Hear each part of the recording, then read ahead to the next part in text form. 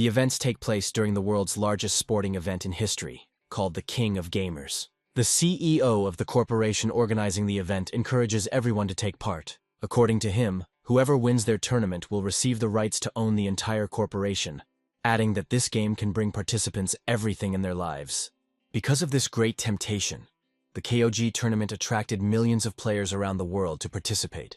In one of the dungeons, a terrifying monster falls dead after a well-aimed shot between the eyes from a laser weapon. The main character, Sam, looks around and says that this monster was the very last one. The game system notifies participants that they have successfully completed the dungeon and are now eligible to advance to the final round. Sam turns to his comrades and says that they have one last test to pass. Suddenly he freezes in place and a sharp pain pierces his body, burning through him. The source of the terrible pain turns out to be a knife, stabbed not by a monster, but by the player directly into the protagonist's chest. After recovering from the shock a little, Sam realizes that the player who stabbed him in the body is his squad mate. He tries to force out the question of why he did this, but only slides helplessly down. The traitor tells him that he doesn't want to fight such a strong opponent as Sam in the finale, and asks him not to take this to heart. According to the traitor, Sam has only himself to blame for what happened for being too trusting. The game system notifies everyone that Sam is leaving the game, but the protagonist, in his final thoughts, refuses to accept this ending to his story. A few seconds later, he comes to consciousness in a cold sweat and sees the ceiling of the plane in front of him, causing him to scream loudly. Looking around, Sam realizes that something has clearly gone wrong. Standing up from his seat and taking another look around, he realizes he is in the cockpit of a plane for the first round of the KOG called the 1000 Battlefield. The other participants on the plane look up in surprise at the strangely behaving protagonist. Sam approaches one of the participants and loudly demands to know today's date, month, and year. The participant looks at Sam with obvious incomprehension and tells him that today is July 1st, 20XX. The first round of the KOG tournament. Sam is shocked by what he hears and mentally admits to himself that he finds it hard to believe what happened. However, he realizes that he apparently returned on the first day of the tournament after being killed by a teammate. Unable to overcome the emotions that are overwhelming him, Sam shouts that this time he will definitely not lose. His heroic musings are interrupted by a muscular man who grabs him by the collar of his shirt and loudly tells Sam that he is making too much noise. Pulling Sam closer, the man shouts at him to ask his permission first before opening his mouth next time. Sam looks closely at his opponent's face, and his face changes dramatically, causing confusion in the offender. Suddenly, Sam rushes at the man, hugging him, then calls him by name Stan, and says that they met in the first round of the competition. He adds that he hasn't been killed yet this round, and Stan angrily pushes the protagonist away, asking him what he's talking about. Sam realizes that since he traveled back in time, Stan doesn't know him yet, which is why he reacts so hostilely. Sam also remembers that Stan heroically sacrificed himself during a round of zombie siege, saving the lives of Sam and his comrades. Sam tells himself mentally that he won't let anything like that happen this time. He extends his hand to Stan and says that in this round, only 10 players out of 1,000 will be able to win, so they better team up. Stan looks at Sam and his hand for a few seconds before swatting it away with force, giving him a menacing look. He says he doesn't need teammates and aggressively asks Sam why he should trust him. After thinking for a moment, Sam turns and leaves, telling Stan that he hasn't changed at all since their last meeting. Preparations for the first round of the tournament are coming to an end, and the plane's landing bay begins to slowly open. Putting on his parachute, Sam walks to the edge and turns to Stan, telling him one last time that he will definitely want to join him. Stan just looks at Sam's self-confident antics with confusion and tries to understand the reason for them. Sam says they'll see him later and bravely jumps out of the plane, heading towards a deadly adventure. The game system reports that 3 minutes have passed since the start of the round, adding that out of 1,000 participants, 964 are still alive. On the battlefield, hiding behind a rock, there is a sniper, carefully tracking his prey. After a few seconds, he smugly says that his target is acting like a pathetic loser, so killing her won't be difficult. The sniper's target turns out to be a frightened rookie, who is looking around half-blindly in an attempt to spot a threat. Sniper concludes that this tournament seems to be filled with only newbies who don't know anything about these types of games. Saying a haughty farewell to his victim, he gently presses the trigger of his rifle. However, suddenly someone shoots him straight in the head, destroying the helmet that protects him, causing the sniper to fall to the ground. Lying helplessly on the ground, he realizes that this was all a set trap. He looks up and glares at the shooter, unable to force his name out. The shooter turns out to be another player who used the so-called newbie as bait to force the sniper into an opening. The newbie tells his friend that he shouldn't waste his time and just shoot the sniper, after which they can take his loot. Suddenly, loud car sounds are heard behind them, distracting them from dealing with the nameless sniper. The car turns out to be a huge jeep, which rushes at full speed towards two players, threatening to crush them. The driver turns out to be Sam, who ironically asks them to show leniency, since he is a newbie behind the wheel. The player, who was previously acting as bait, tries to dodge the jeep by jumping to the side, but Sam deftly turns to the side, knocking down the opponent. The player, hit by the jeep, falls dead to the ground, crashing loudly into a wooden crate standing nearby. His accomplice looks at his comrade's lifeless body in shock, taking his rifle off safety. Pointing his rifle at the jeep, he begins to scream nervously and opens fire to kill. Sam easily dodges the bullets, jumping out of the car and asking the player where he is even shooting. The player looks at Sam in surprise and is amazed at how he managed to jump out of the car without taking any damage. He starts firing towards Sam again, trying to hit him, but the protagonist easily dodges the shots, dashing forward. Having caught up with his opponent, Sam promptly plunges the knife into his heart, killing him instantly. Sam examines the bodies of the players he killed, and the system informs him that he received 200 points for eliminating 2 targets. The protagonist says that the items they have will be very useful to him in future battles. He takes the player's armor and weapons, reloading the rifle and installing a holographic sight on it. After finishing his preparations, Sam tells himself that compared to the tasks he had previously performed, this fight was just a warm-up. A wounded sniper, observing the scene, asks Sam if he has any more medicine, adding that Sam will still need strong comrades in the future. Sam turns around and looks closely at the wounded sniper, assessing him. Having made his decision, Sam says that the injured player is right, as he really needs strong allies. Sam extends his hand forward, and the sniper carefully pulls a pistol from his back pocket to shoot the protagonist. However, Sam suddenly relaxes his hand, and a knife easily slips out of his sleeve. Sam says that, however, he has no need for such allies, and kills the insidious player with a lightning strike. With the extra points, Sam begins to think that it's time for him to get some really strong allies. Meanwhile, the tournament broadcast announced that a new rule had been added to the current competition, which allowed players to play using only their own identity. Despite this, it did not scare anyone away, but on the contrary, it attracted a lot of professional players. The commentator also reminds that in the KOG competition, players receive points for killing enemies and completing additional quests. According to the commentator, these points can be exchanged for various resources, adding that the player with the most points is currently Sam. Spectators look at Sam's portrait in amazement, trying to figure out who he is and wondering if he is a professional gambler. All viewers of the broadcast admit that they have never heard of Sam before, and are surprised at how he managed to get so many points. Meanwhile, the camera switches to the sniper's girlfriend, whose territory the intruder enters. The intruder turns out to be Sam, who notices the female shooter and tries to dodge her shots. Taking proper aim, the girl says that the intruder is finished and easily pulls the trigger. Sam barely manages to dodge and hides behind a small fence, but the girl notices a helmet visible. Surprised by such carelessness, the girl thanks Sam for the easy points and shoots at him again. The bullet easily pierces the protruding helmet, but the girl receives no notification confirming the murder. The girl looks forward in surprise and asks herself how this is even possible. The helmet falls, and the girl realizes that it was hanging on a branch and it was all a trap. She notes that she was careless and revealed her position, which means she needs to leave immediately. However, Sam figures out her location and climbs into the second-floor window with incredible speed.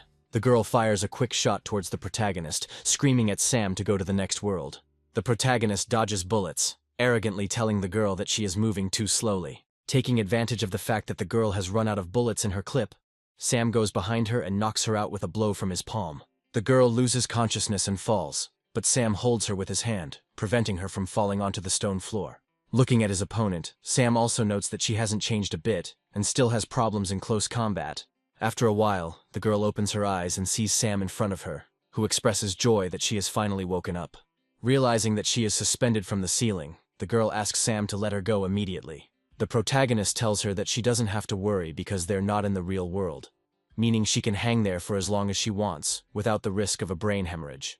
The girl admits defeat, saying that if Sam is going to kill her, then he better not play the fool and do it now. Sam calls the girl by the name of Astrid, saying that it would be very stupid if the strongest member of CG Squad died so ingloriously.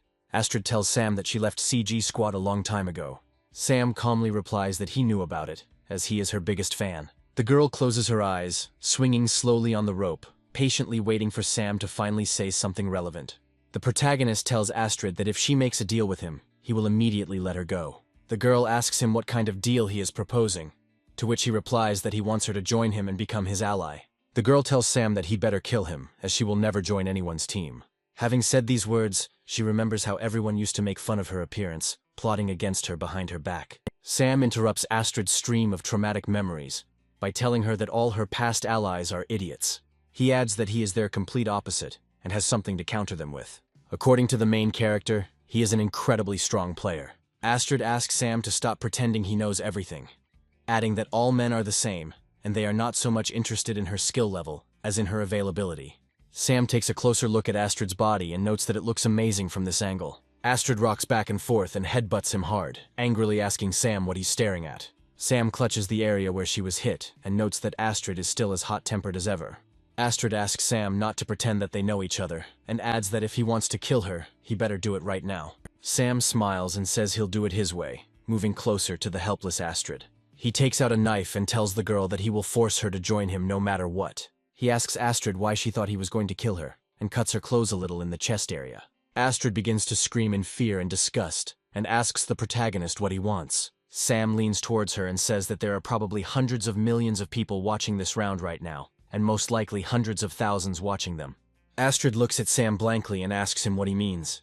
The protagonist tells the girl that if she doesn't promise to join his squad, he will show the audience some free services. With these words, he turns towards the camera and asks fans who want to see special services to write 6 6s in the chat. Sam turns to Astrid and says he'll give her a few seconds to think, after which she says she agrees to join him.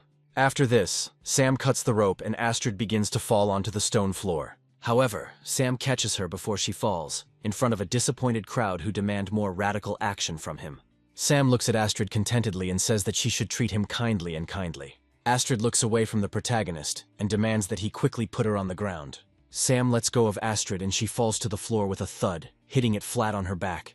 Having cut the remaining ropes, she stands up and tells the protagonist with displeasure that she asked to be put on the ground, not let go. Sam hands Astrid her rifle, saying that she still lacks flexibility in close combat, noting that she is still a good shot. He comes to the window and says that they should gather more resources and leave here. Astrid yells at Sam to hold the horses, and he turns his head in surprise to see what she's talking about. The girl points a rifle at him, saying that he trusts others too much. She takes aim at him and asks him why he doesn't look scared at all about being held at gunpoint. Sam expresses confidence that if Astrid told him she would join him, she would never break her promise. He remembers how before his reincarnation he was defeated by her, to which she told him that he was not bad, but still weaker than her.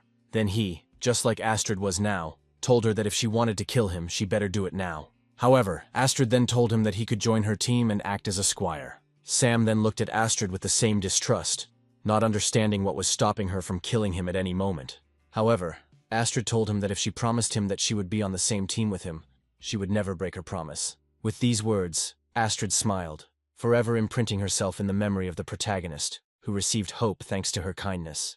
Meanwhile, in the present, Astrid lowers her weapon and says that Sam is a very strange guy, and she can't even imagine what's going on in his head. Sam opens the card and says that there is still a lot she doesn't know about his past and his current situation. He says that the safe zone in the location they are currently in will continue to shrink, to which Astrid replies that she knows the rules of this round. Sam continues his thoughts, putting a mark on the map and saying that the center of the next safe zone will be right here. Astrid says that this is all just a guess, since the safe zone is generated randomly, and he cannot know in advance where the next one will be. However, the new safe zone is generated exactly as Sam predicted, and Astrid is surprised that this is even possible. Sam mentally rejoices that he remembered everything correctly, noting that everything is going according to his plan. Astrid asks Sam how he learned such details, suspecting that he is using cheats. Sam says he has never cheated in a game by throwing a knife in the air in his life. Catching the knife, Sam strikes a heroic pose and says that he is a walking cheat code. Astrid looks down in embarrassment, trying to understand what kind of nonsense her new ally is talking about. However, Sam suddenly quickly approaches her and covers her mouth with his hand, so that she does not make any unnecessary sounds. As soon as he removes his hand from Astrid's face, she asks him what he is doing, to which he gestures for her to listen. Sam turns to the window and says that there is someone here, watching the group of players approaching. He tells Astrid that it's time for them to test their teamwork on these opponents. Astrid says that they are outnumbered by 2.5 to 1, so they should play it safe, to which he replies that it's just a warm-up. The players look around, and one of them tells the captain that they should be careful, as they might run into an ambush. The captain replies that the place looks abandoned, after which he orders everyone else to move out in search of resources, adding that no one would dare attack a group of 5 people. After these words, the captain's head is pierced by a bullet fired from a building they thought was abandoned. The players panic and one of them shouts for the others to find cover and take up positions. Turning around, he notices Sam flying towards him, who decides to use the knife for this fight. Other players try to warn the player of the danger by shouting, but Sam kills his victim with lightning speed. The surviving players shout to each other that it's time for them to kill this show-off and open fire indiscriminately in his direction. Sam easily dodges the shots by running to the nearest stone shelter. Finding himself in a minimally safe place, he wonders why their reaction is so slow. A second later, a well-aimed headshot instantly kills the other player, and they realize they are facing a group of enemies. Astrid takes up a good firing position and begins covering Sam with accurate shots, driving the opponents into a corner. One of the players swears loudly, cursing his bad luck and telling his ally to keep his head down and wait for him. He realizes they are in a very bad situation and suggests they run away. But suddenly Sam grabs his face. All the player manages to notice is Sam holding a knife to his throat. A split second later, the player's lifeless body falls next to the last survivor, and he completely loses his composure. He decides to flee and makes a hasty retreat, abandoning the bodies of his former teammates. Astrid goes down and watches the enemy flee, while Sam asks her if she is going to chase him. Astrid calmly says that he won't be able to escape from her, after which she raises her rifle and takes careful aim. She kills the fleeing player with a well-aimed shot, and Sam says he expected nothing less from a professional player with her level of shooting skill. Astrid forgives Sam for not flattering her, since she was only able to show such a result thanks to Sam, who distracted the attention. She also adds that this time their opponents were as weak as possible. Sam is lost in thought, counting the number of players he has killed with his knife. Astrid asks him why he only kills with bladed weapons, adding that with his skills he could easily have obtained a firearm. Sam replies that there are several reasons for this, clarifying that killing with a melee weapon gives double the points. At that moment, a system notification appears in front of the heroes, stating that Sam has received an achievement for consecutively killing 10 targets using a melee weapon, for which he is awarded a unique title and a mystical treasure chest. Astrid studies the notice in disbelief as Sam makes a dramatic gesture and introduces himself by stating his name. He tells her that KOG has a large number of hidden achievements that reward the player for completing. Astrid is surprised that Sam knows such hidden facts about this tournament, and asks him who he is. Sam tells Astrid that he will tell her everything about himself a little later, and opens the treasure chest. He looks closely at the contents of the chest, not believing his eyes. Astrid, meanwhile, becomes incredibly interested in the reward, and asks Sam what he got from the chest. Sam replies that inside the chest is an incredibly powerful and rare weapon. Astrid believes it is a weapon and begins to make interested assumptions. Sam replies that there is something truly incredible in the chest, and takes out a folding spear. Raising it above himself, he opens the spear, deciding to try it out. He begins to swing it from side to side, telling Astrid that it is a very unusual and unique spear. Astrid correctly guesses that this spear can be saved and used in the future even after the current round ends. Astrid says that this will only be fair if Sam can survive until the next round. She adds that in this round everyone has a firearm, which means fighting with a spear is pure suicide. Sam replies that this is not an ordinary spear, but a gift from the system, which means it cannot be some kind of trinket. According to him, this spear is called the Nine Tails, and judging by the name, it has 9 forms. With these words, he opens the spear's built-in interface and begins to look through all the available forms. Sam decides to spend 500 points to unlock a new spear form that turns it into a bow. After purchasing a bow upgrade, Sam watches as his spear transforms into a composite bow. Sam says that one of the bow form's abilities is to automatically create arrows, which can be very helpful in resource-limited situations. The protagonist pulls the bowstring and decides to test its lethal power on a nearby stone. According to him, in this round, it's not the number of kills that matters, but survival, and the bow can be very helpful in this regard, as it makes almost no sound when fired.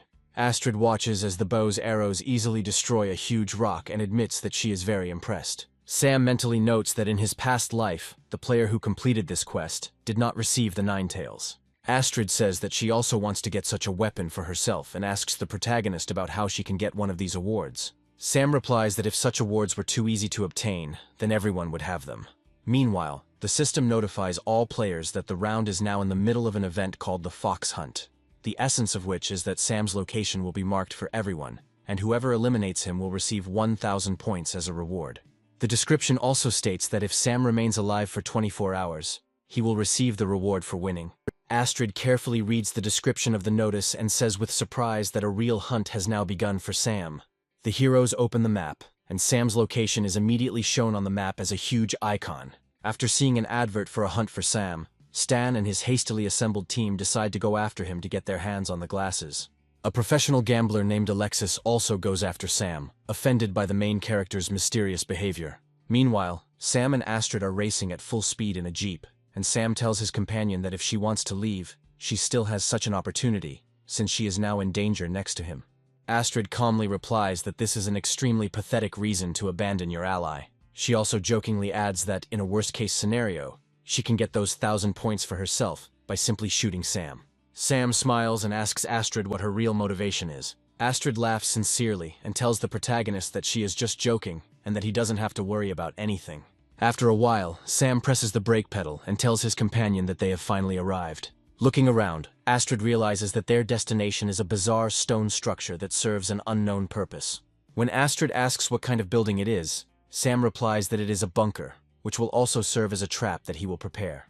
Astrid follows Sam, carefully approaching the steps, and asks him what kind of trap he plans to set here. Sam turns his head to Astrid and tells her that soon she will be able to see everything with her own eyes. Meanwhile, Stan's team is racing towards the main character at full speed in several cars. Opening the map, Stan is surprised that Sam's marker hasn't moved in 2 hours, and suspects that he simply decided to lock himself in some bunker. As they approach Sam's location, one of Stan's allies notices the parked car, noting that it is in an obvious location.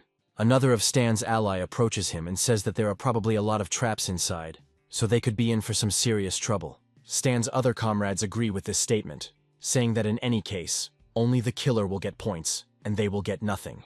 Stan says that they are all brothers, so it doesn't matter to him which one of them kills him, then adds that he will try to disarm all the traps to keep his allies safe. He also adds that he who does not take risks does not drink champagne, and goes to the bunker, inviting the others to follow him and cover his back. Stan and his entire squad look around carelessly and are captured on surveillance cameras installed inside the bunker. Sam watches Stan and says that he is very glad that he has arrived, as it will save him time searching. Astrid asks Sam who Stan is, to which he tells her that she will get the answers later. But for now, she should enjoy the show. Astrid says that only Sam can be so calm and collected despite the fact that an entire server is hunting him. Turning around to look at the group of defeated enemies, Astrid comments that it looks like Sam is using cheats. Moving further, Stan's squad stumbles upon previously defeated players, and some of his comrades begin to panic, saying that they need to get out of here. However, at that very moment the door behind them slams shut, and they find themselves locked in a creepy room. Stan tries to calm his allies down and wonders how Sam is able to use the game traps. Suddenly, the player's attention is drawn to a screen hanging on the wall, which turns on, revealing Sam wearing a mask. Stan yells at the protagonist to stop hiding and come out for a fair fight, to which he replies that he wants to play one game. With these words, gas begins to flow into the room from the ventilation, and Sam says that this gas will gradually reduce the health points of all players inside, adding that the first aid kits they brought can delay the effects of this gas for a short time. Sam says he will open the door in 10 minutes, beginning to announce the start of his cunning game, but the screen is broken by shotgun blasts. Stan says he's tired of hearing the big talk, adding that he believes in his team. He takes out his medical supplies and tells his comrades to split into 2 groups, one of which will look for a way out, and the other will use the medical supplies, adding that they will do this in turns to ensure their survival. However, his comrades just stand there and look at him dumbfounded, and Stan asks them why they are not doing anything.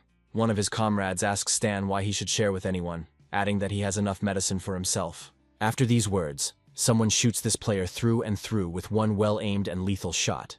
The killer aims the gun at his victim's head, telling her that she will no longer need these supplies. Astrid looks at the cameras in surprise, and doesn't understand why the players immediately started fighting each other, while Sam takes off his mask, saying that Stan is a good strategist and player. However, Sam believes that Stan underestimates human nature, which he believes is unchangeable. Stan approaches his dying comrade, not having time to heal him with the first aid kit, and watches as he disappears before his eyes. In a rage, he grabs the killer and asks him what the hell he's doing, adding that he just killed his partner. The traitor replies that it would be more logical to leave only the strongest than to let everyone die, adding that Stan should have realized that their medicine would not last for 10 minutes. He also notes that if they kill half of the people, they will definitely be able to get out of here alive. He adds that these people are neither brothers nor allies, but merely expendables, but Stan interrupts his reasoning with a punch to the face. Stan says he will never abandon allies for short-term gain, even if they are temporary. The killer says that Stan is too trusting, after which several shots are fired into his back. The bullets hit Stan's armored body part and he falls to the ground, remaining alive. Stan clutches his wounds, unable to believe that his comrades would betray him so easily. The killer rises to his feet and says that they were never loyal to him, which means they never betrayed anyone, adding that they all joined him because he was strong. He puts a gun to Stan's head and says that he is too stupid, as he trusted his comrades, although they simply used him to win. After these words, Sam appears again on another screen, applauding the players and saying that he is impressed. He adds that in order to win, they quickly came to the only correct solution. Poe lifts the stone door, saying that they are free and can leave right now. Stan's former comrades tell him that since they've cleared everything up, he can die here from the poison in splendid isolation. With these words, they turn towards the exit and move forward together towards their freedom. The new leader also adds that he will kill anyone who dares to save Stan or help him in any way. Astrid, watching the scene, concludes that they have indeed started fighting each other. Turning towards Sam, she finds him heading towards the exit and asks him where he is going. Sam opens the doors and says it's time to reap the fruits of his labor. The squad of traitors continues to carefully move along the dark corridor, and the leader reminds them not to activate the traps. After a while, they approach the stairs to the second floor of the bunker, where Sam is already waiting for them, politely greeting them. The leader of the gang of traitors points a gun at him and says that the main character is apparently tired of living, since he came out to meet them so openly. Sam says he thinks he better not fire a gun here so recklessly. One of the players notices gasoline spilled on the floor and says that firing their guns could ignite it. The leader becomes furious and tells Sam that he promised to let them go, but instead led them into a new trap. Sam takes out a Molotov cocktail and says that the leader misunderstood his words. The protagonist throws a bottle of flammable liquid and says that just because he told them he would let them go, it didn't mean they would leave alive. The players notice a Molotov cocktail flying at them and try to run to the sides to avoid ending up in a puddle of gasoline, but they are moving too slowly. The hall is temporarily filled with the eerie screams of people burning alive, who are trying in vain to escape from the burning hell. Sam watches the action as the system continues to notify him of kills, awarding him points, and then the system informs him that for consistently killing 5 or more targets with fire, he will receive a mysterious treasure chest, as well as the unique title of BBQ Master. Sam happily grabs the chest, saying that he received a new title thanks to just one incident. Tournament spectators are incredibly surprised that Sam managed to kill 10 players with just a Molotov cocktail. Spectators are beginning to suspect Sam of being in the lead due to the fact that he has already received 2 unique titles in one round. One of the leading local media outlets asks one of the tournament's creators if he would like to say anything to dispel viewers' doubts about Sam. A man named Chen Jing responds that COG is a completely fair, globally scale competitive video game, in which cheating is impossible, and asks all viewers to look at this situation with common sense. Meanwhile, the leader of the traitors emerges from a pile of burnt bodies, saying that he is not dead yet, and therefore will fight to the last for victory, even if he has to betray everyone. He continues to crawl on one hand, and after a few seconds, someone's legs appear before his eyes. Looking up, he sees Stan looking at his former squad mate with disappointment. He grabs him by the leg and asks him not to kill him, saying that they are brothers, but he does not listen to him and grabs his hand. Stan lifts the traitor above himself, telling him that, unfortunately, his game is already over. With these words, he takes out his knife and quickly kills the traitor, sarcastically calling him brother at the end. Sam greets Stan again, happily informing him that he knew they would meet again. Stan turns to Sam and says he remembers him, asking what he needs this time. Sam says that Stan remembers everything correctly and jumps from the second floor towards him. However, it doesn't take into account the game's fall damage mechanics and lands with a dull thud in front of Stan's feet. Having recovered, he sits down on the floor and says that for a second he became too careless, forgetting about the rules of this round. However, the beginning of a heartfelt conversation is interrupted by Astrid, who delivers a well-aimed kick to Sam's cheek. She starts hitting him, saying that Sam could have left a couple of opponents for her too, because she also needs points, while Stan is surprised that he could lose to these guys. Sam tells Stan that they defeated themselves, and he put in minimal effort. Stan doesn't understand what he means and freezes in surprise. Sam replies that in fact the gas that was sprayed in the room was at an extremely low concentration and would not have killed them even if they had not used medication. He adds that if his comrades had been loyal to him to the end and had followed his plan, then everyone would have remained alive. Stan laughs heartily, surprised that he didn't realize this sooner, adding that everyone here plays solely to win. He adds that Sam defeated him, so he has every right to kill him. Sam replies that the Stan he knew would never have given up and accepted such a fate. Stan again asks the protagonist not to pretend that they know each other, because they don't. Sam tells a story about a mysterious player nicknamed Raging Tiger who fought like a meteor, adding that Stan knows more about him than anyone else. Stan squeezes his hand and says he didn't expect anyone else to remember the ghost of the Raging Tiger. Astrid approaches Sam and whispers to him that this is the player who killed 7 of the strongest players at the national competition, and then disappeared without a trace. Sam takes out his spear and says that it would be foolish for someone like Stan to die here, and challenges him to a fight, adding that if Sam defeats him, he will join his team. Stan agrees and tells the protagonist not to beg him for mercy later. Astrid stops Sam, telling him that if they really are facing the ghost of a Raging Tiger, then they will never defeat it. Sam agrees with Astrid but asks her what else he can do besides fight. Without waiting for an answer, he rushes into battle with the words that if he doesn't try, then nothing will work out. Stan is transported back in time 10 years to the time when virtual reality was just beginning, to the finals of the national competition.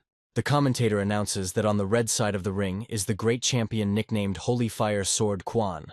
According to the commentator, Quan's opponent is a newcomer to this type of competition, nicknamed the Ghost of the Raging Tiger. Quan tells himself that he has never heard his name, adding that it will be incredibly easy to win. After all the preparatory activities have been completed, the final tournament begins, and a signal indicating the start of the fight appears in the ring. Quan rushes into action, but just 19 seconds into the first round, he is soundly defeated by the underdog. Not believing what is happening, Quan jumps up from his seat and shouts furiously at his monitor. The announcer, with theatrical grace, shouts out that Quan was defeated in just 19 seconds by their new champion. With these words, he points to young Stan and says that the current champion is the ghost of a Raging Tiger.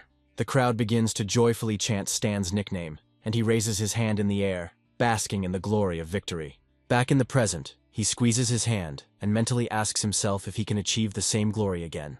Meanwhile, Sam shouts at him not to get distracted and rushes at him with his spear. Stan comes to his senses in time and takes out his machete, stopping the protagonist's attack. Sam says that Stan is still as strong as he was then, to which he replies that he wasn't weak either.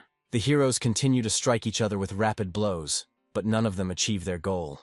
Sam replies that if it weren't for all his training, he wouldn't have been able to last this long, especially against such a strong opponent. Meanwhile, Stan decides to end this once and for all, and takes to the air to perform a powerful attack called the Tiger Kick. Sam manages to block at the last moment and is thrown to the side at high speed, unable to stop the kinetic energy of the blow.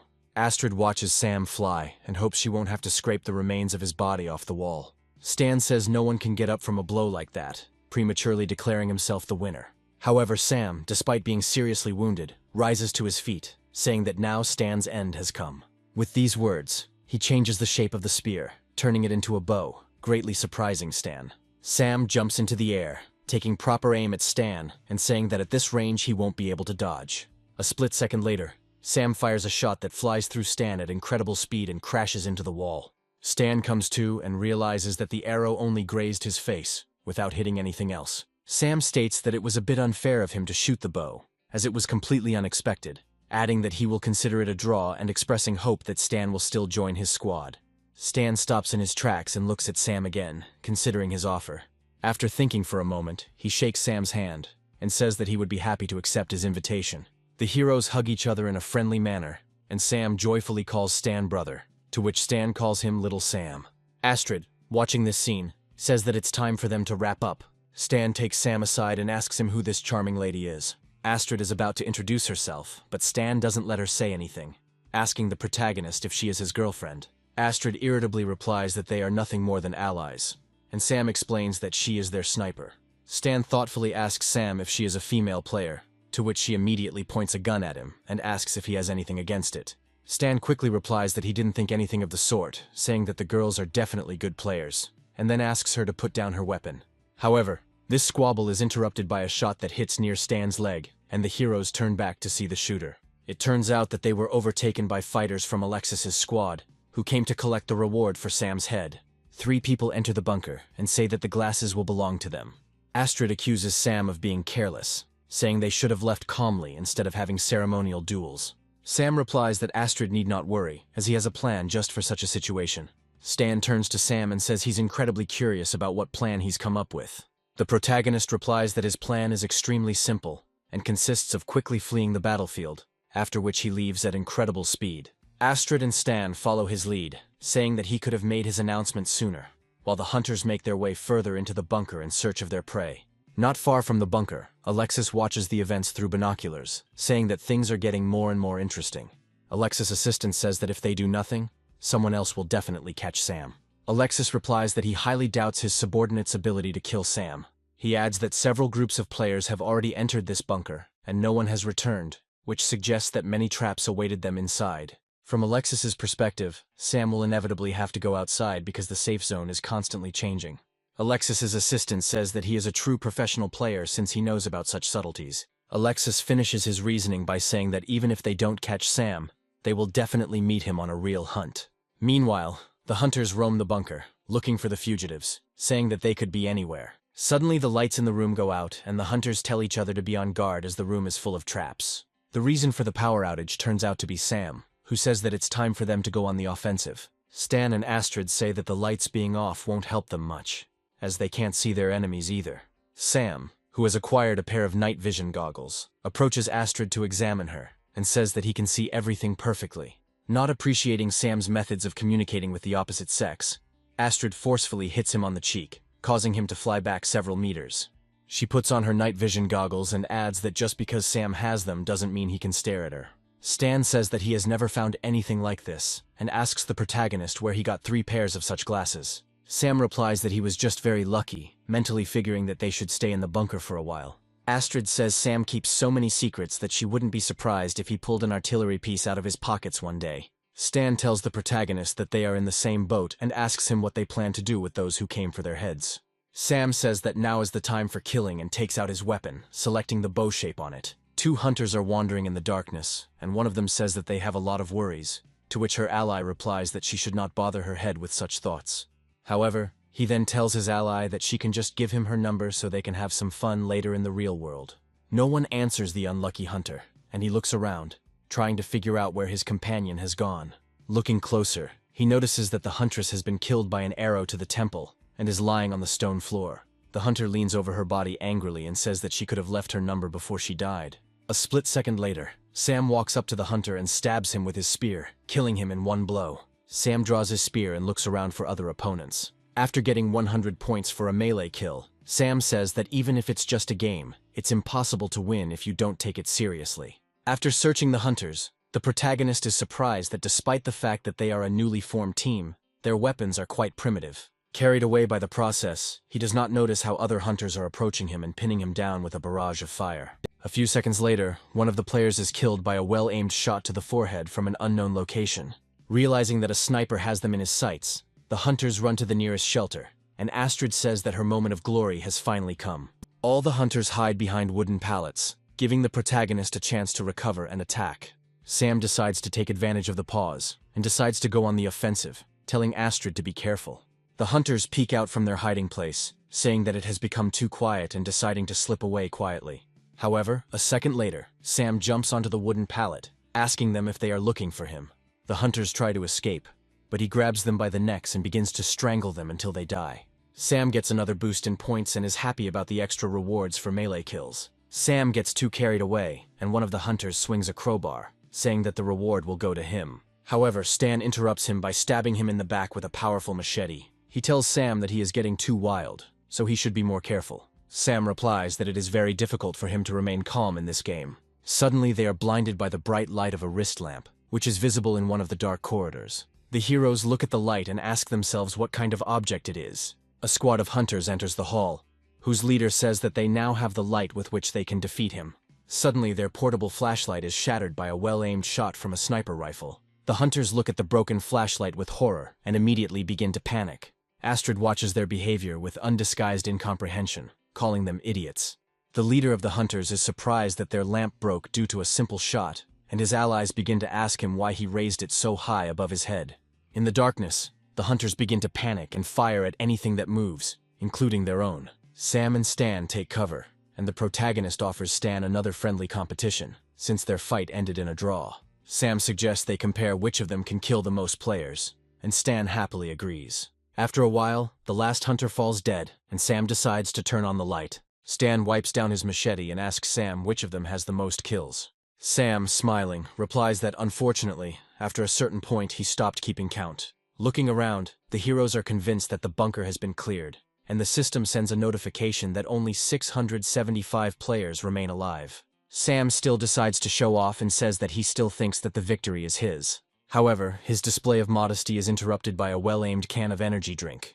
Astrid says that if they had fought fair, he would have lost long ago and takes a sip from another can. Sam replies that it was all a tactical plan, since in this situation there was no time for fair duels. Stan says that if the rest of the opponents are just as weak, it won't be hard to win. Sam says that the safe zone will move soon, and it will be outside of their current location.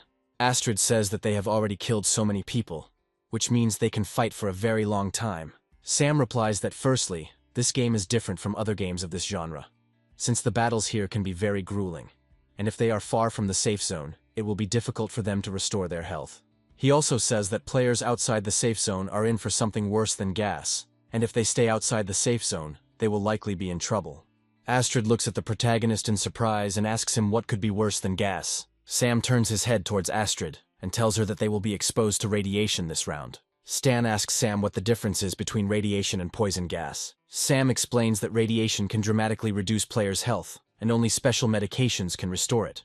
But that's not all radiation can do. Astrid says that in that case, they shouldn't stay here and get out of here. The girl is about to leave, but Sam grabs her hand and asks her not to rush. Astrid turns to the protagonist and asks him what he needs. Sam calls up the game map and says that while they know what traps are there, there's no guarantee that other players aren't waiting for them right outside the exit. Astrid says that in any case, they shouldn't just sit here and wait to die. Sam responds to her by telling her not to worry as he has a plan for that. Meanwhile, the sun sets and a starry night descends on the game map.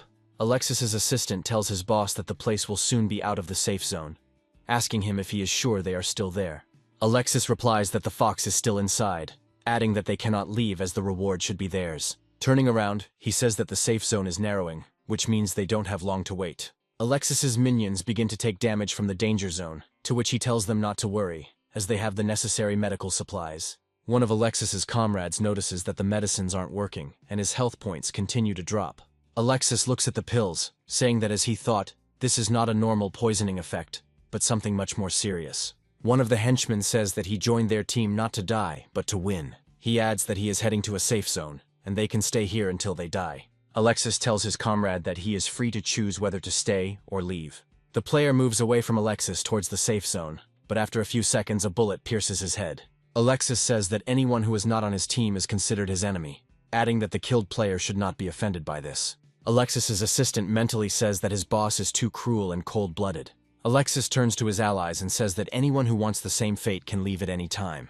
The allies pledge their allegiance to Alexis, saying they will forever remain by his side. Suddenly, the hunter's attention is drawn to the silhouettes of people coming out of the bunker. The observer with the sniper rifle suddenly recoils from the sight, seeing something frightening. A whole crowd of zombies emerges from the bunker, created by radiation from the corpses of defeated players. The zombies begin to walk towards Alexis's hunters, climbing up the hill. One of the hunters says that he used to play in a similar mode, but now such a course of events should not happen. Alexis guesses that radiation is to blame for the appearance of the dead. Seeing the overwhelming advantage in the ranks of the dead, Alexis's henchmen say that they need to retreat to a more advantageous position. Alexis replies that their target is still here, and if they retreat, they will never be able to win, and all their efforts will go down the drain. With these words, he points the revolver towards the enemy, and kills the zombie rushing to the top of the hill with a well-aimed shot to the head. He tells his allies not to be such cowards, as they have enough weapons to hold out here a little longer. The allies briefly gain a boost of fighting spirit and open fire on the dead. But this is not enough. One of the hunters says that the zombies have too many health points, and they won't be able to destroy them all. He loses sight of the dead man, who sneaks up on him and kills him by eating his brains. The hunter falls to the ground, but after a few seconds he rises as another warrior in the army of the dead. Another hunter says that the more they fight, the more dead people come running to the gunshots. Alexis's assistant says that all the dead become zombies, adding that if this continues, the situation will become catastrophic. Alexis tells him that their target is now right in front of their noses, adding that they cannot retreat now. Hearing the sounds of gunfire, crowds of living dead continue to run out of the bunker. Among the horde of the living dead, 3 familiar silhouettes suddenly appear. They turn out to be our heroes, who pretended to be zombies in order to quietly escape from the pursuit of other players. Hunter Alexis doesn't notice Sam and his friends, distracted by shooting carrion. Suddenly, the sound of a car's exhaust pipe is heard behind the hunters. Turning around at this sound, one of the hunters sees a very strange picture in front of him. He spots Sam and his squad and shouts out that somehow zombies have learned to drive. Alexis turns towards the car, saying that it is physically impossible. However, Sam suddenly pulls off his mask, surprising the hunters and Alexis himself. After retelling a passage from a Chinese poem, he says with a smile on his face that they will meet again. Alexis is furious and screams that Sam and his squad have tricked them and points a revolver at them. However, Sam presses the gas pedal to the floor and drives away at full speed.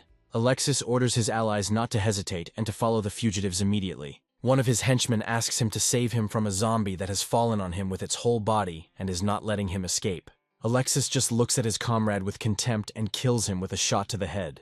Calling the deceased a burden, he arrogantly walks to the car to set off in pursuit of Sam himself. Meanwhile, Sam and his friends cut through the dust on a country road at night. Astrid says that Sam's plan has made her stink like crazy, adding that she doesn't understand why everything in this game is so realistic. Sam replies that they had no other choice, since otherwise they themselves would become targets for the zombies. Stan notices the chase and says that these hunters don't seem to want to give up.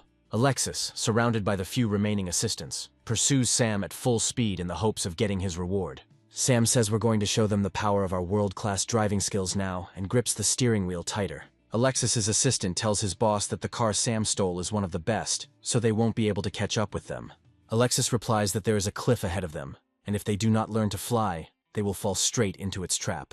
Sam continues to flee from pursuit and notices that the road is about to end. The protagonist desperately goes through his options in his head, realizing that the window of opportunity is rapidly closing. Stan tells the protagonist that if this continues, they will soon die. And Astrid covers her face with her hands in fear, saying that she is very afraid to look at what is about to happen. Sam, however, does not lose confidence and asks his comrades to hold on tightly to something. At the last moment, he goes into a controlled skid, turning the car around before the cliff. The hunters following Sam on motorcycles do not have time to slow down, not expecting such an action from Sam. Failing to react in time, they all fall into the abyss, eliminating them from the competition. Sam happily says that this is what they deserve and presses the gas pedal again, running away from his pursuers. Alexis loses his composure, ordering them to continue following him and adding that they won't let him go no matter what. The assistant tells him that they have already lost a lot of people, adding that even if they receive this reward, the end will not justify the means. Alexis points a gun to the assistant's head and asks him how he dares to contradict him, adding that he no longer cares about the reward and is only interested in Sam's death. Another hunter, Alexis, shouts to his allies that they heard the boss, adding that they must kill Sam at any cost. Stan says that apparently the hunters don't care about the reward anymore and will start shooting at them with everything they have, to which Sam replies that this might help them, since Alexis can't think straight. Alexis loads his rifle and says they're at a good shooting range. He tells Sam that he is about to witness the power of real professional players. Taking careful aim, Alexis fires towards Sam's car.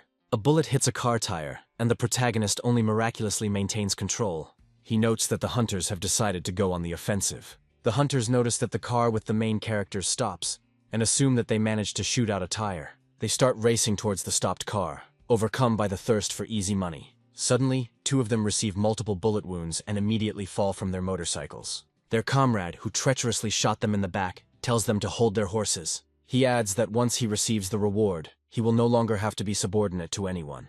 Driving closer to the car, he notices that there is no one in it, and only at the last moment does he notice the glare of the optical sight. Astrid wastes no time in getting into a comfortable shooting position, stabilizing her rifle with the car doors. She fires a quick shot, killing the unwary hunter and causing him to fall off his motorcycle. The motorcycle, now driverless, continues to speed towards Sam, who stands imperturbably in its path. A satisfied smile appears on his face, and he says that it's time to show who the real professional is here. With these words, he thrusts his spear into the ground and jumps into the air in front of the moving motorcycle. Landing easily on the vehicle, he grabs the steering wheel and turns 180 degrees. Having completed the maneuver, he heads towards Alexis's hunters, shouting at them to accept his challenge. The hunters shout back at him that he thinks too much of himself and open fire to kill with small-caliber weapons. Sam skillfully handles the motorcycle, expertly dodging the bullets that whistle past his head. Hunters waste their magazines complaining about the inconvenience of reloading with one hand. Having approached the opponents at a sufficient distance, Sam decides to carry out a complex maneuver in order to destroy several opponents with one blow. With one swing, he knocks two opponents off their bikes, reducing their health to 0. For each defeated enemy, the main character is awarded 100 points, since he still wields a melee weapon. Another group of hunters moves closer and draws their weapons to open fire. However, Sam manages to get close enough to them that they are within range of his spear. Having burst into a crowd of opponents, he continues to crush them, swinging his spear. Alexis gets out of the car and says that it looks like he is playing Sam's game, adding that this location could also be part of his plan. Alexis's assistant tells him that the safe zone's border will soon reach here. Alexis looks at the pills he has saved and says that if it really is radiation, then the medication should help him. The assistant asks Alexis if he will share with him since the pills are so effective.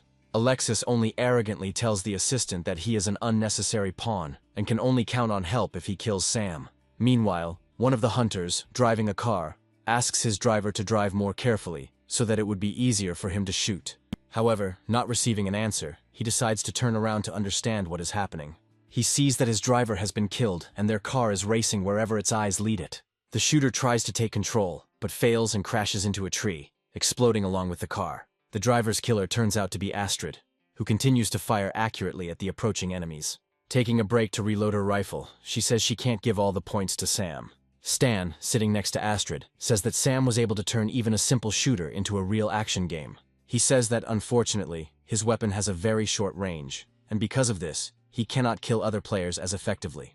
Sam, meanwhile, continues to smash enemies with his spear, receiving double points for each kill. Having fought his way through a whole crowd of hunters, he moves on, deciding that it is time to take on Alexis himself. Alexis stands next to the car and finds Sam speeding towards him. They both see each other and simultaneously say that it is time to end this. Alexis reloads his assault rifle and takes aim, taking proper aim. He unloads a clip towards the protagonist, saying that he cannot lose to a weakling like Sam. Sam dodges Alexis's shots by keeping his head down. However, one bullet still hits him directly in the shoulder, taking away about 20% of his health points. However, he manages to close the distance and lowers his spear again. Sam thrusts his spear into the ground, creating a smoke screen and slowing down before jumping. Grabbing it with both hands, he jumps off the motorcycle, trying to soften his fall. The motorcycle rushes at full speed towards the car parked next to Alexis.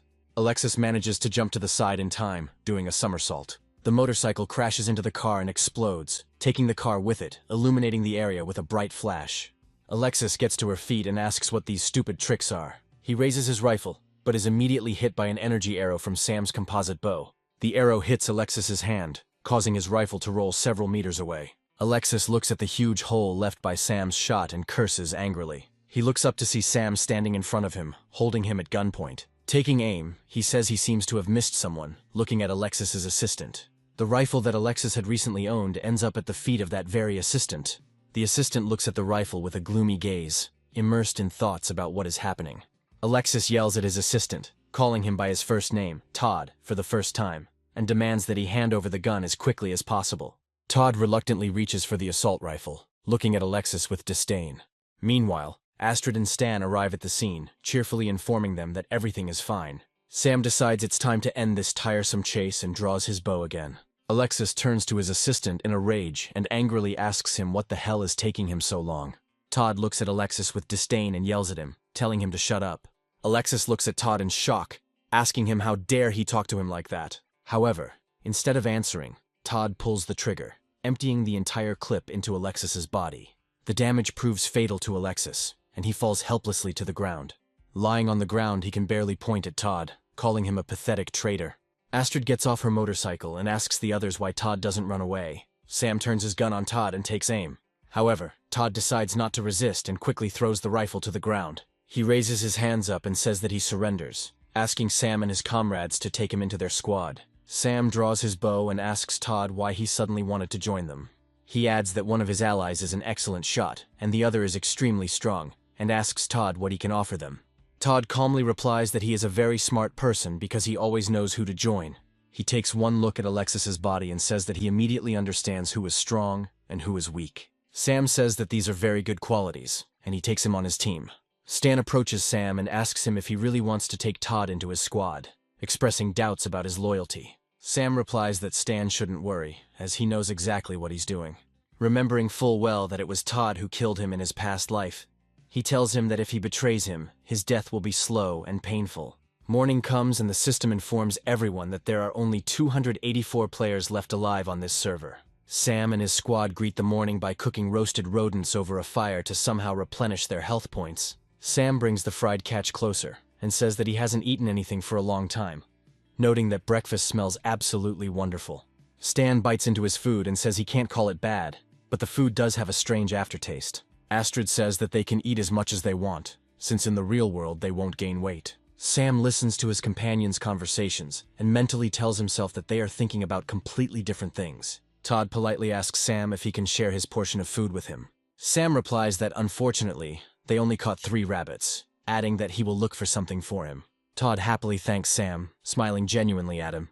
The protagonist hands Todd a can of supplies, saying that this is all they have left. Todd takes the can with sadness in his eyes, and asks him if they have anything other than canned goods. Sam replies that it is a very nutritious and long-lasting food, adding that he will surely enjoy it. Todd, realizing that he doesn't have many options, reluctantly opens the can. Unsuspectingly, he dumps the entire contents of the can into his mouth. Suddenly, the contents of the jar begin to burn Todd's tongue and throat incredibly badly. Sam gleefully concludes that unfortunately, he took the wrong can of preserves. By pure chance, he handed him a jar of canned chili peppers. Stan asks Sam why he is acting so cruel, but Astrid, on the contrary, thinks it is something funny. Todd mentally curses Sam for such rude behavior, and does not understand what he did to deserve such treatment. Sam approaches Todd and asks him if there is anything bothering him at the moment. Todd's expression quickly changes, and he calmly asks the protagonist what he means. Sam says that Todd's assault rifle is quite well modified and asks him to borrow his weapon. Todd says that in that case he no longer has any weapons. Sam menacingly asks Todd if he wants to end up like his friends. Todd calmly replies that he doesn't want any trouble and removes his rifle from his belt. Todd takes his rifle completely off his back and pauses briefly, holding it aimed at Sam. Astrid, suspecting something is wrong, reaches for her sniper rifle to back Sam up. However, she is stopped by Stan, who places his hand on the sniper rifle. He tells Astrid not to worry, adding that Sam is simply testing Todd's loyalty. Todd, smiling calmly, gives Sam his rifle, saying that since Sam is stronger than him, it will be useful for him to own this rifle. Sam thanks Todd and raises his rifle, pointing it towards Todd's head. Todd looks at Sam in shock, trying to raise his hand to instinctively cover his face. Sam, without another word, fires a shot at Todd's head level. Turning around, Todd realizes that Sam has shot the man who had snuck up on them from behind. Coming closer, Astrid realizes that this is not a player, but a zombie that somehow got here. Astrid is surprised that the zombies have reached their location and looks around. Sam grabs his spear and says that things are starting to get seriously heated. Approaching the dead zombie, he notices several dozen more living dead wandering nearby. The system notifies everyone that there are 243 players left alive, and our heroes rush to the car, attracting the attention of the zombies. Looking around, Sam tries to understand what is happening and why the zombies are behaving this way. Todd asks everyone to hurry, adding that the dead are already breathing down their necks. Several zombies manage to catch up with the car, grabbing onto the trunk of the car with their hands. Stan decides there is no time to waste and grabs his machete, shouting at the dead to get away from them. Standing on the trunk, he swings a machete, throwing opponents away from the car. Sam tells everyone to get ready and presses the gas pedal, causing their car to suddenly take off. After breaking through a crowd of living dead, Sam drives out of the forest, deciding to move towards the next safe zone. The heroes find themselves in a hot desert, and they flee at full speed from the enemies pursuing them across the hot sand. Looking back, Astrid concludes that they seem to have managed to escape pursuit. However, Sam does not share her optimism and says that the real danger is yet to come. Looking ahead, the heroes only curse sincerely, not understanding why they are lucky enough to have such adventures. The system notifies everyone that due to special circumstances, an additional quest called Billion Zombies has been activated, which generates large groups of zombies across the map, and players must survive for 24 hours. Sam reflects to himself that such surprises are highly unusual for this game. Sam says that in the original game, zombies could only appear outside the safe zone, but now they also appear inside it. It suddenly dawns on Sam that this could all be the butterfly effect. Sam recalls that the flutter of a butterfly in the tropical forests of South America can have incredible consequences. According to theory, this wave could lead to a tornado in Kansas 2 weeks later. From Sam's perspective, since his current actions are different from his past ones, this has led to the system generating a new quest. Astrid asks Sam what all this means, what they all need to do about it. Sam replies that in a few kilometers, they will reach a fortress in which they can fortify themselves. Stan says it's all easier said than done, adding that there's a crowd of hungry zombies ahead, and he's asking how they're going to get around them. Sam asks Stan why he decided they would go around this crowd. He steps on the gas, so they'll drive straight through the crowd of Walking Dead. Astrid asks Sam, frightened, what the hell he's doing, and grips her rifle tighter. One of the walking zombies turns around at the sound of an approaching car and looks forward in a frenzy. Sam slams into the dead man at full speed, forcing his way to safety. Stan says that if this continues, they won't be able to hold out for long, after which he stands up in the car, trying to throw the dead away. Astrid tries to knock down the advancing dead with the butt of her rifle, saying that in such a situation a sniper is a liability, not an asset. Meanwhile, one of the dead men, clinging to the car, manages to grab her by the t-shirt. Sam turns back and tells his comrades to shoot with everything they can. However, the dead men grab Astrid, trying to drag her out of the car. A split second later, the dead man who grabbed Astrid is shot in the head and lets go of his prey. Astrid's savior turns out to be Sam, who quickly takes out his gun and then asks her if she's okay. Astrid replies that she's fine, to which Sam says that the dead have become completely insolent. He steps on the gas pedal again, saying it's time to teach them a lesson, and again rushes towards a safe point. Seeing another crowd of dead people in front of him, Sam decides to ram them again. Meanwhile, in the center of the safe zone in a large castle, there is a group of survivors who have managed to gain a foothold there. Observing the huge crowds of zombies, the fortress commandant says that holding out for a whole day is unrealistic. Suddenly, the commandant named Shen's attention is drawn to a vehicle approaching them. Taking a closer look, he notices that the car, damaged by the battles with the living dead, has stalled a few dozen meters from their castle. A tired Sam tells his companions that they have finally arrived. He adds that this place will be the final safe zone in this round. The defenders of the fortress shout at Sam and his squad to stay back and raise their hands up. Sam tells them that if they have weapons, they better save them for the zombies. Shen asks the protagonist what exactly he means. Sam points to the crowd of zombies milling around behind them and says that if he doesn't let them in, the zombies will kill Sam and everyone in this fortress. Shen asks the protagonist why he should trust his words. A split second later, Shen's cap is pierced by a well-aimed shot from a sniper rifle.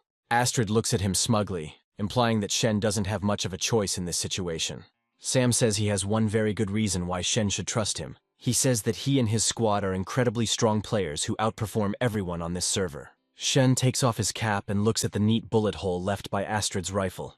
With a wave of his hand, he turns to his comrades and orders them to open the gate for Sam. Sam and his squad look out at all the weapons and ammunition they managed to get during their trip.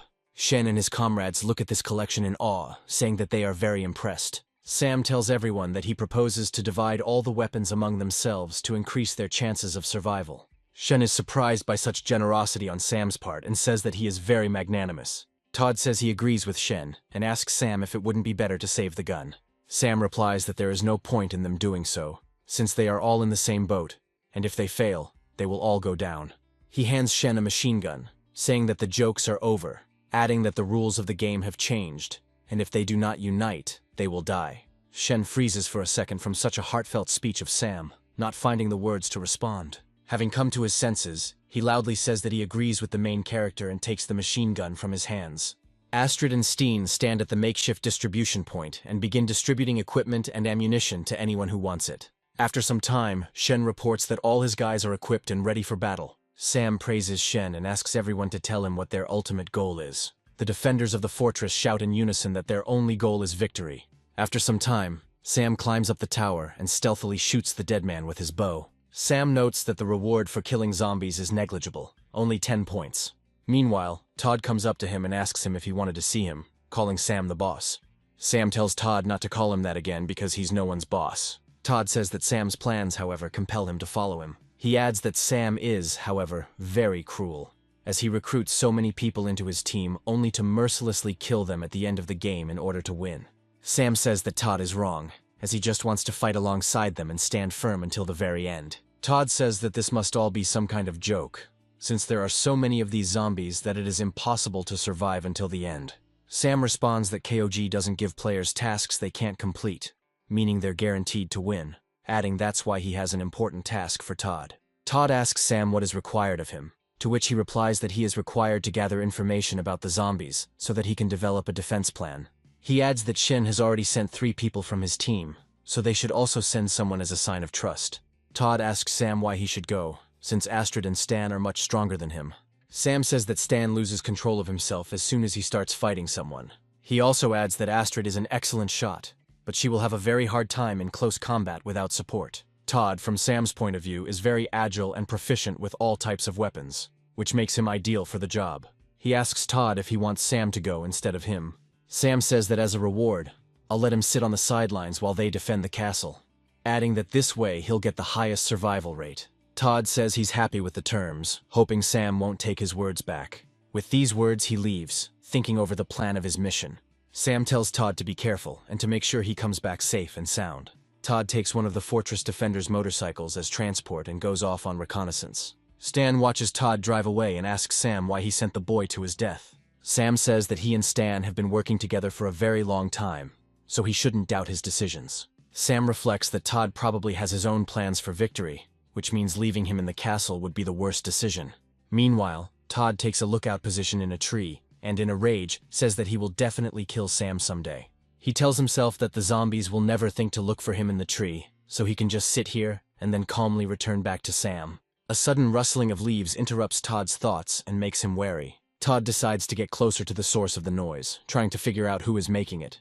The source of the sound turns out to be a zombie, who growls menacingly at Todd as he approaches. Todd drops his rifle in fear and falls to the ground, hitting his entire body painfully. Trying to get up, he wonders how an ordinary zombie could climb a tree. Looking up, he notices that all his former comrades are standing in front of him, turned into living dead. One of the dead men steps on his rifle and says in an otherworldly voice that he didn't expect to meet Todd again. Todd looks up and is momentarily speechless from shock. Before him appears Alexis, who has turned into a dead man, but has retained his self-awareness.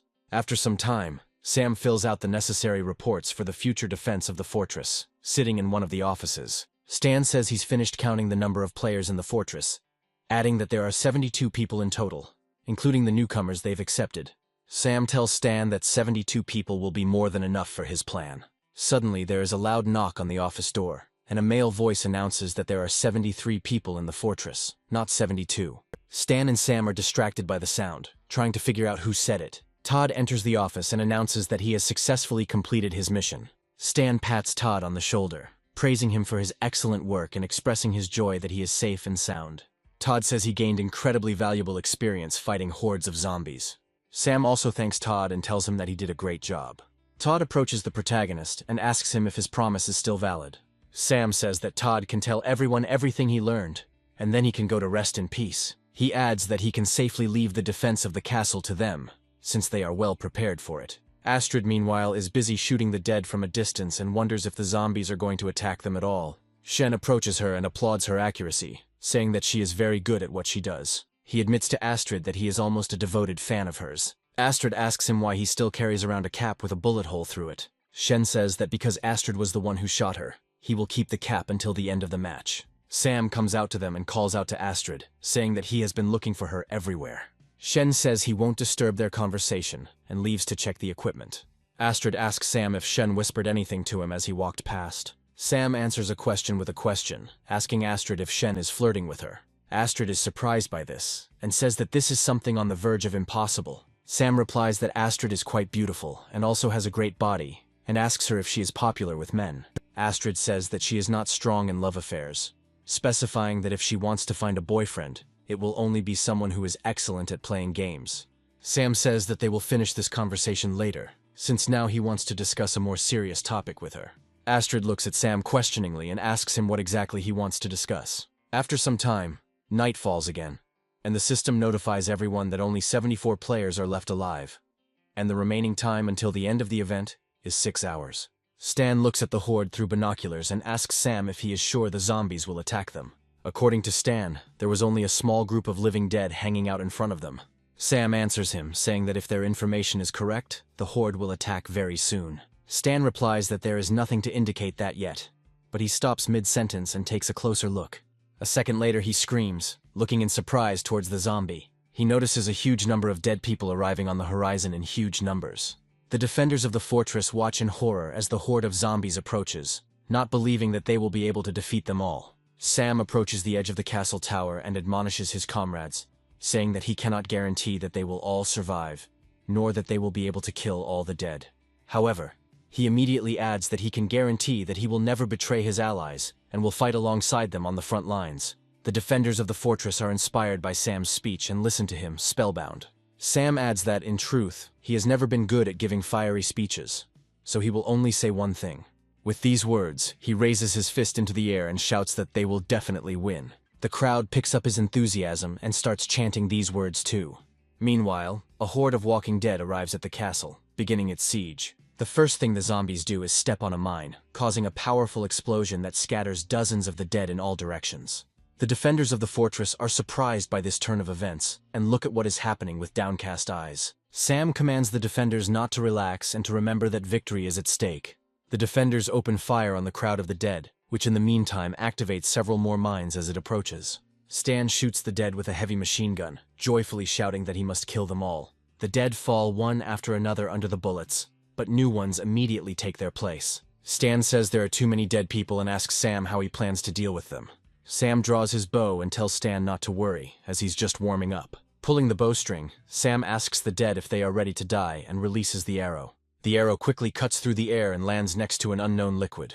Stan looks down and says desperately that Sam's actions had almost zero effect. Sam asks Stan not to be nervous and snaps his fingers, smiling contentedly. At that very moment, the liquid, which turns out to be kerosene, ignites. The front ranks of the horde are instantly engulfed in raging flames, falling to the ground. Stan turns to Sam and says that this tactic vaguely reminds him of something.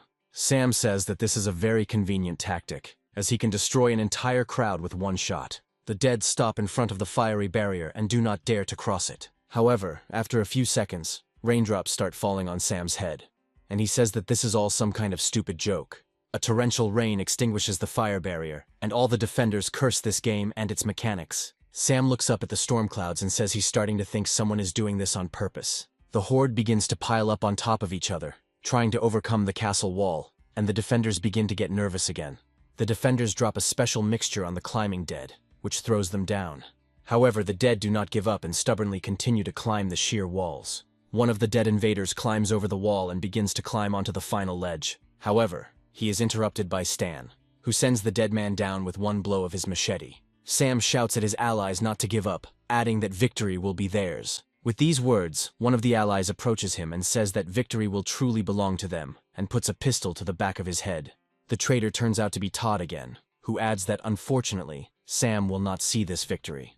With only 3.5 hours left until the end of the event, the number of live players has dropped to 59. Sam asks Todd why he wanted to kill him, genuinely not understanding his motivation. Todd says he's wanted to ask Sam this same question more than once before, adding that Sam has always stopped him from coming up with the right solution.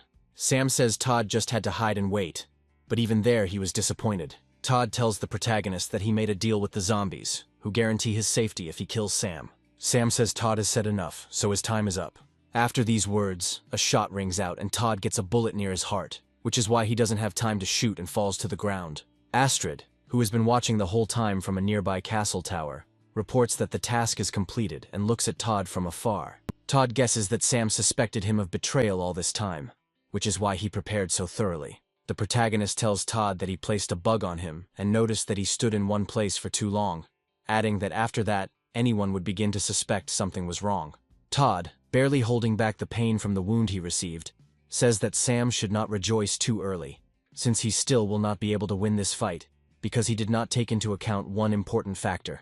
Sam turns to Todd and asks him what he means by that. Suddenly, a familiar voice is heard behind him, saying that Todd meant him. Turning around, Sam notices Alexis, who asks Sam if he expected to see him, adding that they finally met again. Alexis explains that the pills he took while chasing Sam actually allowed him to control the living dead. He doesn't have time to finish his speech, because Astrid decides not to drag it out and shoots him in the head with a large-caliber sniper rifle. Astrid asks Alexis if the pills helped him give shorter speeches. Alexis replies that he has now gained complete immortality, and Astrid sees that Alexis's health points have not changed at all despite being hit in the head. Astrid is surprised and asks how this is possible, suggesting that Alexis has started using cheats. Sam takes out his spear and tells Astrid to go help the others, leaving Alexis to him, to which he only laughs arrogantly.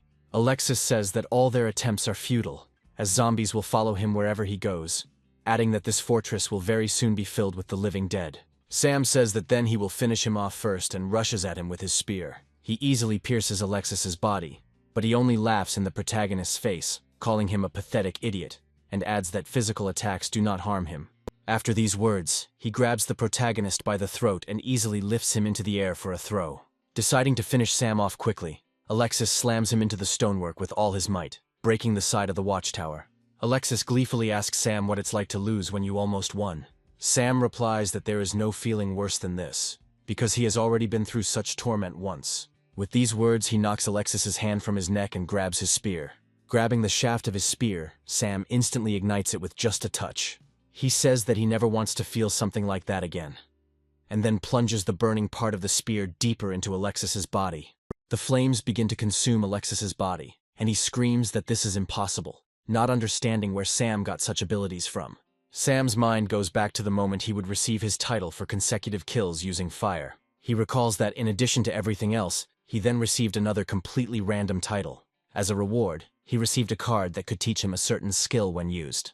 That card turned out to be a pyro card, which can teach the bearer how to manipulate the element of fire. Sam says that fortunately, he had coated the spear with flammable materials, adding that he had no idea such skills would come in handy. Alexis screams that it's impossible, adding that he was supposed to be completely immortal. However, the flames quickly consume him, and Sam receives 500 points for destroying the leader of the army of the living dead. Sam sarcastically remarks that this is another victim who has fallen before the great master of barbecue. However, the protagonist decides not to rejoice ahead of time and turns to his defenders. Seeing that things are getting worse and worse, he understands that the real battle is still ahead. The system notifies everyone that players have 2 hours and 19 minutes left to survive, adding that only 47 players remain alive. Hordes of the dead, in their relentless attempts to reach the tower, form giant mountains of corpses, which other zombies climb to reach their goal. Stan begins to be overwhelmed by numbers, and he switches to a machete, throwing opponents in different directions. There are only 39 players left alive, and Astrid says that the number of dead is getting too high. Another 5 players die, and Shen holds his ground with the last of his strength, desperately screaming about the endless stream of zombies coming. Sam continues to pick off enemies one by one, and tries to understand why nothing has changed after killing the leader of the dead, expressing hope that the game has not thrown them an event that is fundamentally impossible to win. Todd, sitting nearby, tells the protagonist that they are similar because in the end, they will both lose this round. Todd says that everyone who followed Sam is a complete idiot, because he is leading everyone to hell. Sam slowly repeats Todd's words, and suddenly they give him a great idea. Turning around, he tells Todd that he is right, adding that he is going to take advantage of it. Todd asks the protagonist in surprise what he is planning, coughing from his wounds. Sam says that it's time to really survive and lowers his weapon, deciding to take the most desperate step. Meanwhile, Stan begins to lose ground and the zombies deal him a powerful blow, knocking him off his feet.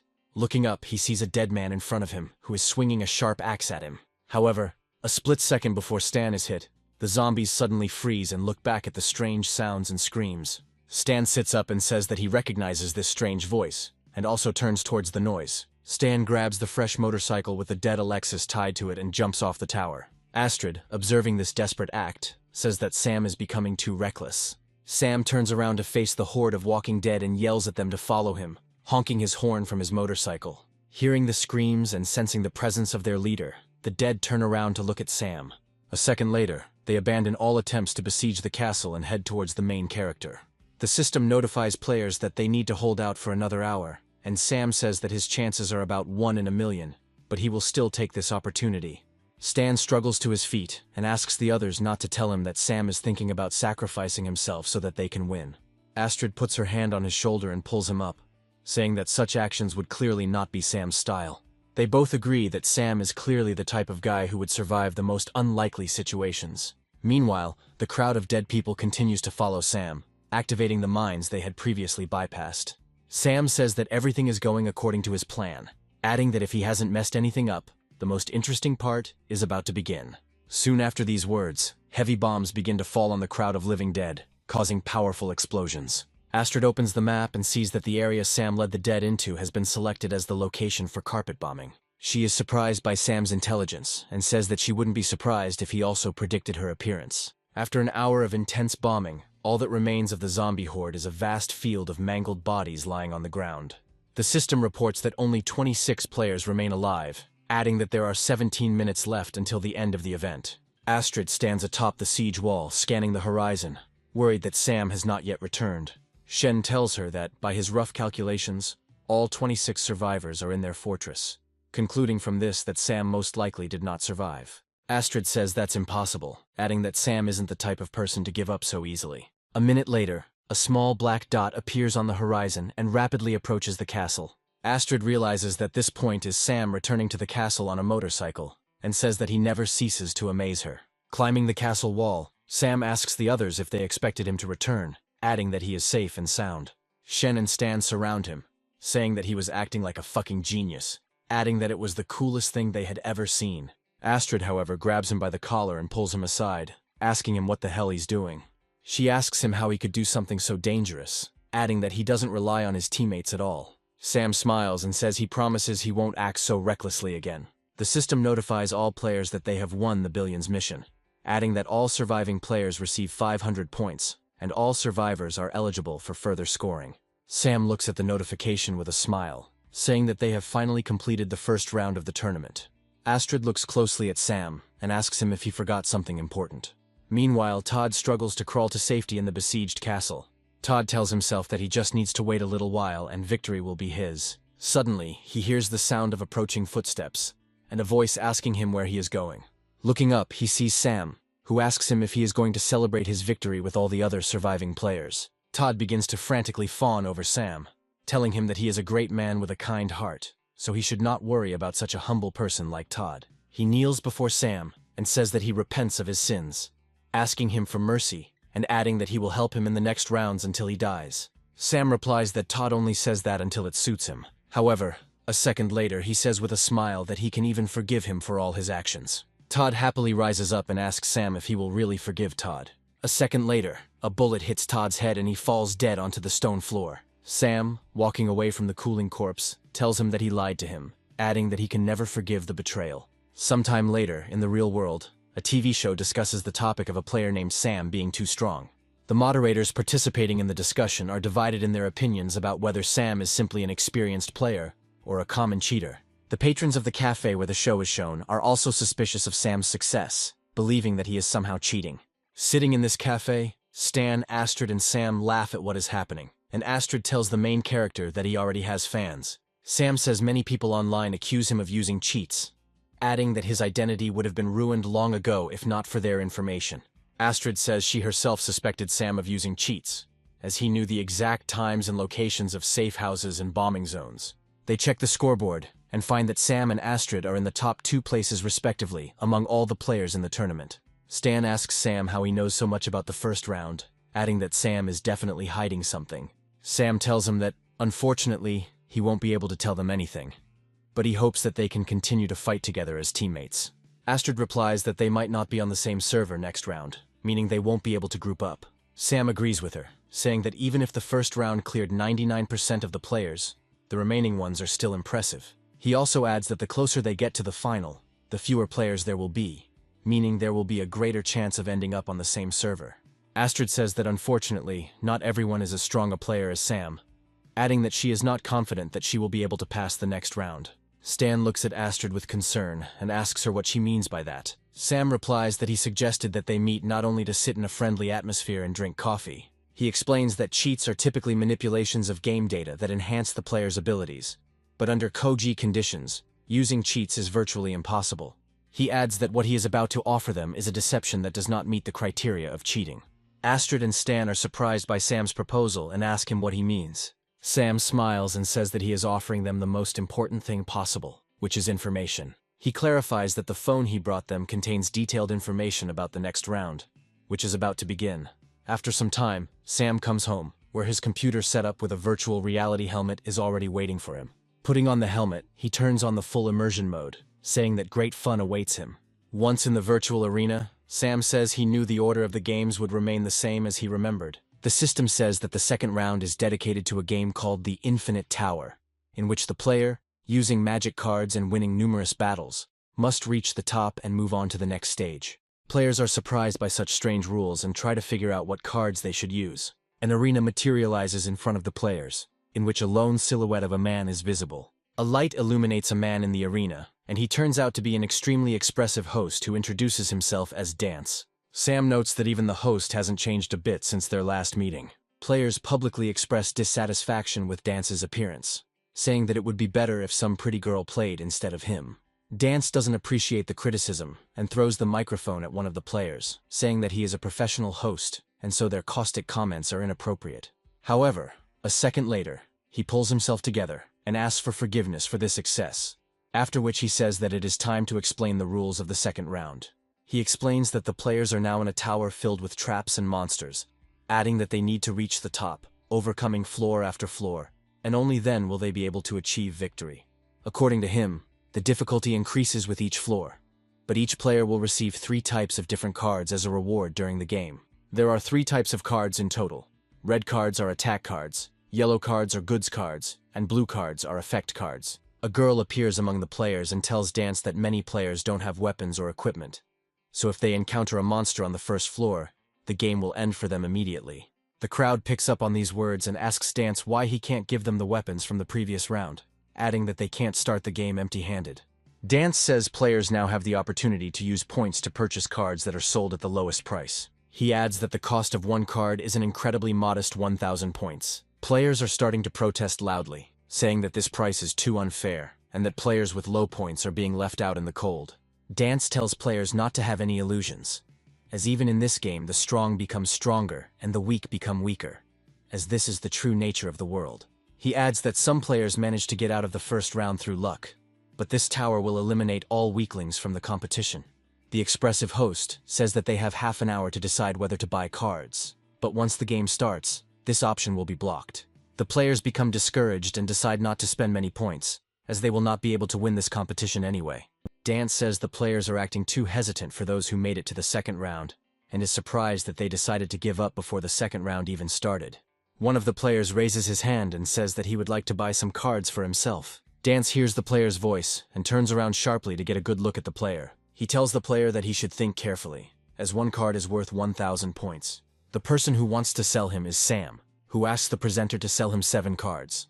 Dance looks at Sam in surprise, telling him to stop joking around, because we're talking about 7,000 points. Suddenly the players recognize Sam, saying that he is the player in first place in terms of points. Sam lowers his head smugly and says that they are right, because it is he himself. Players immediately start recalling all of his achievements, saying that he is a cheater who uses cheats. Sam loses his temper and says that he has never cheated or used cheats in his life. However, the crowd of players is not impressed by his heartfelt statements and continues to insist on their own. Sam takes out his spear and tells the other players that if they hate him so much, they have a few options. He adds that anyone can try to kill him in this round if they want to so much.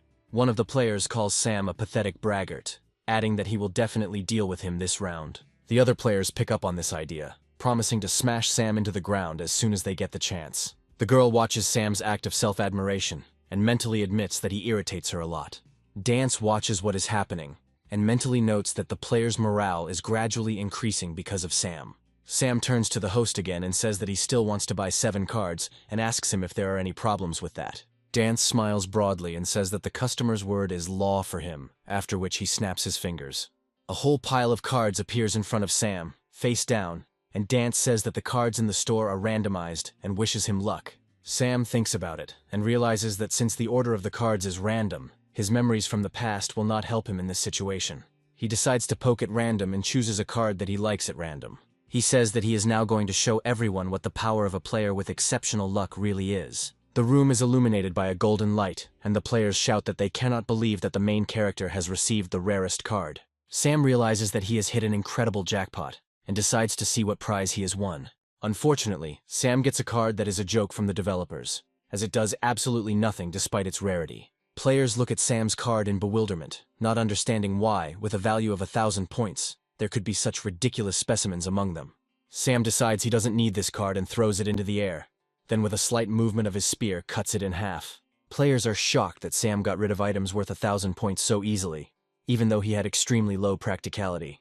Dance says the company will not refund points for torn cards, asking other players to be more considerate. Sam replies that it's okay since it's just a small amount of points that he can easily earn back. Sam continues to look through the cards, deciding to choose one for his collection. Looking over to the other half of the deck, he decides to tear up a few random cards he doesn't like. In the end, Sam stops his choice on 3 cards, saying that he will no longer need more cards. Players look at Sam's actions and say that wasting points left and right is a very unwise and stupid act. Sam turns to the players and says that if they doubt, they will definitely lose. After these words, the players one by one also express a desire to buy cards with all their money in order to try their luck. Dance asks everyone to take their time and adhere to the rules of the first come, first served queue, adding that there are enough cards for everyone. The girl looks at Sam in surprise, not believing that Sam has restored everyone's will to fight with just one action. Sam leaves, saying that if there are too few participants, the game will become incredibly boring. After some time, Sam and several other players approach the ground floor of the test tower. According to the host, they are at the bottom of an endless tower, where each flight of stairs will lead them to a random level, so players are free to choose any floor. Sam turns back and asks the players why they are following him. The players are unwilling to admit the truth and deny it, telling Sam to stop being so smug. Sam mentally says that these players have no shame or conscience at all, and decides to come up with some kind of plan. The girl looks at this scene and wonders if these players really think that following an expert can increase their chances of winning. Sam quickly comes up with a plan, and admits that he has no choice but to resort to illegal methods. With these words, he sharply points his fingers behind the players' backs, and shouts that the pretty girl decided to get naked. Players immediately take the bait and turn back, trying to find the described beauty. However, behind them there is only the presenter, who suddenly decided to expose himself in front of the players.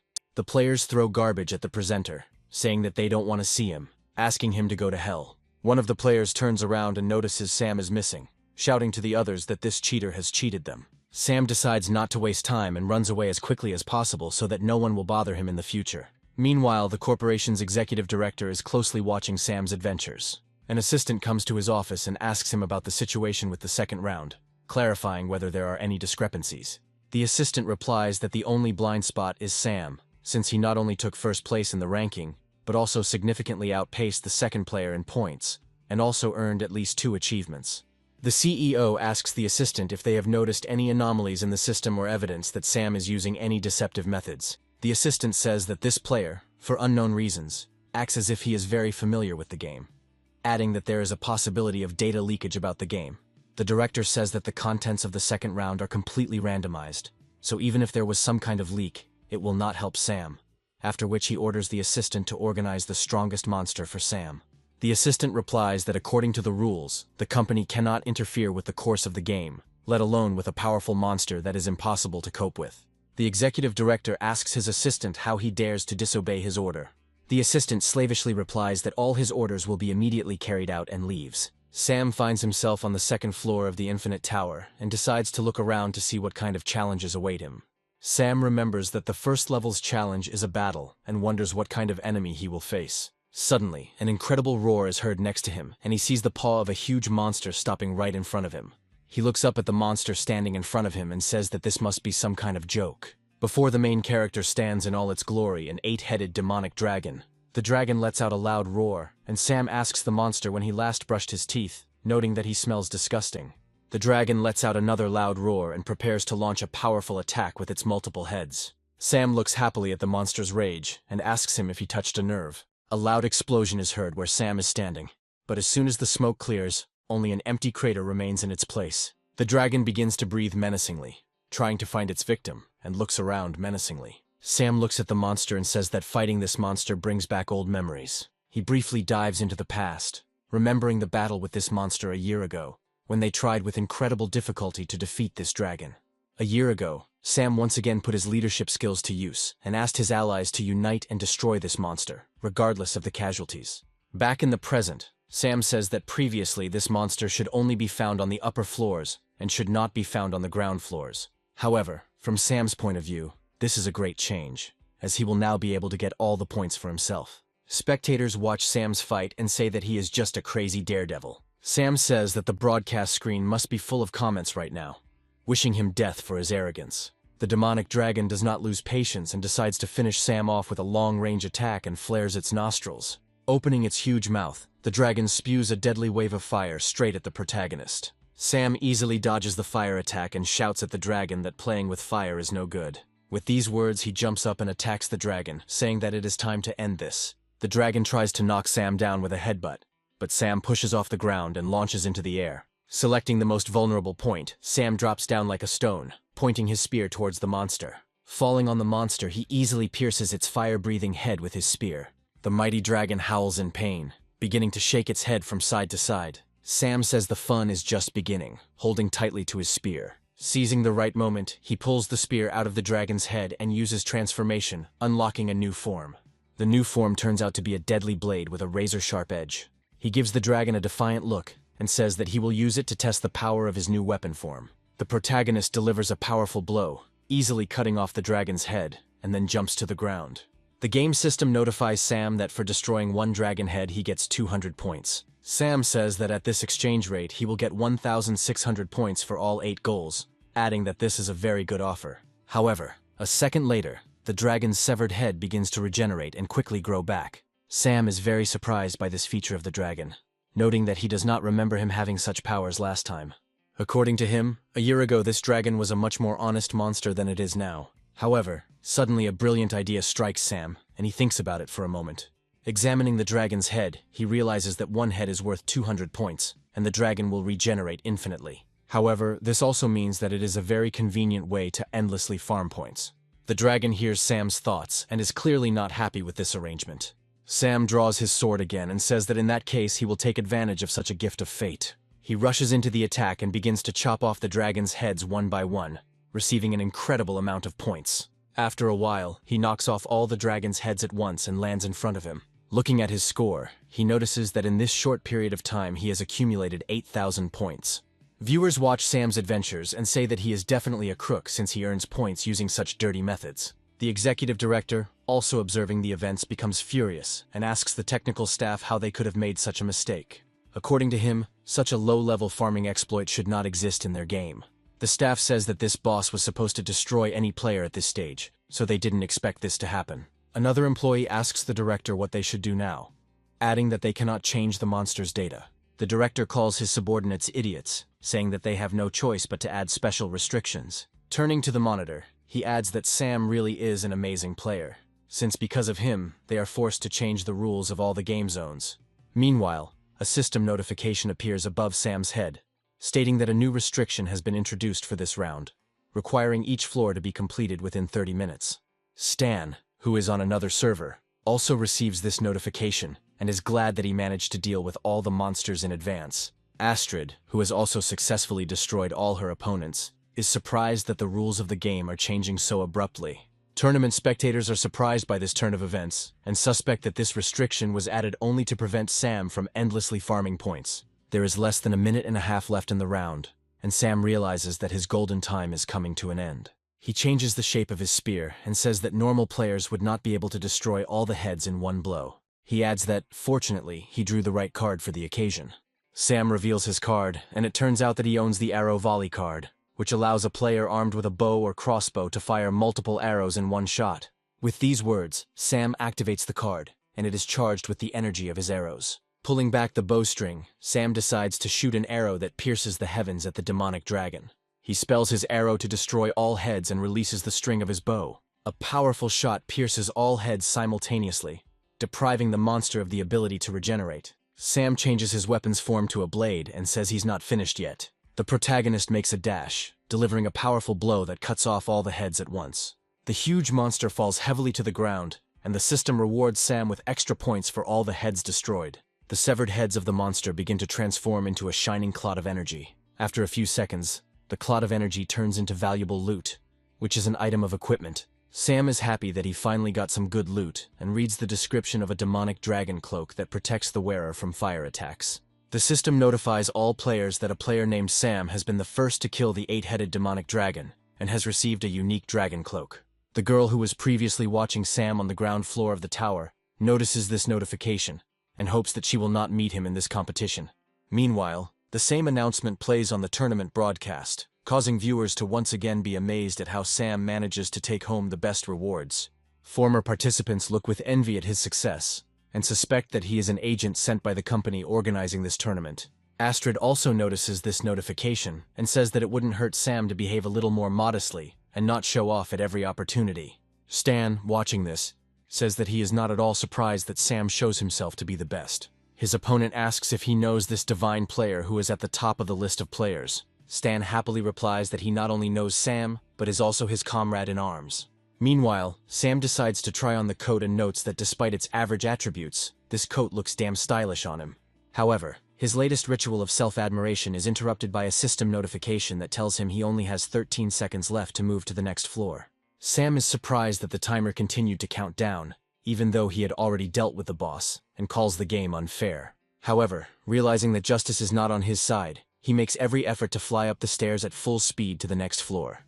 Running up to the room, Sam kicks the door down, and realizing he made it in time, stops to catch his breath for a moment. Looking up, he notices that 3 players are waiting for him in the room on the next floor, among whom is the girl he had already seen at the very beginning of the tower. Looking at her closely, he remembers that in his past life, she was a very skilled and strong player. Sam introduces himself and says that he is honored to be next to such a beauty. The girl replies that Sam's bad reputation precedes him, so everyone in this room knows about him. A girl sitting nearby says that Sam is the strongest player among them all, adding that she is his little fan and introduces herself as Martha. The older man says he never expected to meet 2 strong players, and introduces himself as Francis. Sam decides to introduce himself again and asks the girl what her name is. The girl replies that her name is Morrigan, and says that they can finish the formalities, since her only goal is to get through this floor. A screen appears in front of the players, displaying a message stating that the theme of the second floor is a quest room, in which players need to find a key that will open the door to the next floor. Sam admits that, unfortunately, he has a very poor understanding of all things that do not relate to combat. Marta says that she often goes to escape rooms, so she knows a lot about them.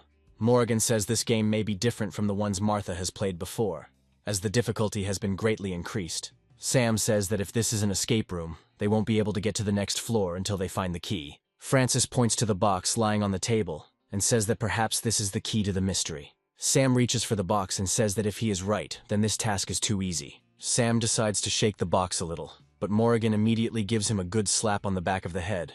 Taking the box in her hands, she carefully examines it, carefully turning it in her hands. Marta approaches the main character and strokes his head, saying that everything will heal soon. Morrigan says they need to be careful as there could easily be a trap inside.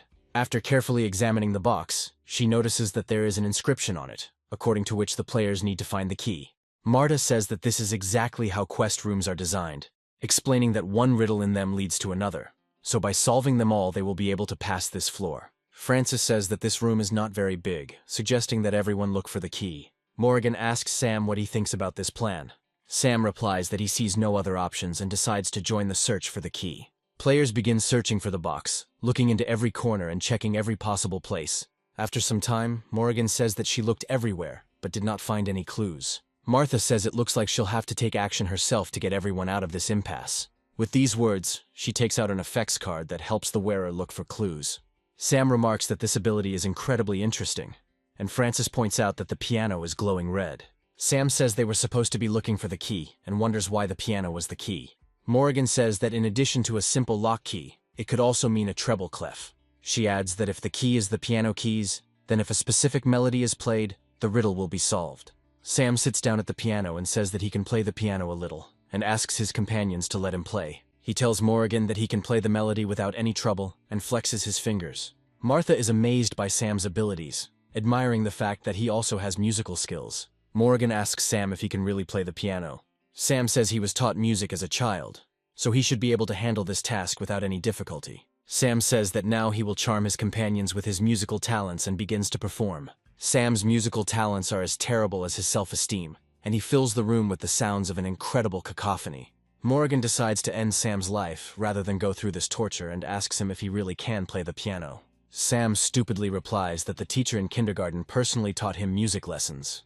Morrigan breaks free from Martha and Francis's grasp and begins to beat Sam with all her might. Sam asks Morrigan why she is so cruel, saying that one of his friends has the same habits, to which Morrigan replies that now is not the time to fool around and sits down at the piano. Morrigan begins to play the piano and performs a very beautiful melody, hitting all the notes with ease. Marta enjoys the music, saying that this melody is truly divine. Francis notes that despite not being very knowledgeable about music, he really enjoys listening to Morrigan play. Morrigan finishes the melody, and her companions applaud her enthusiastically. The box clicks and its lid opens, and Martha happily runs to check its contents. Sam asks Morrigan what the name of the melody was that she performed so masterfully. Morrigan replies that it is a very sad foreign melody called Moth and Flame. The name makes Sam think, and he begins to ponder what it could mean.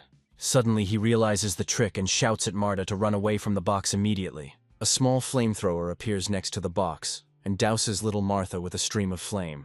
Sam jerks Martha free and scrambles to safety, asking the girl if she's okay. However, looking down, he sees that all that remains of the child is a charred body. Sam punches the wall in rage, saying that if he had known about this earlier, he would have saved the child. Morrigan calmly replies that Sam shouldn't blame himself, as he couldn't have known for sure that the song's title was the key to the trap. Francis points out that Martha only lost the game and is still fine in the real world. He adds that the most important task now is to obtain the key hidden in the box. Sam looks around and says that it looks like there is no fire extinguisher here, and if the box burns to the ground, they will lose. Morrigan asks for this task to be given to her and takes out the red tournament card. Morrigan's card turns out to be a tidal wave effect, allowing her to create furious waves that attack enemies. Morrigan effortlessly extinguishes the fire, leaving the box safe and sound. Morrigan regrets that the fire broke out so quickly, saying that otherwise she would have been able to save Martha. Francis expresses hope that no more traps await them. Sam says that in a pinch his coat is fire-resistant, so he'll take the box. Taking the box, Sam examines the contents and is surprised that the key looks really strange. The key turns out to be 3 balls of red, yellow, and blue colors. A system screen appears in front of the players, stating that after breaking the glass ball, each player will receive 1 hint, adding that one of the hints will be fake, but all players will have to tell their hints and find a way to leave the floor. Sam says that if the system he said is true, then they should break the balls and get the information, after which they will put all the information together and find a way out. Sam, Morrigan, and Francis simultaneously break the marbles and are briefly immersed in cyberspace. Sam feels the system telling him that victory requires sacrifice and returns to the real world. Opening his eyes, he tells his companions what the system told him.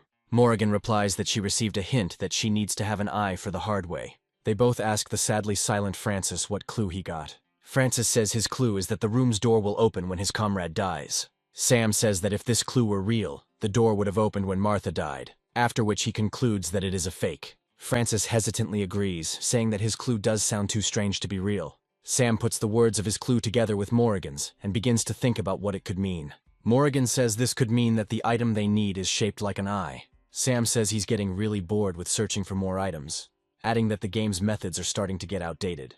Morrigan says that even information in books can hide some clues, asking her companions not to be so careless. Sam asks Morrigan if the item he is looking for could be an ordinary eye. Meanwhile, Francis watches Morrigan rummaging through the bookcase with a gloomy mood. Taking advantage of Morrigan's trust in him, he quietly takes out the item card, summoning the weapon. He says that he really wants to win, and then swings his axe, asking Morrigan to die. However, Morrigan turns around and with a quick kick throws Francis away from her several meters. Francis hits the table, briefly stunned by the force of the impact. He reaches for his axe, but Sam's energy bolt pierces his hand, incapacitating him. Morrigan looks at Francis and says that he is clearly not telling the whole story. Sam says he didn't expect Morrigan to notice either, adding that she's not that bad. Sam turns back to Francis and demands that he tell them what his real clue was. Francis clutches his injured arm and desperately says that if he hadn't stopped him, they would have won already. He explains that the clue said that he had to kill a teammate for the door to the next floor to open. Sam continues Francis's reasoning, saying that this is why he decided to ambush Morrigan, who appears weaker than Sam. Morrigan looks at Sam and tells him not to get cocky without obvious reasons. Sam's expression immediately changes and he says that he was just joking, and that she shouldn't take it to heart. Sam asks Francis why he is so sure that his clue is not fake. Francis loses his composure and says that it is obvious since Sam's clue is that victory requires sacrifice, and therefore they are consistent. Sam says that from a logical point of view, Francis's words make sense, and he almost believed them. With these words, he takes out his sword and says that, nevertheless, he will never forgive anyone who tries to harm his comrades. Francis tearfully asks Sam not to rush things and give him another chance. However, Sam remains relentless, and ends Francis's gaming session with one blow of his sword. After wiping his sword, Sam says that all traitors will be punished in the most severe manner. Morrigan is surprised that Sam can act so cold-blooded and cruel, despite his comical behavior. Morrigan points out that Sam must have been betrayed before, since he reacts so strongly to Francis's behavior. Sam says he was previously betrayed by the person he trusted most. He turns his head towards Morrigan and says that now he will make every traitor pay. Sam notes that the door remained closed, meaning Francis's clue was fake. Morrigan approaches the door and wonders what the remaining 2 clues might mean. Lost in thought, she accidentally presses a secret button on the door, which opens a hidden scanner. Sam approaches the door and asks Morrigan if the device is a fingerprint scanner, to which Morrigan replies that it is a retinal scanner. Sam pulls back his eyelid, and says he can easily test the scanner to see if it's working. The scanner checks Sam's eye and displays a message that it was unable to identify the user. Sam muses that they need to get another iris from somewhere to unlock this door. Morrigan reads her clues out loud again and ponders what they might mean. Sam says it all became clear to him, adding that if this retinal scanner is a hard choice, then they need an eye that looks at hard choices. They turn around and look at the bust with the eye hidden inside, and Morrigan walks over to take it. Sam suddenly realizes there must be a catch and yells at Morrigan to slow down, but she doesn't make it in time. Morrigan takes out the eye and turns to Sam, asking him what he means. A second later, the room is cut in two by a trap, separating the two heroes. Sam looks at the hole that has formed and says that it is impossible to cross it even if you really want to. Sam remembers his clue and realizes that the sacrifice meant he had to leave Morrigan here to get out on his own. Morrigan says she was too careless, thinking that this was the end of her participation in the tournament. With these words, she shouts to Sam not to lose the eye and throws it over the abyss into the hands of the protagonist. Sam deftly grabs the eye and asks Morrigan why she did it. Morrigan replies that he saved her, and now she returns the favor, adding that the floor is about to collapse, so he should hurry to the next floor. Sam nods at Morrigan's words and looks around the room carefully. He puts his eye to the retinal scanner and it successfully identifies him, reporting that the door lock is open. The door creaks open, and Sam looks out into the sunlight-filled passage. Morrigan mentally marvels at her own behavior, noting that she never would have thought she would sacrifice herself for a man she barely knows. Suddenly, an arrow with a rope attached flies past her and crashes into the wall behind her. Sam takes out a metal rod and uses it to roll towards Morrigan. Having successfully crossed the chasm, he lands next to her, holding Francis's ice axe in his hands. Morrigan looks at his axe, to which Sam replies that he pulled it from the body of their so-called comrade. Morrigan says that's not what she's interested in, and asks Sam what the hell he's doing here. Sam says he has a plan that will allow them both to get past this floor. He adds that this fool never used his weapon to its full potential. Morrigan says that she understood what he was getting at, to which Sam replies that he had no doubt in her insight. With these words, the heroes take positions, and Morrigan uses the tidal wave card, creating water. As soon as the big wave reaches the opposite edge of the abyss, Sam shouts that it's time to act and throws his axe forward. The axe crashes into the water, instantly freezing it. After a few seconds, the wave turns into a solid ice bridge, which, however, cannot hold for long. Morrigan tests the bridge for strength and is surprised that their plan actually worked. Sam grabs Morrigan's hand and tells her that they need to hurry if they want to make it on time. Morrigan asks the protagonist why he saved her, adding that if his plan had failed, they would have definitely died. Sam tells her that he didn't think about it for a second, as he would never abandon a teammate. With these words, he remembers Stan and Astrid, saying that he has friends who would also come to his aid without hesitation.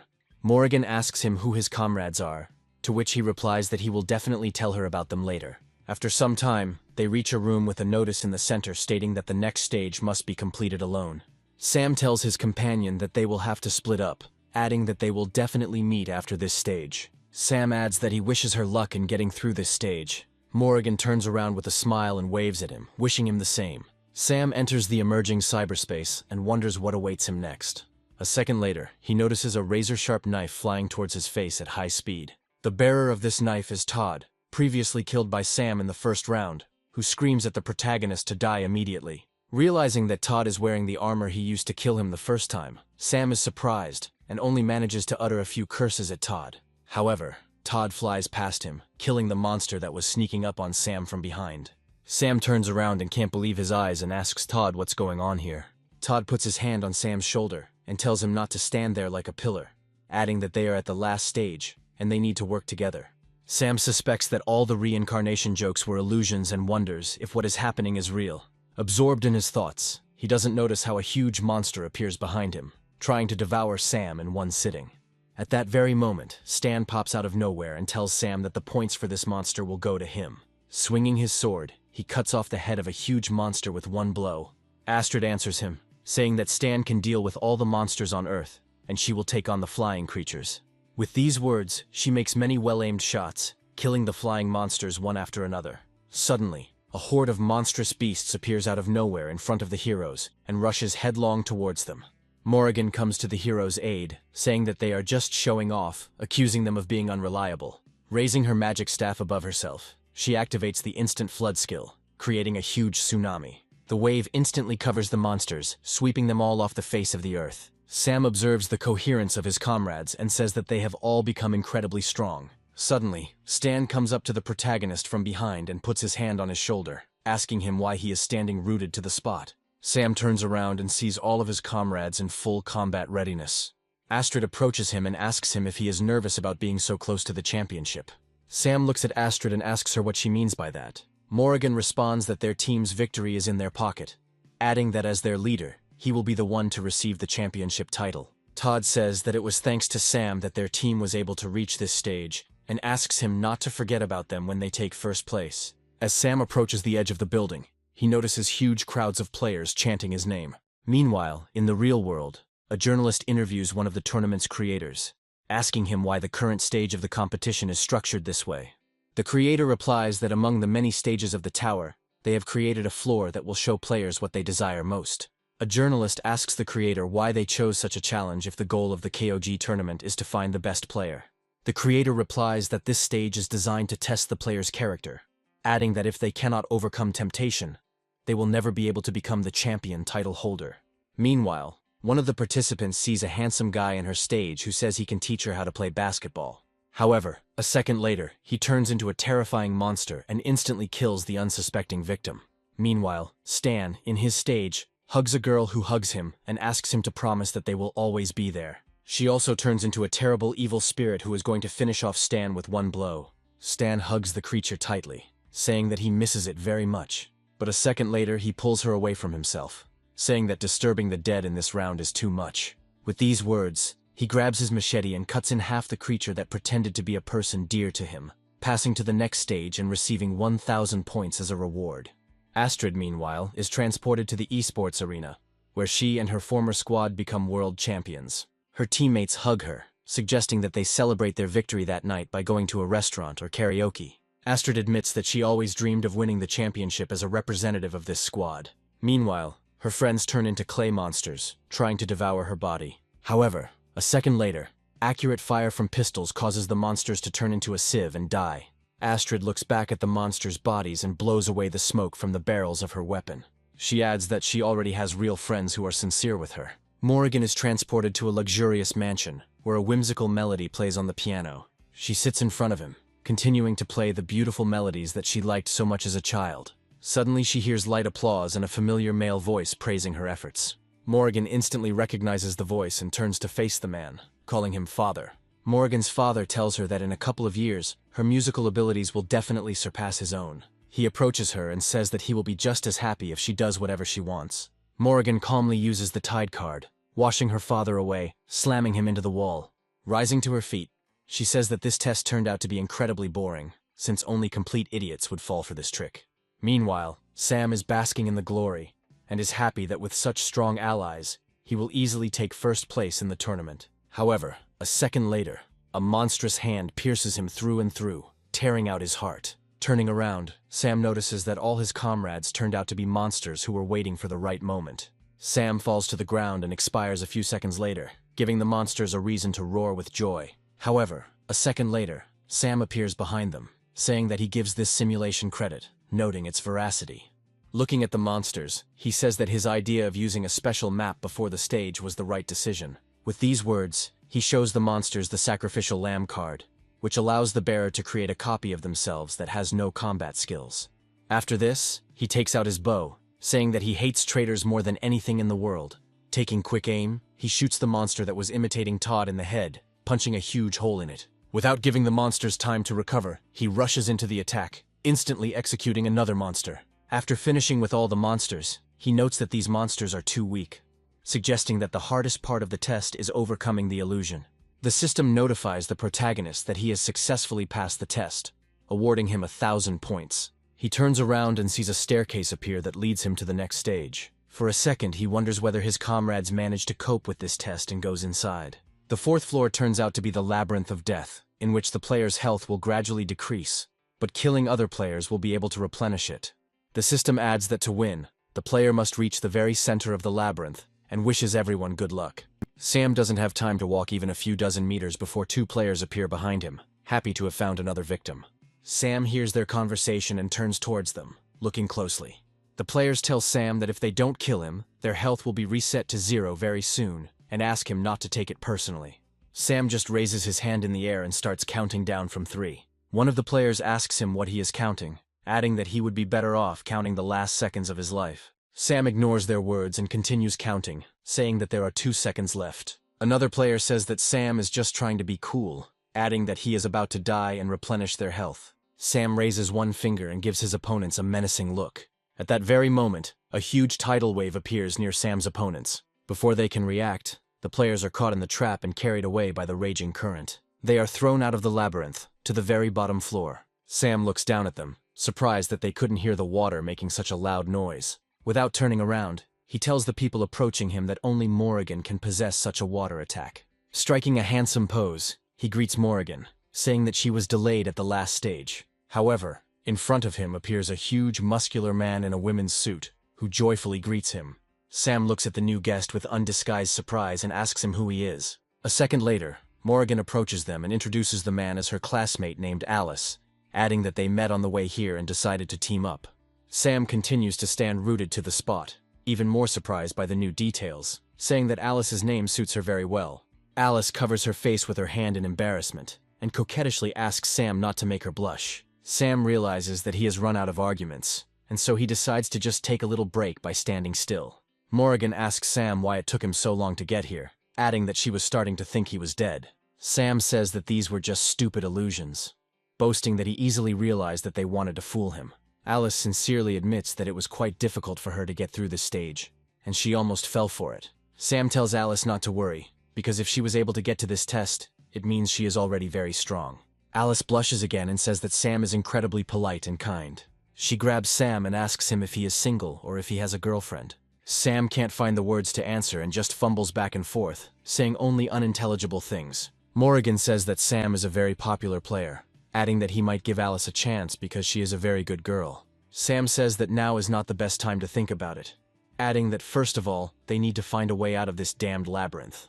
Morrigan says that in labyrinths there is a right-hand rule, which states that if you reach a dead end, you can walk with your right hand on the wall, and eventually you will get out of the labyrinth.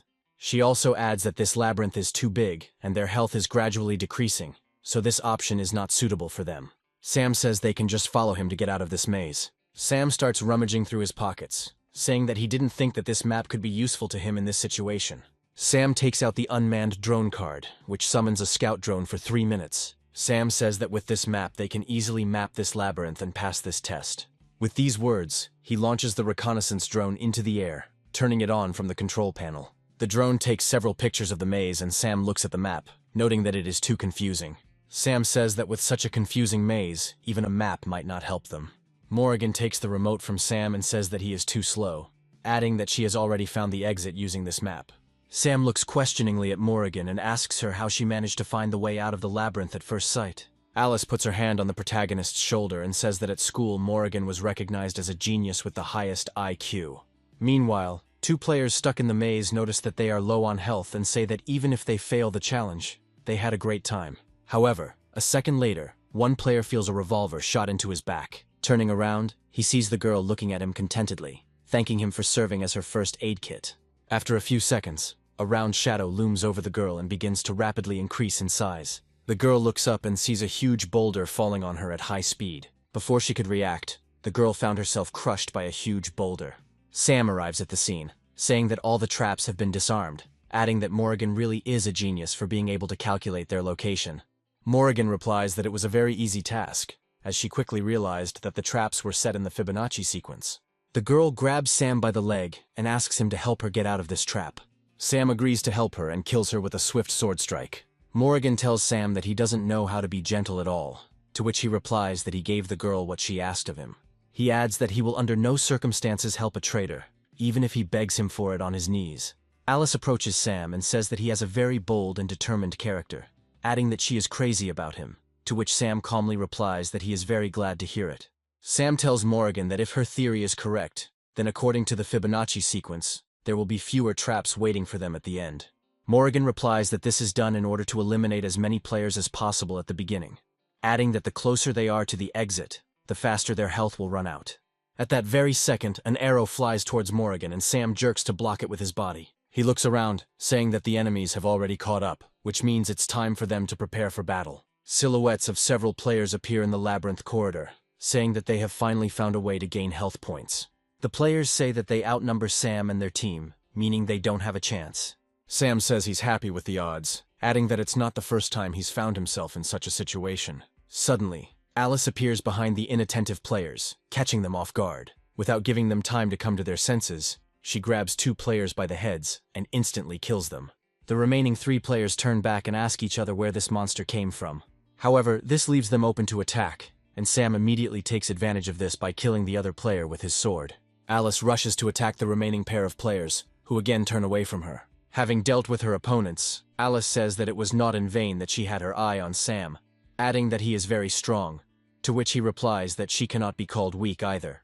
Meanwhile, several players reach a strange gate, assuming that they have finally found a way out of the labyrinth. One of the players says that he warned everyone that thanks to his X-ray glasses, they would find the exit very quickly. However, a fireball immediately pierces him from the open door, and the guy falls dead on the spot.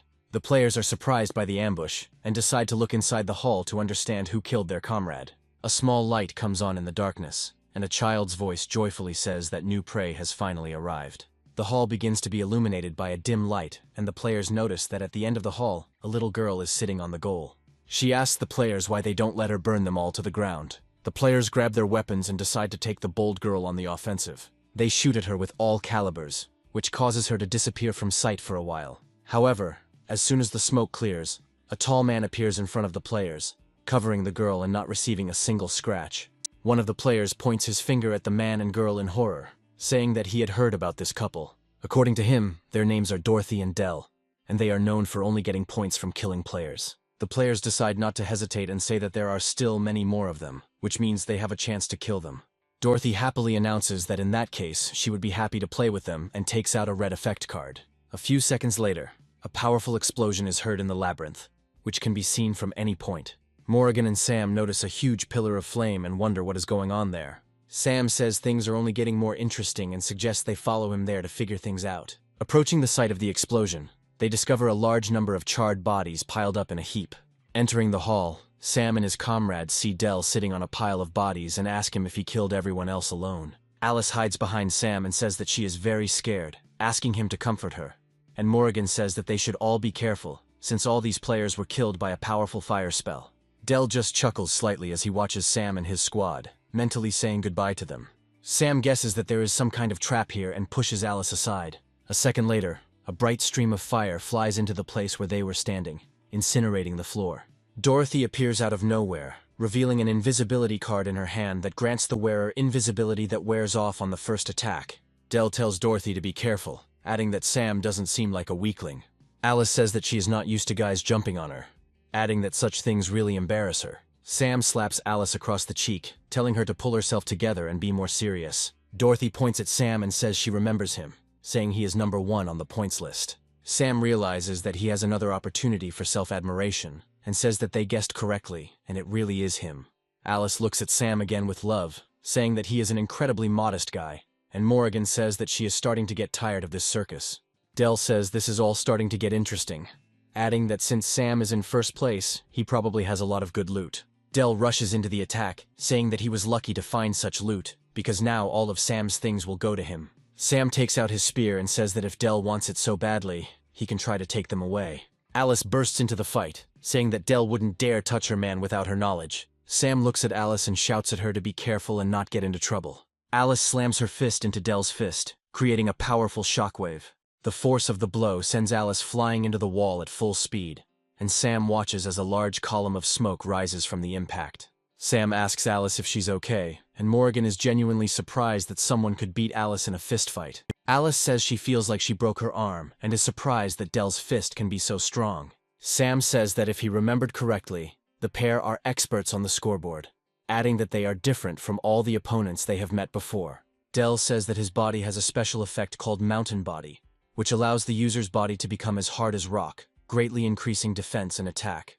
Dell turns his body completely into stone, and says that despite Sam being in first place, he will not survive the meeting with him. He prepares for battle and asks Sam if he is ready to die right now. Sam merely tells Dell that he looks incredibly ugly, which provokes him into a furious jump attack. Using his agility, Sam easily dodges, jumping to the side. The protagonist notes that despite everything, Del has extremely powerful attacks. However, distracted by his thoughts, Sam does not have time to notice Del, who is approaching him at incredible speed, preparing to deliver a deadly attack. However, Sam, realizing in time, dodges the attack, noticing that Del has exposed himself to the blow. Realizing that his turn had come, he delivered a confident blow, trying to pierce Del's stone body with a spear. However, the spear does not cause any significant damage to Del, and only slightly scratches his stone skin. Sam is surprised by what he sees, not understanding how it was possible to obtain such absolute protection from physical damage. Del sneers, saying he expected more from the man at the top of the scoreboard. Saying that he is very disappointed, Del delivers a powerful kick to the protagonist, knocking him back. Alice screams Sam's name and rushes to help, intercepting him in flight. Alice fails to slow down Sam, and they both fly into a stone wall. They crash into the barrier with force, but Alice softens the blow with her body, which means Sam gets away with less damage. Sam asks Alice if she is okay, adding that there is not a single uninjured spot on her. Alice forces out the words that she is glad that she was able to catch Sam. Sam looks up and sees a hail of fiery meteorites raining down on him and Alice, threatening to incinerate them in seconds. However, suddenly a water barrier created by Morrigan begins to appear in front of them. The wave shields the heroes, completely neutralizing the fiery threat from Dorothy. Dorothy says that Morrigan has a very interesting toy, since she was able to block her meteor swarm. Morrigan replies that Dorothy isn't the only one who can use elemental abilities and uses the tidal wave card again. At that very second, Del makes a dash towards Dorothy to stand up for her companion. Del blocks the powerful flow of water with her body, leaving Dorothy completely unharmed. Morrigan runs up to Sam and Alice and asks them if they are okay. Alice apologizes to her companions and says that unfortunately, she will not be able to get up. Sam leans over to Alice and tells her not to thin out, adding that they can handle it. Sam says that now he will help them win this battle, and Morrigan replies that she will not let him take all the laurels. Del says that he and Dorothy are the perfect team, adding that they will all die. Sam rushes back into battle with his spear, saying it's time for the real fun to begin. Del also rushes forward and strikes Sam, stopping him instantly. Immediately, a swarm of fiery meteorites falls upon Sam and Del, one of which hits the main character's opponent directly. Sam is surprised that Del has so much strength for random attacks. Del replies that his body is not only skilled in attack and defense, but also immune to any fire and water attacks, adding that his strength increases the more his temperature increases. He throws another punch, trying to break through Sam's block, and adds that their team is invincible. Sam's spear can't withstand these blows, and the tip breaks off the shaft and falls to the ground, sticking into it. Sam says the combination of high temperature and a rock body is just great, adding that Del came up with a very interesting strategy. Del says that even Sam's weapon couldn't withstand the onslaught and broke, after which he asks the protagonist if he wants to surrender. Sam adds that despite this, he was finally able to find his weak spot. Del tells Sam to stop acting tough and accept his death calmly. With these words, Del delivers a powerful blow to Sam's face, but he easily dodges it. Sam suddenly appears behind Del and tells Morrigan that it is time for her attack. Del turns to face Morrigan and is hit by a huge tidal wave, instantly cooling him. Del walks slowly forward, large clouds of steam emanating from his body. Del says, disappointed, that he expected more from them than a simple splash of water. Sam explains that after he reaches such a high temperature and instantly cools down, his body will undergo serious changes. After these words from Sam, Del's body begins to fade and crack. Del looks at his body and sees large pieces starting to fall off.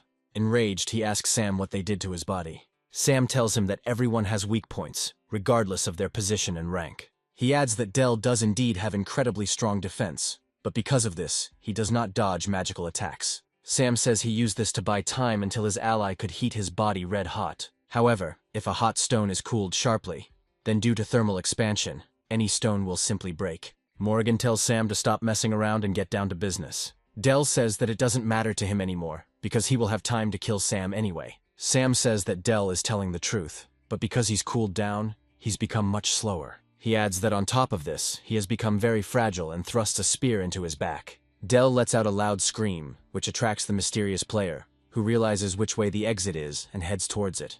Sam turns around and says that now all that remains is to deal with that annoying little girl. However, they suddenly notice that the girls have disappeared without a trace, and that they are in no danger. Morrigan says she had an invisibility card, so she was able to use it in the confusion and escape. Morrigan adds that now she won't cause them any problems in any case, and suggests checking out what reward they got. Del starts coughing and Sam jumps in fright, surprised that he didn't die after that. Del says that Sam really does deserve to be number one, adding that it shouldn't go to his head. He adds that even if he were able to defeat him, he will meet other opponents who will be much stronger than him, to which Sam replies that he already knows that. Del takes out the self-destruct card and asks him what he says about it. Sam covers Morrigan with himself, advising her to run away, and mentally understands that he will not have time to stop the activation of self-destruction. However, suddenly someone cuts off Del's hand with a lightning strike. Del turns to the side and can't believe his eyes, continuing to stare frantically ahead.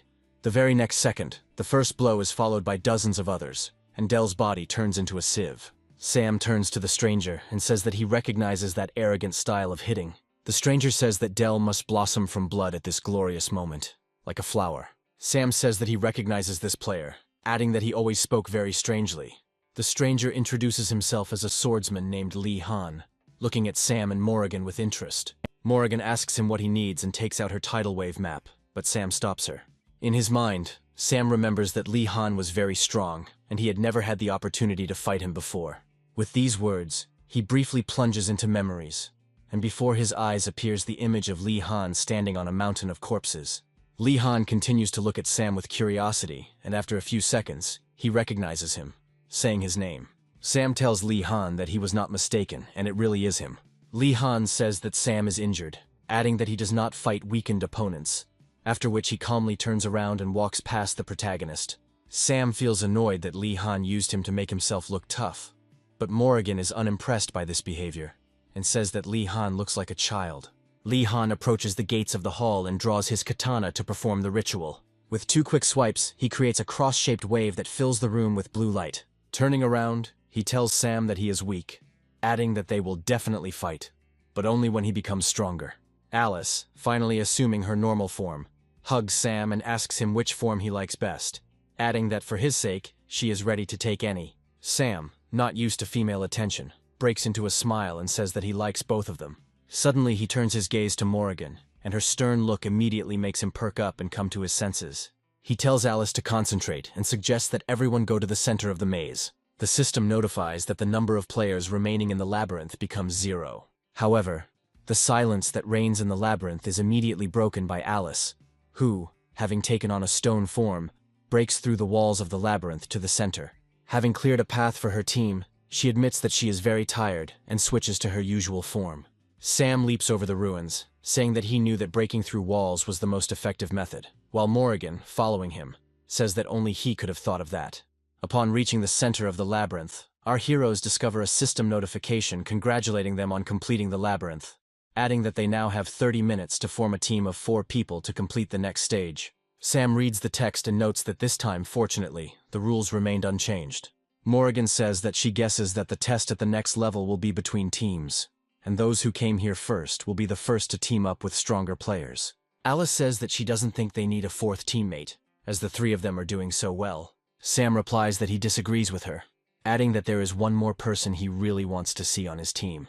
After 27 minutes, the center of the labyrinth is filled with people who manage to reach the exit, and everyone starts looking for a team. Some players say they need 2 people who have at least 2 ability cards. Other players try to play on pity, asking to be included in the team and promising to do whatever they are asked. One of the players approaches the girl and asks her if they need a teammate, saying that he has 2 cards and is very strong. Alice, to whom this request was addressed, takes off her sunglasses and examines the applicant. She refuses the player, saying that he is blocking her rays of the sun, adding that he cannot be stronger than her, which means he is not suitable for them. Morrigan says that there are 3 minutes left until the end of the countdown, and the person Sam was waiting for didn't show up.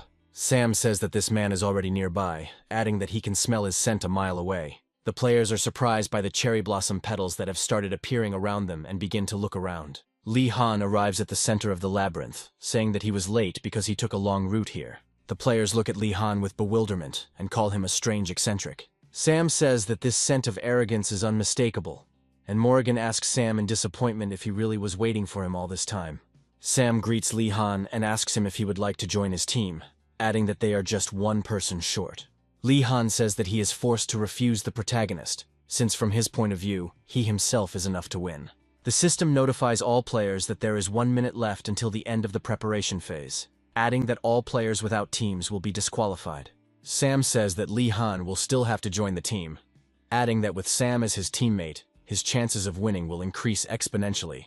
Lee Han asks Sam to clarify how he can increase his chances of winning. Sam says that if they are on the same team with Lee Han, they won't have to be rivals and won't fight so early. Lee Han replies that there is a certain logic to this, and says that there is nothing wrong with forming a team. Sam tells Lee Han that he is glad to welcome him to his team and shakes his hand. The countdown ends and all players who fail to form a team are automatically disqualified. The system notifies players that each team must choose one door and continue their adventure in the Endless Tower. Sam and his team choose a door and head towards the final stage of the second round. After some time, they find themselves in a dungeon, which contains an arena with metal bars. Morgan looks around the arena and assumes they have reached the final test. The system welcomes players to the final challenge called the Death Cage, where a team must select one representative to enter the cage and compete against the other team until they run out of participants. Alice says that if they fight one-on-one, then victory is in their pocket. The system adds that all players who are defeated in the cage will not be able to move on, regardless of the team's result. Alice adds that with such a rule, the one who enters the cell first will be at the greatest disadvantage. Sam says that this is absolutely true, adding that the players who fight at the beginning can be considered victims, saying that the first player will have to fight 4 players in a row.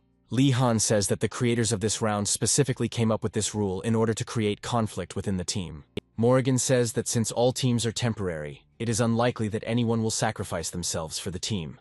The system asks teams to choose their candidate within 1 minute, adding that otherwise the entire team will be disqualified. All 4 players on Sam's team raise their hands and express their desire to be a candidate. Surprised by this outcome of events, all members of the squad look at each other. Sam concludes that their team seems to be different from all the others. Lee Han says that he can go first, as he can easily eliminate 4 players. Sam says that he just invited Lee Han to the team, so sending him first would be impolite. Morgan tries to stop Sam, telling him that it is very unsafe. Sam tells her not to worry, adding that he will be the greatest player and will not die in such a simple test. Alice looks at Sam happily, saying that he really is the right man for her. Sam enters the arena, and the metal gates creak shut behind him. He mentally notes that the essence of the last test has not changed at all since the last time. A second later, several kunai fly at him, but he easily blocks them, saying that these pathetic tricks do not impress him. A player dressed as a ninja appears in the arena, and Sam says that he should let Lee Han in first to watch the battle between the samurai and the ninja. The ninja replies that it doesn't matter, since he will have to fight him anyway after he finishes off Sam. With these words, he creates a large number of copies of himself using the cloning technique. Sam says it's just a card effect, adding that the guy has simply watched a lot of ninja movies. The ninja attacks Sam, telling him that he cannot defeat his endless clones. Sam grabs his spear and easily destroys the clumsy opponent. After this, he rushes into the attack, destroying one clone after another with the help of his spear. However, after a while he finds himself surrounded again and takes a short pause to catch his breath. The ninja tells Sam that his efforts are useless, as in the end he will not defeat the clone army anyway. Sam asks his opponent in disappointment why he doesn't get points for killing his clones, adding that he wanted to use them for grinding. With these words, he turns his spear into a bow and says that from now on, he will not waste his time in vain.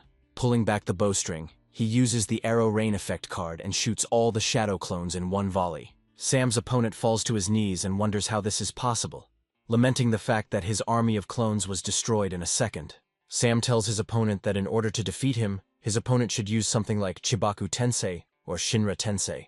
He adds that he should go back and train harder, and pierces the enemy with his spear. However, the enemy immediately dissipates like a cloud of smoke, leaving Sam confused. Ninja jumps on Sam from behind and says that if anyone needs to train, it's him. He pierces Sam's body with a kunai, but this also turns out to be an illusion. The ninja can't believe his eyes and tries to understand how this is even possible. Sam appears behind his opponent, raises his sword, and tells his opponent that he shouldn't have been so arrogant in front of him. He strikes with lightning speed, instantly killing the ninja, adding that only a fool would show off in front of a professional. A thin, middle-aged man appears in front of Sam and says that the first round ended too quickly. He looks at his fallen comrade and says that cosplaying as a ninja was a mistake, adding that this is why he lost so quickly. Sam stretches his joints, expressing hope that this match will please him with at least something interesting. Spectators watching Sam's endless self-admiration begin to write good luck wishes in the chat, mixed with angry comments hoping for his defeat. The man says the player in the ninja costume was just a decoy, adding that Sam doesn't look all that strong. Sam says that with his opponent's permission, he will demonstrate his full power to him. The man takes out his art and activates an ability called Slippery Type. Sam rushes to attack, but the man easily dodges all of his lightning attacks thanks to the card's effect. Sam notes that his opponent is indeed slippery, adding that he can't hit him even with his fastest attacks. The man says he doesn't care how fast Sam attacks, adding that as long as his attacks remain imperfect, he can easily dodge them.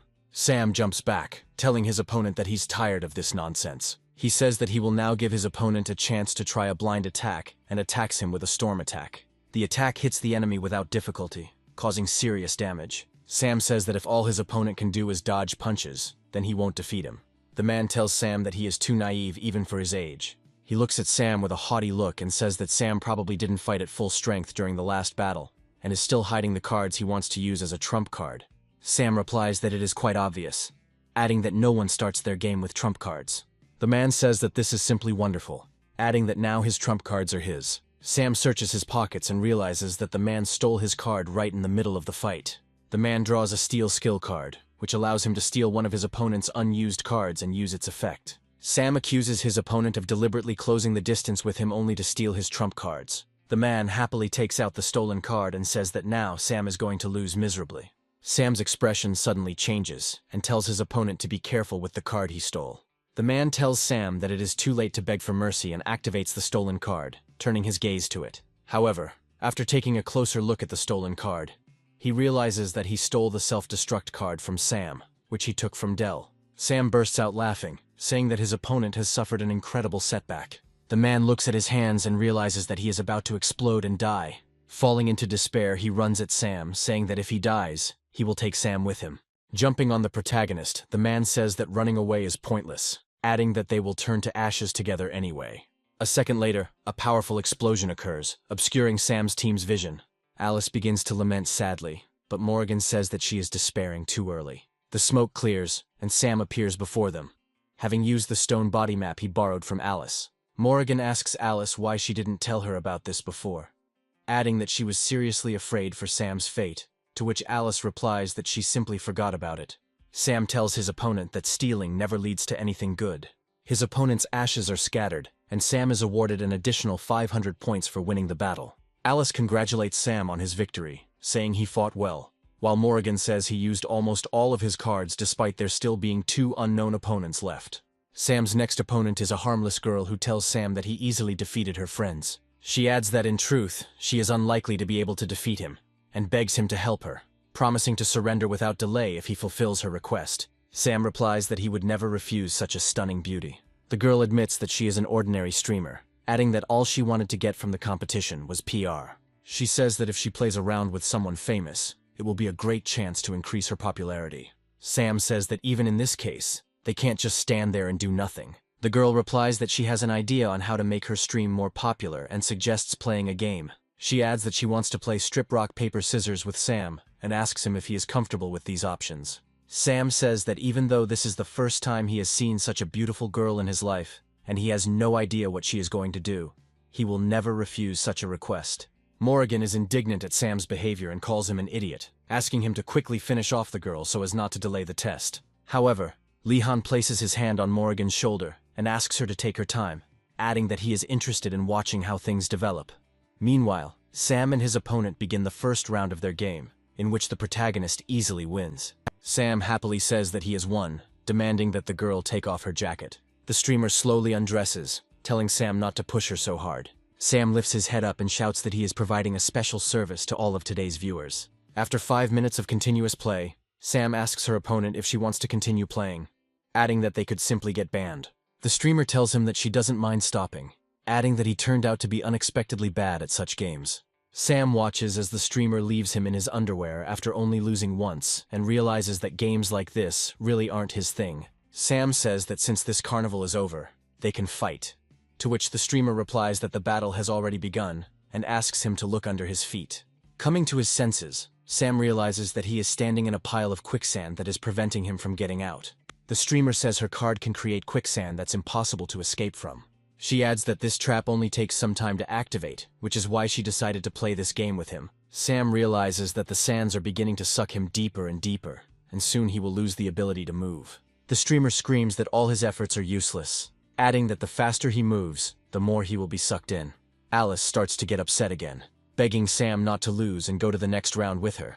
But Morrigan continues to remain strong, saying that this idiot does not give up so easily. The streamer says that Sam is showing himself to be too weak for being #1 in points. With the last of his strength, Sam pulls the map out of the sand, calling on a reconnaissance drone. A flying drone immediately appears under the arena's ceiling and descends towards Sam's location. Sam manages to grab the drone's legs with his hand and commands it to take off. The drone easily pulls Sam out of the sand, lifting him higher and higher above the sand. Sam summons his sword and says that the streamer's trap did not impress him at all. With these words, he falls down like a stone, cutting down his rival with one blow of his sharp sword. The system rewards Sam again for the defeated opponent, adding 500 points to his score. Morrigan calls Sam an idiot again, saying that he always takes risks where he could have taken the easy way out. Sam gets dressed and mentally notes that he has no cards left that aren't on cooldown, which means he'll have to figure it out somehow. Turning around, he notices that his last opponent is Dorothy, whom he already knows well. Sam is surprised that she is the final opponent, to which the girl asks him if he expected someone else. Sam starts to show off, saying that he expected his final opponent to be someone who hadn't lost to him in the past. Dorothy tells Sam that she is well aware of all the previous rounds that resulted in Sam being left without cards. She creates a fireball and says that this time she will avenge her friend Dell. Sam jumps to the side in an attempt to dodge Dorothy's fire attacks. He summons his bow and takes aim, mentally remembering that his opponent's body is far from being so strong, and that only one hit will be enough for him. However, Sam immediately realizes that Dorothy has used her invisibility card and is nowhere to be seen. Sam says that this was to be expected, trying to figure out where he should look for his rival now. Dorothy watches the protagonist, mentally telling herself that as long as she is invisible, Sam will not be able to do anything to her. Taking advantage of the opportune moment, she once again unleashes a swarm of meteors on Sam, but thanks to his reflexes, he manages to dodge the deadly attack. Alice says that this is unfair, since Dorothy is still using cards that make her invisible. After some time, Sam says that he has found his rival. Taking out his bow, he begins to aim towards Dorothy, casting a hail of arrows. Dorothy realizes that Sam is bluffing because he can't see her. However, Sam raises his arrow upward, ending the ability's activation. Dorothy looks up and wonders in her mind what strange thing Sam is up to. The arrows Sam shoots upwards after a while rush downwards, covering a large area. A hail of arrows falls to the ground, landing all over the arena, sticking into the sand. Sam turns around, trying to find Dorothy's body, but realizes something has gone wrong. A huge fiery hurricane rises in front of his face and moves towards him at high speed. Before Sam could dodge, he suffered serious damage and was thrown back several meters. Morrigan loses her cool and cries out Sam's name in concern, hoping he's okay. Morrigan says that this fire was too strong, so Sam is unlikely to survive. And Alice does not hold back at all, starting to cry. Dorothy says that he almost hit her with his attack, but he was just unlucky and she remained unharmed. However, noticing that Sam was still moving, she looked at him in surprise, not understanding how this was possible. Sam praises Dorothy for her efforts, saying that he definitely would not survive another attack like that. After this, he points his bow towards Dorothy and says that now he can see her. Dorothy tells herself that this is impossible, since she must remain invisible. Realizing that Sam wasn't aiming at her for no reason, she decided to change her position, running across the sand to the side. Sam stands up and draws his bow, saying that it's all over now. Releasing the bowstring, he hits Dorothy square in the chest, killing her instantly. He approaches the defeated girl and tells her that in the end, she has lost. Dorothy asks Sam how he was able to see her despite being invisible. Sam says it was all just a bluff, explaining that he hadn't seen her all this time. He adds that he was only able to see her when she began to move across the sand, and he noticed her tracks. Dorothy says it's sand from the last fight, and asks Sam if he thought this through from the start. Sam calmly replies that it was all just a ridiculous accident. Dorothy is surprised by this turn of events, realizing the stupidity of the situation. Dorothy laughs, saying that unfortunately she was unable to avenge Dell, but admits that it was a very fun game. Dorothy's body disappears, and the system notifies Sam that his last opponent has been defeated, awarding him another 500 points. The test ends, and the system congratulates Sam and his entire squad on their victory. The system states that as a reward, each player who advances can choose a card's effect and turn it into their skill, while the remaining cards will be bought back at a cost of 500 points per card. Astrid watches a system notification that Sam has received an additional title and several rewards for defeating 4 players solo. Stan, who also saw this notification, laughs sincerely and says that brother Sam now owes them all dinner. Sam is mentally glad that this achievement has not changed at all, adding that the reward was worth all the effort. Li Han tells Sam that he now sees through him and his plans. Sam says that Lee Han is too strong for him to defeat so easily, and then invites him to join the squad on a permanent basis. Lee Han says that Sam is indeed a very interesting guy and promises to think about it. 3 days after the second round was re-recorded, the host said that the third round would begin very soon. Martha, watching the broadcast, says that Sam is incredibly strong, adding that she does not regret at all that she burned alive. Also, somewhere in the real world, Dorothy tugs at Dell's sleeve and tells him she wants cotton candy. Looking at her, he says that this is the last time she will twist him around her finger. Sometime later, the doorbell rings in Sam's apartment in the real world. He opens the door and sees all his team members showing up to visit him, happily greeting him. After some time, Sam and Stan decide to fight in a fighting game, and Stan easily defeats the main character. Alice peeks into the kitchen and asks Astrid and Morrigan what they are cooking, offering to help. Morrigan replies that if Alice just sits quietly on the couch, she will already be doing them an invaluable service. Astrid agrees with Morrigan's words, and adds that the kitchen is a woman's battlefield. Alice says that she is also a girl, but decides not to argue with them. Astrid reflects to herself that she couldn't believe that Sam would be able to meet such a well-mannered girl like Morrigan. Meanwhile, Morrigan is also secretly watching Astrid and mentally wondering who she could be. After a while, the girls finish cooking and set a luxurious table. Astrid and Morrigan exchange compliments about the quality of the food. Alice tells Stan that she senses a certain competitive spirit, to which he tells her to talk less and eat more. Sam says that they are not here just for delicious food and suggests talking about the next round. Morrigan says she heard from Astrid that Sam can predict what will happen in the next rounds. Sam mentally notes that one of the downsides of being reborn is that he can't just tell them the truth, so he has to make up excuses. Sam says he simply analyzes what's happening and understands the level creator's logic, adding that after some practice it becomes very easy. A few hours later, Sam finishes talking about the next round and tells the departing guests that it will begin tomorrow night. Stan and Sam's other friends say that they will see each other tomorrow and say goodbye to him. Sam tells Stan that the girls don't mind if they all stay the night at his place. Stan refuses, saying that tomorrow he is going with his daughter to his wife's grave to put everything in order and pray. Sam puts her hand on Stan's shoulder and asks him to say hi to her for him. Stan smiles and says that if she knew that he would meet such friends, she would be very happy too. After a while, he welcomes all players to the start of the third round of the competition, adding that this round is called Iron Hooves and Endless Borders, during which each player finds themselves in their own time period of heroes and chaos under different personalities. The system says that in this game there are different factions, each of which will have 5 players who must defeat the others. Morrigan looks at the description of this round in surprise and says that Sam already predicted all of this. Dance strikes an epic pose and asks the protagonist if he's ready for the third round of this confrontation. Sam wonders why their company hasn't been able to hire a pretty lady as a presenter, and Dance yells at him. After this, he says that wasting your time on him is a mistake, and decides to explain the rules to all players. Sam asks him to hurry up and says that his time is very valuable, and he is not ready to waste it on some nonsense. Dance states that he must use his points to exchange gold, warning that it is their in-game capital.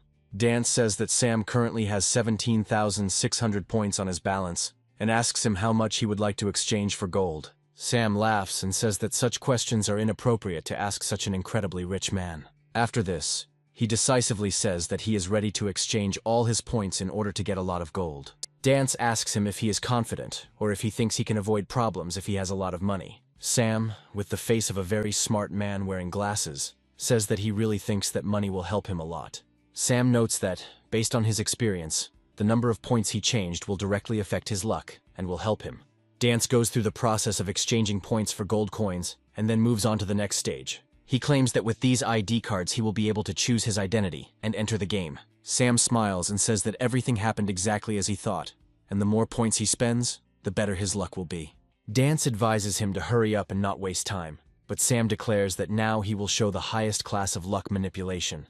He declares that now everything will be decided by the power of money, because with such a stake, he can at least be a military strategist or a lord. Dance also says that players can only get one personality, which cannot be traded later. Sam says that someone said that superstitions cannot influence events, and money cannot influence fate. But now he will show that this is not true.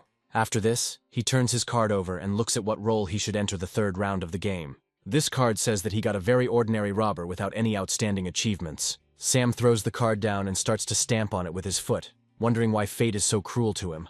Looking at his new clothes, he sadly says that he has really become an ordinary robber.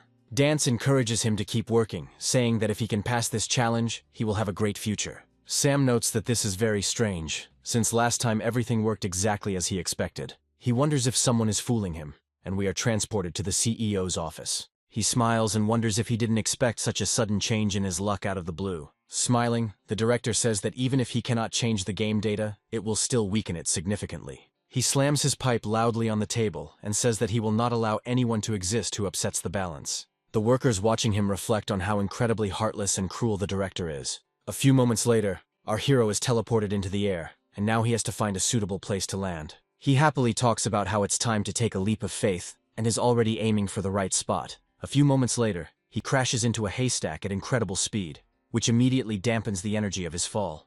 Jumping out of this haystack, he wonders why he couldn't have entered this round normally. He also discovers that he is near a mountain bandit stronghold, and decides to go in for reconnaissance. One of the robbers accuses his competitor named Victor of betraying him at the most crucial moment. Victor accuses him of refusing to work with city officials and letting down their brotherhood. He declares that he has now become the leader of the hair-on-the-chest fortress, and those who join him will share in their glorious riches. However, suddenly someone spits hatefully in this man's face, clearly not approving of his candidacy for the role of leader. The robber says that Victor not only killed the previous leader of the gang, but he also has no hair on his chest.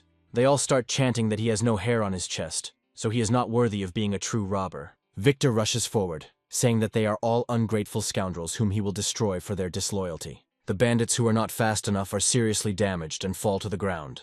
Sam watches this and realizes that he came here at the wrong time, because he has no right to leadership in this gang. After this, he notes that these bandits do not recognize as a leader someone who has no hair on his chest, and in this regard, he is a bad candidate. Suddenly he hears a goat nearby, who happily flies into the hay and bleats loudly. Sam takes a quick look at the animal and realizes that it has enough fur to be borrowed. Smiling, he says that fate is on his side, and he has a solution to the problem that has just arisen. The goat still doesn't understand the depth of the problem he's in, and continues to peacefully eat hay. However, after a few moments, he notices an approaching shadow and looks at it in surprise. Sam says that for his sake he must sacrifice himself a little, since this will lead to the achievement of a more noble goal. The goat, of course, is not eager to sacrifice his fur, and begins to squeal loudly, attracting the attention of others. Victor, meanwhile, continues to beat up the other bandits and wonders who else he needs to convince. Sam suddenly appears among the usual crowd and shows his chest with glued hair, saying that he does not agree. Victor looks in surprise at the robber who appeared out of nowhere and asks him who he is. Sam happily says his name, after which he begins to demonstratively and very manly show off his chest. The other bandits begin to praise Sam's large amount of chest hair, remarking that it is incredibly beautiful. Sam jumps down and says that Victor shouldn't call himself the leader, because he is one by right. Victor steps on the hand of the previous gang leader and says that today will definitely be a lot of fun. After this, he takes the sword out of the enemy's body and says that without a command, he will not be able to achieve anything anyway. Having broken the distance with his opponent, he delivers a sweeping blow that passes through the hologram of the protagonist. Victor wonders what it was, and why his opponent simply disappeared instead of falling dead. Sam notes that the map he acquired some time ago turned out to be incredibly useful and saved his life. After this, he prepares to launch a major attack on his opponent, who is still caught off guard. Victor doesn't have time to do anything, and receives serious damage to his hull. Sam delivered a really strong blow that cut through the metal straps and iron rings on Victor's chest. Victor takes a step back, feeling the searing pain from the wound, and asks him how he can be so strong. Sam states that you should live every day as if it were your last and always give it your all. He happily says that it seems he is now the leader of this fortress, and asks if there is anyone who disagrees. People say that the legendary god of chest hair appeared before them, and that he was therefore chosen to rule over them. Sam quickly covers his chest, thinking that he was just in time to get the decoy. A few moments later, another robber runs into the fortress, loudly demanding attention.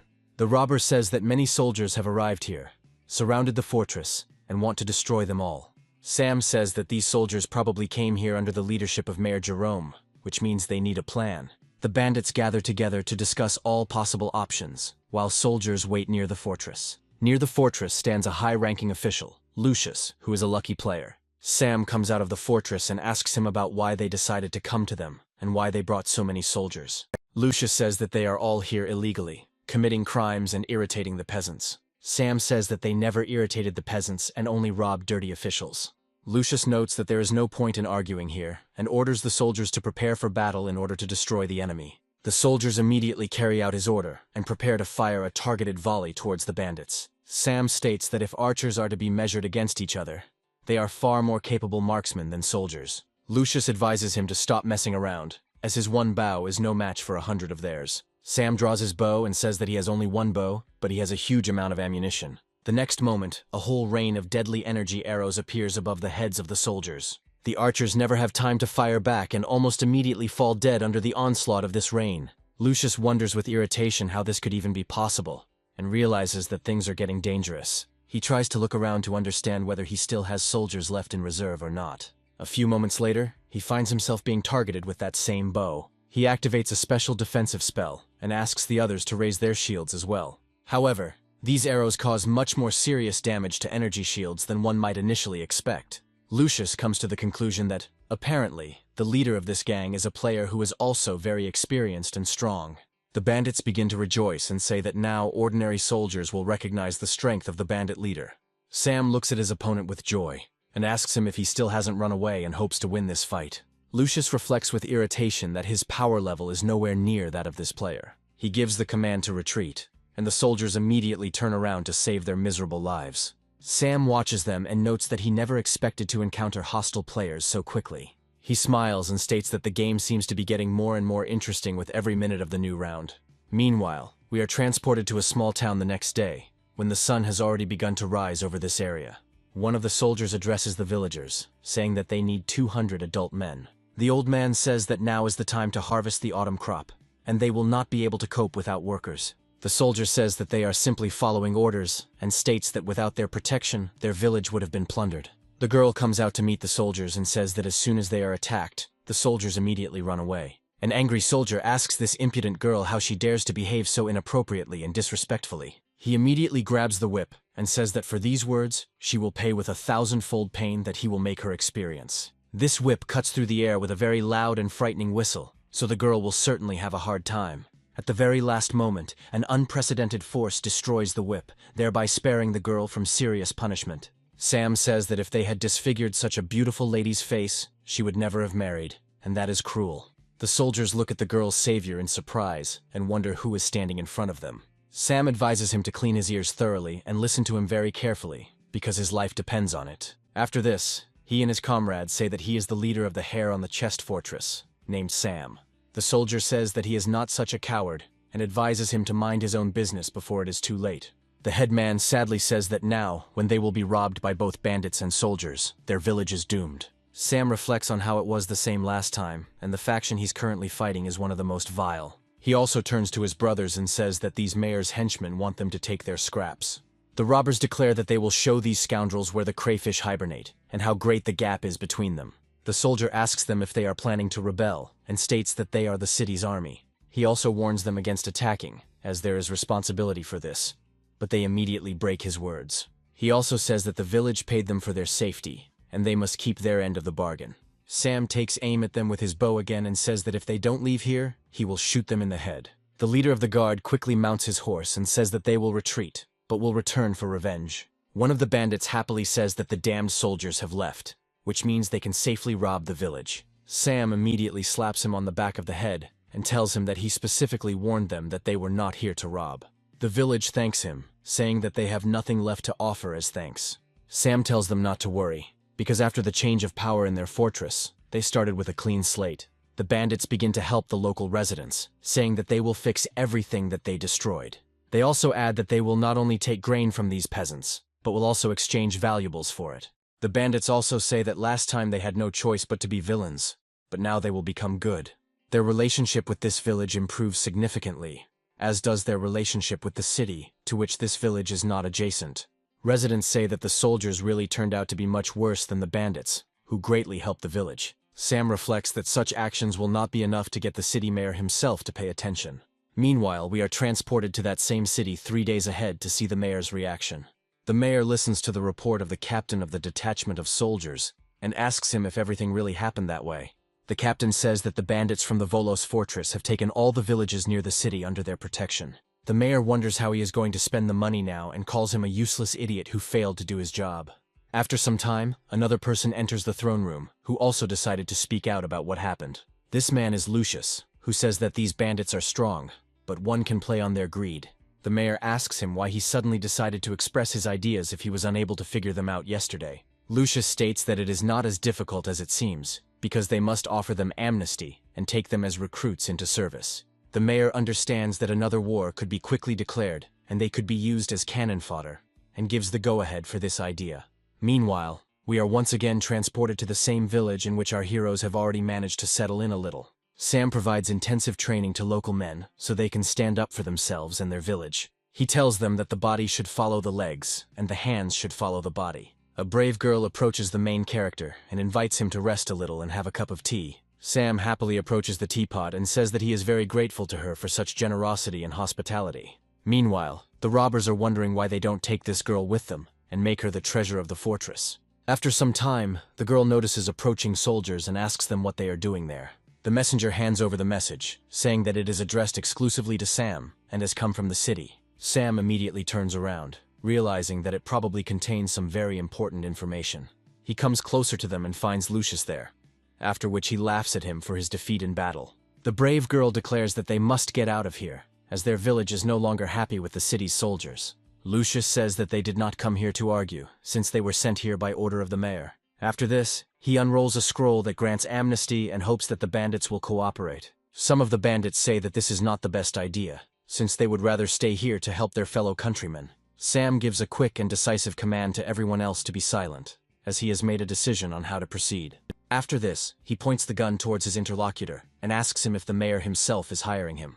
Lucius, realizing that it would be better for him not to get into trouble, says that even if he refuses, he should not hit him. Sam stares at him for a long moment before loudly slamming the back of his spear on the ground to get his attention. He happily says that he accepts this offer and will be an official of the city. The robbers look at him in surprise and ask if he really agreed to this, since it is very unprofitable. Sam states that becoming part of the city and serving it for money is promising, because being a robber for the rest of your life is boring.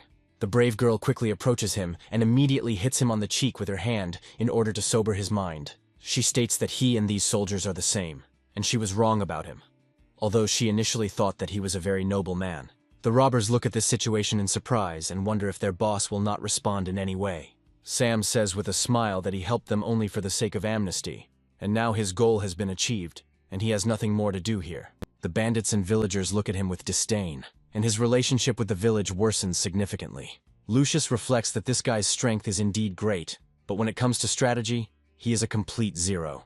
Sam climbs onto his horse and asks the officer to clear the road as quickly as possible, so that they can get there more safely. Lucius immediately becomes more polite to him, praises his strength and ingenuity, and then asks him to accept the gift. Sam finds that one of the soldiers has already approached him and handed him a special suit of armor that officials wear. Sam turns sadly towards his comrades and reflects on the fact that he is forced to do this for the sake of his plans. After some time, we are transported to the palace, where messengers announce that the Lord of Bandits has arrived here. Sam bows in a respectful gesture and says that he is glad to greet his master in all his glory. The mayor says that he is hiring him to be the city's protector and hopes that he will not disappoint him. Sam bows again and says that for his lord's sake he will do everything in his power to achieve success. Lucius looks at his opponent with joy, realizing that now he will not be considered dangerous because he will be sent in the first attack.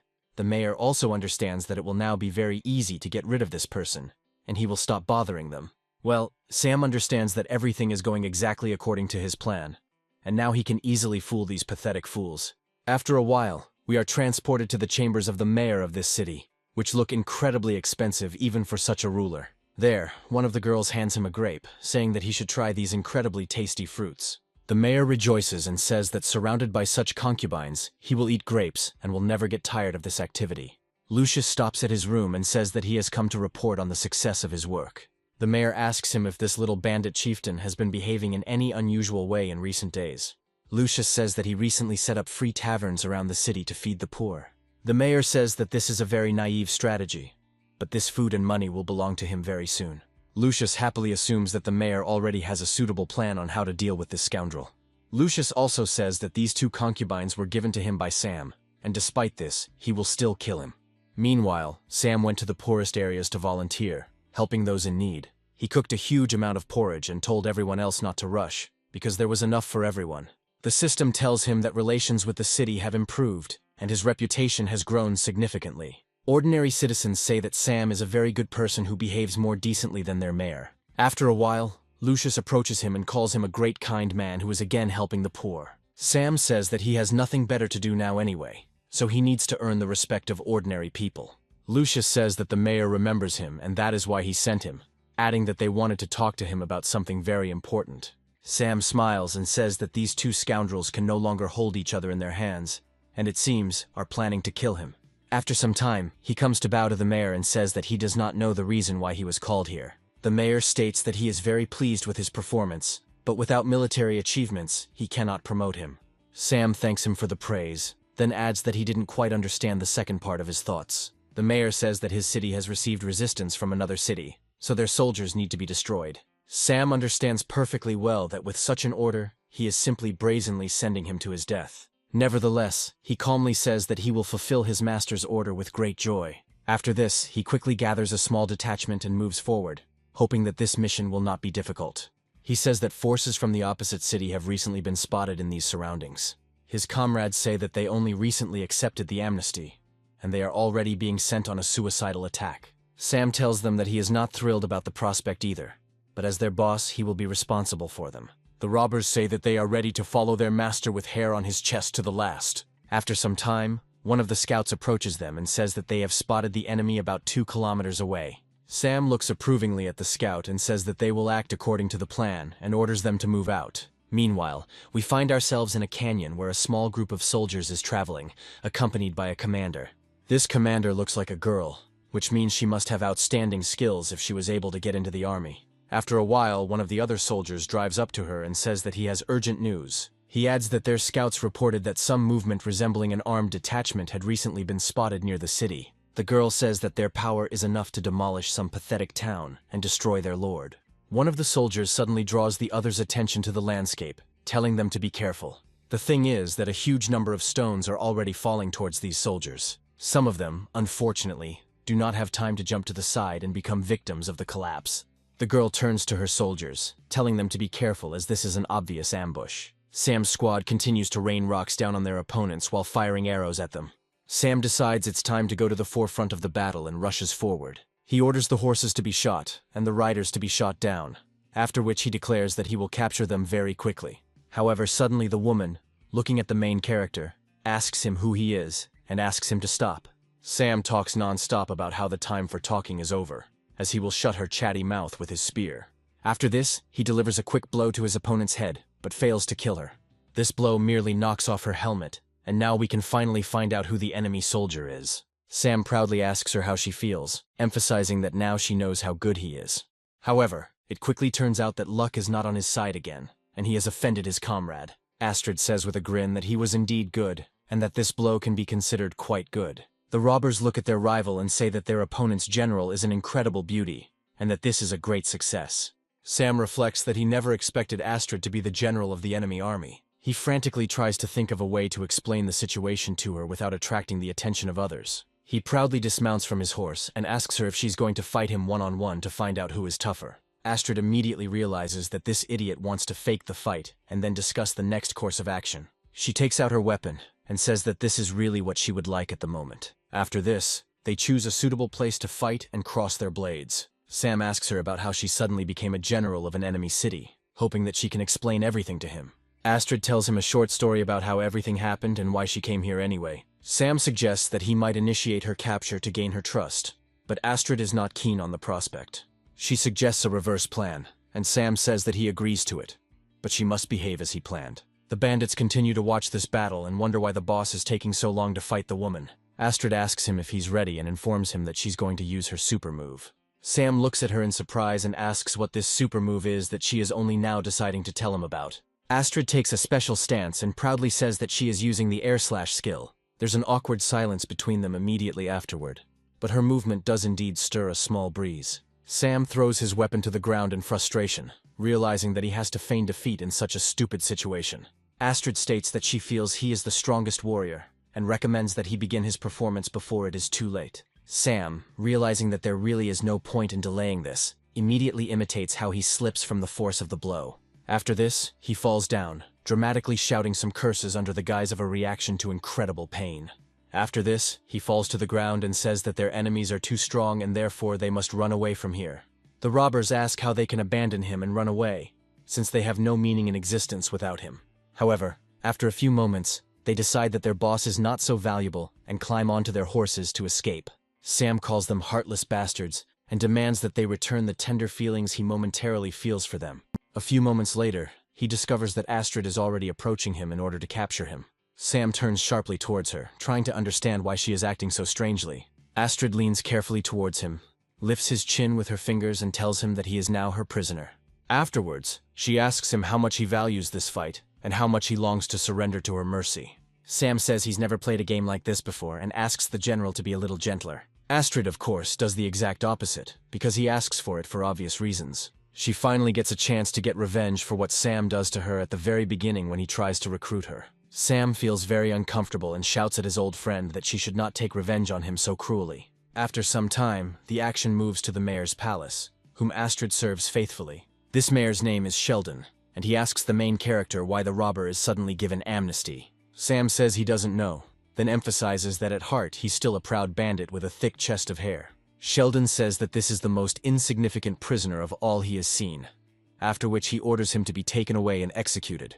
However, Astrid intervenes, saying that she will not allow him to simply be killed. She calls the Lord her father, after which she declares that she is the one who is captivating this prisoner, and therefore she will decide his fate. Sam looks at his ally in surprise and realizes that she looks absolutely stunning in this outfit. Sheldon places his hands menacingly on his throne and says that his daughter is very problematic and often argues. After this, he begins to happily say that he loves her very much and is ready to let her do whatever she wants. Sam wonders why his ally gets a mayoral father at the start, while he has to fight for the bandits' respect. Sheldon happily orders the guards to tie up the protagonist immediately, since this is his daughter's will. Sam tells them that they don't have to worry about it before standing up and spreading his arms out to the sides. His strength turns out to be so powerful that he manages to tear these ropes as if they were already completely drying out. Sheldon notes his obvious strength and asks why he pretends to be weak all this time. Sam says that this is his way of showing respect to the mayor, and that if he hadn't ordered him to be untied, he wouldn't have tried to break free. He also says that he is deliberately losing to his daughter because his goal is to visit this city. Sheldon asks him why the general of a warring city suddenly wants to see him. Sam says that the mayor of another city has been wasting away for decades and asks for people to be given to him so that he can take over the city. Sheldon asks why he should lend him people, since it is too dangerous. Astrid says that this man cannot lie to him, and states that she is personally ready to vouch for the fact that he is completely honest. Sheldon looks at her incredulously and asks how long they have known each other so that she can vouch for him. Astrid decides to put on a show and says that this topic is too delicate to talk about publicly. After this, she carefully leans towards her father and tells him that she is already engaged to Sam and that he is about to become a grandfather. Sheldon quickly rises from his throne and wonders how this is even possible. Sam stands there with a blank look as he can't hear a single word of what they are whispering about. Sheldon says he's being told the truth when he hears that girls are very difficult to keep track of once they grow up. After this, he tells Sam that he will provide him with men if he agrees to the terms, and Sam states that he will do whatever he orders. Astrid is a little embarrassed, realizing that this fool has no idea what he's just signing up for. Sheldon says that his condition is that Sam and Astrid must get married as soon as possible. Sam says he doesn't see any problem with this and agrees to fulfill any demands. However, after a few seconds, he actually realizes what he has just been offered. He wonders if they are joking or if he really should take her as his wife very soon. He looks at Sheldon in surprise and asks what he means by trying to marry them so quickly. Sheldon says that if he hadn't realized how serious it was, he wouldn't have allowed Astrid to marry him. Astrid comes closer and says that he shouldn't pretend that there is nothing between them, because he is already under pressure. Sam quietly asks her what she is telling this mayor, and what exactly he should answer for everything to work out okay. Astrid says that Sheldon's values are changing, and he always dreams of a successor, and she lied about carrying Sam's child. Sam asks her menacingly if this topic is not sacred enough to allow herself to lie about it. Astrid immediately starts choking him and asks if he seriously thinks she doesn't want to date anyone. Sam frees himself from her captivity and carefully says that he understands her perfectly and decides to play along with her. After this, he proudly says that as soon as he sees Astrid, it becomes love at first sight. He also says that he swears that all the lands under heaven will one day belong to her. Sheldon says that it sounds very good, and that such an impudent person deserves to be his son-in-law. Astrid reflects on how her heart actually suddenly starts beating faster at the words he just said. Sam looks at her happily and asks how many points she would give to his amazing performance. Astrid looks back at him with irritation and says that she knew he couldn't be relied on. After this, she delivers a powerful blow to his side, thereby hinting that she does not appreciate his lies very highly. Sam screams loudly, and at first Sheldon doesn't even understand what's happening and why he's suddenly screaming. He asks his dear son-in-law why he suddenly cries out as if something hurts. Sam happily says that he is overwhelmed with excitement at the prospect of marrying such a beauty. Sheldon says that when his wife is alive, he too is a lovesick dove next to her and still remembers this. He also states that he is ready to have their wedding today, and they both look at him in surprise and ask why so early. However, that same evening, a grand celebration begins, and Astrid dresses in a special robe with a red hood. People advise each other to disperse and say that now the groom is entering the bridal chamber. Sam thanks the gods that he can handle alcohol, despite the fact that he's quite strong in this game. After this, he falls on the bed and asks her why she is still sitting on the bed instead of lying down. Astrid immediately grabs him by the clothes to pull him closer to her and properly explain the situation to him. She adds that she only plays along with him because he wants to win the game and will not tolerate him using her. Sam says he was joking and emphasizes that this is a virtual world, so nothing can happen between them. Astrid asks him what his plans are, because even if they give him soldiers, he won't be able to take over the city. Sam declares that he has a brilliant plan and that they just need to get to the walls of this city at the right time. Astrid asks him what about tonight and suggests that he probably won't want to sleep with her tonight. Sam says that even if the game isn't made 100% realistic, they still have to trick her father. Astrid turns her gaze to him in surprise and asks what he plans to do about it.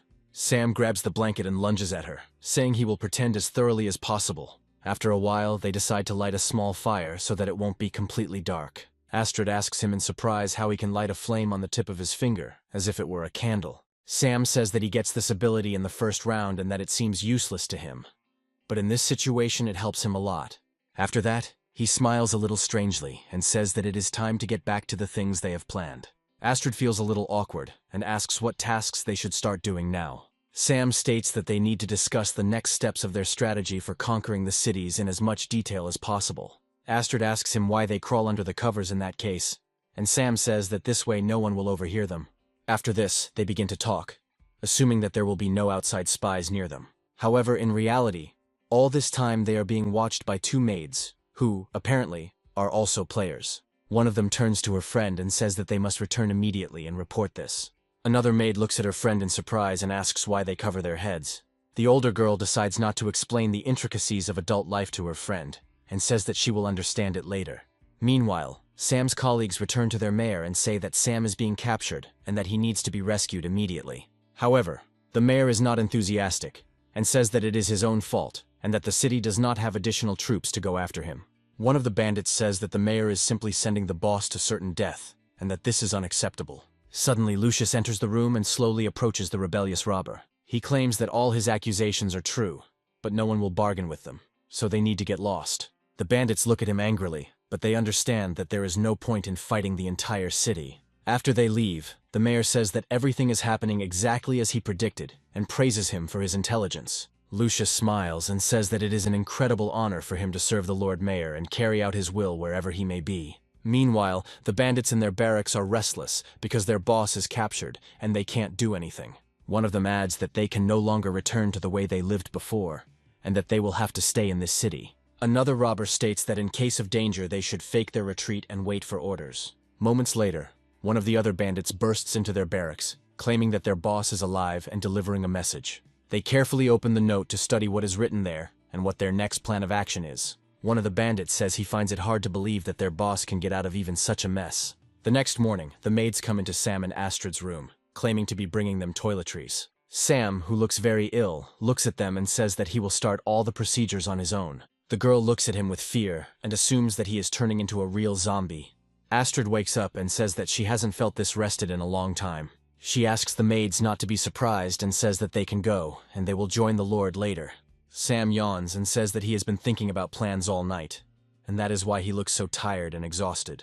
Astrid says that he is becoming useless unlike her because he has very little stamina. Sam claims that the reason for this is that she falls asleep last night right in the middle of their discussion, and he thinks everything out on his own. He also adds that the position she sleeps in is simply terrible, as it looks like an octopus that is strangling him. Astrid states that if they have thought through all the details, then all that remains is to convince Lord Father that this plan is a good one. Sam heads towards the throne room and says that he really hopes Sheldon agrees to this. However, upon hearing this plan, Sheldon sternly asks the protagonist why he would want Astrid to marry the mayor. He advises him not to be an idiot, because they got married yesterday, and now he is ready to give his wife to his enemy. Sam says this is his strategy for taking over the enemy city, and promises that Astrid will be fine. Astrid also says that his plan is perfect, and that even if it fails, they can retreat calmly without losing anything. Sheldon states that he can't force his daughter to stay, so they will follow his plan and hope for the best. Sam proudly says that he will protect Astrid even at the cost of his life, so there is no doubt about it. Astrid is a little embarrassed, but understands that this is also part of the performance in which she is forced to play a lover. Sam happily says that they are leaving tomorrow, so they start packing now. Sheldon decides to follow them and says that he has important news about what is happening. He immediately takes Sam aside and says that they need to talk about one very important thing. He hands him a small bottle of the potion, saying that it will definitely be useful to him in future adventures. Sam looks at him with slight disbelief and asks what it is and why he needs it. Sheldon claims that this is an amazing medicine that allows you to increase male potency even if a person is tired. Sam thanks him for his concern and says that no one has ever taken such good care of him. Sheldon taps him on the shoulder and says that young people are better off using this medicine in moderation and not overdoing it. Astrid says that the Lord Father cares very much for his son-in-law, and Sam states that this time the misunderstanding plays into their hands. Meanwhile, the action moves to the enemy city, which our heroes are so diligently trying to capture. One of the mayor's servants says that he receives a letter from the mayor of a neighboring town. The fat official expresses the hope that this letter does not contain a declaration of war, as that would be inopportune. Seeing what is written there, he joyfully says that it seems that even the heavens have decided to side with him in this matter. Lucius comes closer to the mayor and says that he would very much like to know what makes his master so happy. The mayor says that this old fool wants to give him his daughter as a wife to form an alliance, noting that this is very profitable. Lucius expresses a little doubt about this, and says that it is very suspicious, since there is no reason for this. However, the mayor perceives these words as an insult directed at him, and his pride cannot bear such a hint. He throws a cup of water at him and asks if he wants to say that he is unworthy of being the husband of such a girl. Lucius gazes lovingly at the polished surface of his armor, as well as at the water that is unpleasantly spreading over it. He immediately falls to one knee, and says that he would never have dared to suggest something like that. The mayor immediately demands a response that he agrees, and promises to organize a grand celebration. However, his aides say their treasury will be empty, so they are unlikely to be able to pay for such a celebration. The mayor says that they just need to collect more taxes from the population under some pretext. After soldiers fleece the poor for their last pennies, their loyalty to the mayor diminishes significantly. Every act of confiscating property from the poor lowers their loyalty level and increases the likelihood of civil unrest. However, this does not happen within the next 3 days, and the city gates open to receive dear guests. The servants tasked with opening the gates say they are happy to welcome Sheldon's daughter to their city. The soldiers walk beside their mistress, ready to defend her at any moment in case of unforeseen danger. After some time, Astrid arrives at the palace, thus marking the beginning of preparations for the great holiday. She says that she often hears that Lord Jerome is very handsome and courageous, and now she realizes that it is true. Sam is next to her to make sure that no one bothers her ahead of time.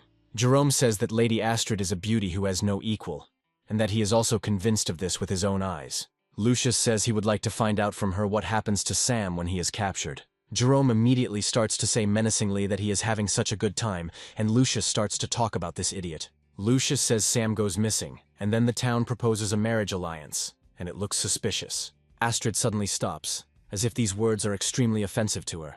After this, she expresses hope that Lucius does not imply that Astrid is acting on someone's orders, and that this alliance is just a cover.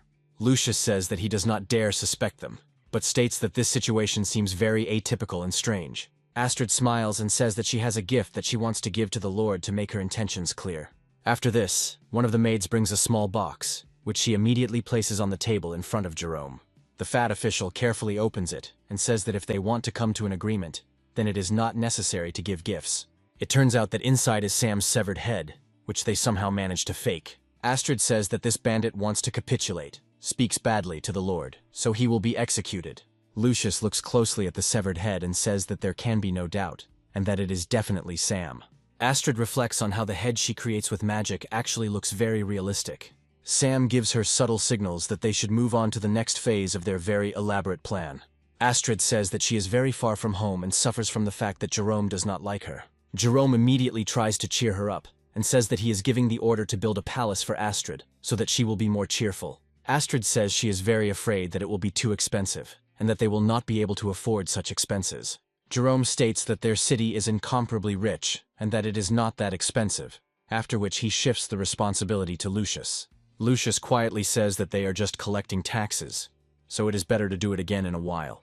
Jerome angrily says that if he doesn't follow his orders, then he better not even hope that he survives. Lucius steps out onto the giant wall and tells the peasants that they will immediately initiate an urgent call for service. People begin to grumble and say that they have very few sons left, and that they do not want to send them into service. 3 days later, Lucius is walking around the neighborhood, thinking about what he should do to gain power. He reflects on how this fat bastard is treating them like dogs, and that he will pay him back in the same coin. However, after a while he hears a suspicious noise and immediately decides to turn towards this noise. Before his eyes appears Astrid, who seems not to notice him and calmly strolls through the park.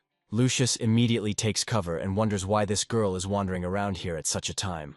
Nevertheless, he decides to follow her, thinking that perhaps there will be something very interesting there.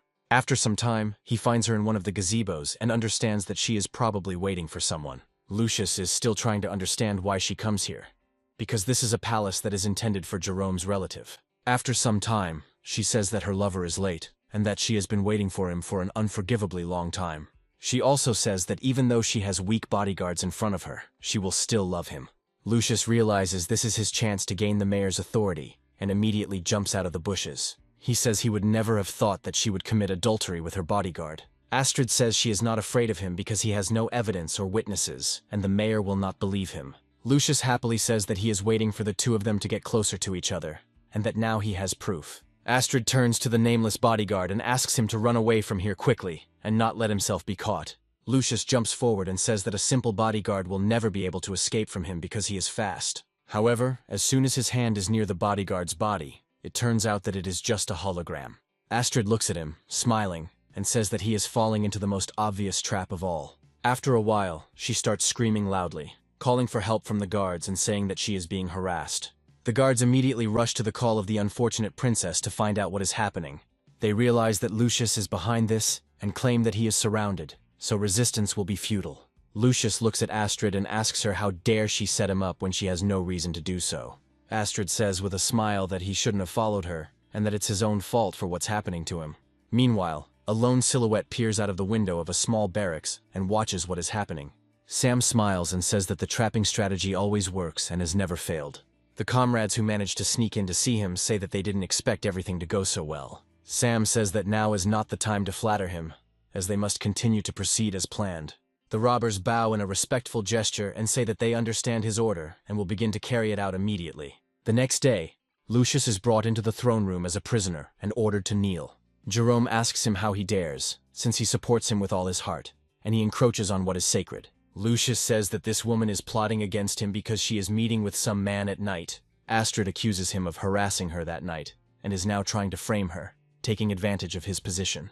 Jerome angrily says that this scoundrel should be locked up in a dungeon, and then he will behead him himself. Lucius is still trying to prove his innocence, shouting loudly that he is not doing what he is accused of. After some time, he finds himself in a dungeon and wonders how a simple NPC dares to treat him like this. The guard advises him to stop being indignant, since he is already a prisoner who is awaiting his death sentence. A few moments later, a knife hits him and he immediately falls dead, since no one can survive such wounds.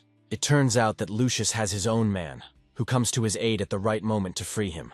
Lucius, however, accuses him of being slow, but he states that there are some minor difficulties. Lucius says that he is staying here for these 2 days, and asks to convey instructions to the others so that they wait for the signal. Lucius promises to take revenge on this pathetic NPC for this act, and for the fact that he even manages to turn against the player. Meanwhile, the moon sets over the city, and all the insidious plans gradually begin to come to fruition. After some time, the system notifies that the Cyan player has conquered the city and won a mysterious treasure. The other player turns out to be a wise ruler, and for this the peasants give him a mystical treasure. The system also says that player Stan leads his army and defeats another player, receiving 500 points. 3 days later, Jerome says that today is an important day, so the others can celebrate and enjoy life. All the arriving guests say that they wish the mayor a prosperous marriage and all the best in life. Astrid continues to sit on the throne, while her face is once again hidden under the hood, as required by tradition. Astrid thinks irritably that if this idiot doesn't hurry up, she'll have to go to bed with the mayor. After a while, one of the guards says that he wants to raise a toast to the birth of a good son. Jerome says they are too kind, then promises that they will have 8 or even 9 children. Suddenly the man throws his glass forward, saying that unfortunately they won't have that opportunity. The glass flies straight into the fat mayor's face and shatters, leaving small wounds on him. Immediately after this, he turns to the guards and says that the time has come to deliver justice. Jerome turns around in surprise at his guest and asks who he is and why he is doing such things. The mysterious guest asks him if he still has no idea who is right in front of him. After this, he takes off his makeup, and it turns out that it is Lucius, who quickly gets out of prison. Jerome asks him how this is even possible, since he locked him in the dungeon so that he would rot there. Lucius states that he has already bribed all of his followers, and he originally wanted to make him a puppet, but he was too stupid. Jerome falls to the ground and begs him not to kill him, admitting that he was wrong and will now listen to him. Lucius rushes forward and says that the position of mayor was originally his, and he will take it back by right. A few moments later, a blade slams into the mayor's body, and this blow proves fatal for such a fat man. Astrid looks at him in surprise and says that Lucius is very skilled at deception, and the depth of his plans is impressive. Lucius, meanwhile, immediately grabs her hand so that she has no opportunity to escape from him. He also states that she accused him of harassing her, and now he will fulfill her fears if that is what she wants. Astrid immediately delivers lightning-fast blows to his face so that he finally thinks and realizes that he was wrong. She accuses him of being naive and says that when it comes to fighting, he won't be a problem for her. Lucius looks at her with irritation and asks if she is a player too. Astrid shoots him and says that he won't be able to escape her arrow at such a short distance. However, after a few moments, this arrow hits the protective barrier and immediately bounces to the side.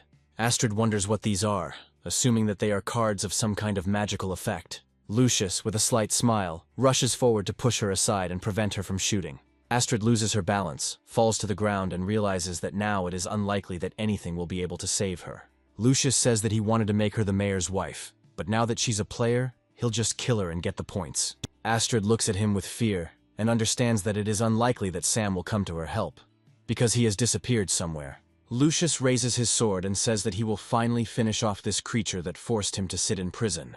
Sam comes to her aid in time and saves her from a serious blow with a quick dash. Lucius looks at him in surprise and asks how this is possible, since his head was cut off, and he saw it himself. Sam states that even if he died, he would still be reborn because of how kind and majestic he is. He also states that this throne is a bit hard for him, so he will need to put some pillows under it. Lucius declares that this throne belongs to him, and demands that they get off it immediately, after which he gives the order to the soldiers. To his surprise, the soldiers stand absolutely motionless and watch him, in no hurry to carry out his command. Lucius angrily asks them why they are not following his orders, then declares that they must kill Sam. Sam, in turn, snaps his fingers and tells them to all take a step back in the next second. The soldiers carry out his command almost instantly, and say that they are following the orders of their mayor. Lucius wonders what is going on and why they suddenly stopped listening to him, and believes that Sam bribed them. Sam says that he multiplied the profits that Lucius gave them many times over, and thus bought their loyalty. Lucius asks how this is even possible, and accuses him of cheating because he has too much money. Sam realizes it's time to end this pointless farce and summons his sword. Immediately after this, he rushes forward and says that he will not repeat it, but will only say that he is not a cheater. As soon as he is about to hit Lucius, he summons an energy shield that instantly absorbs the energy of the blow. Sam looks at his opponent with disdain and remarks that this turtle shell is still quite strong. Lucius desperately says that no one can get past his defenses, and Sam can't handle him alone. However, he allows himself to be careless at this moment, and the soldiers lift him up on pikes from behind. Lucius looks at them in surprise and asks why they decided to betray him again. Sam says that this stab in the back was done in the name of justice, which this city needs. Lucius says that Sam should have fought him fair and square, one-on-one, and not attacked him from behind. Sam says that if he can beat him with 2 other people, there is no point in fighting him one-on-one. Immediately after this, he orders his brothers to destroy him, and they strike him several more times with their spears. Lucius tells them that they cannot do this and asks where their military honor has gone. The soldiers finish him off and tell him that he will not be able to escape punishment after insulting Great Lord Sam. After some time, he is finally finished off, and the system rewards the protagonist with bonus points. Sam tells the town that this scoundrel dared to touch his wife, so he deserved such an unenviable fate. Astrid tells him that the only thing he is capable of is using other people for his own gain.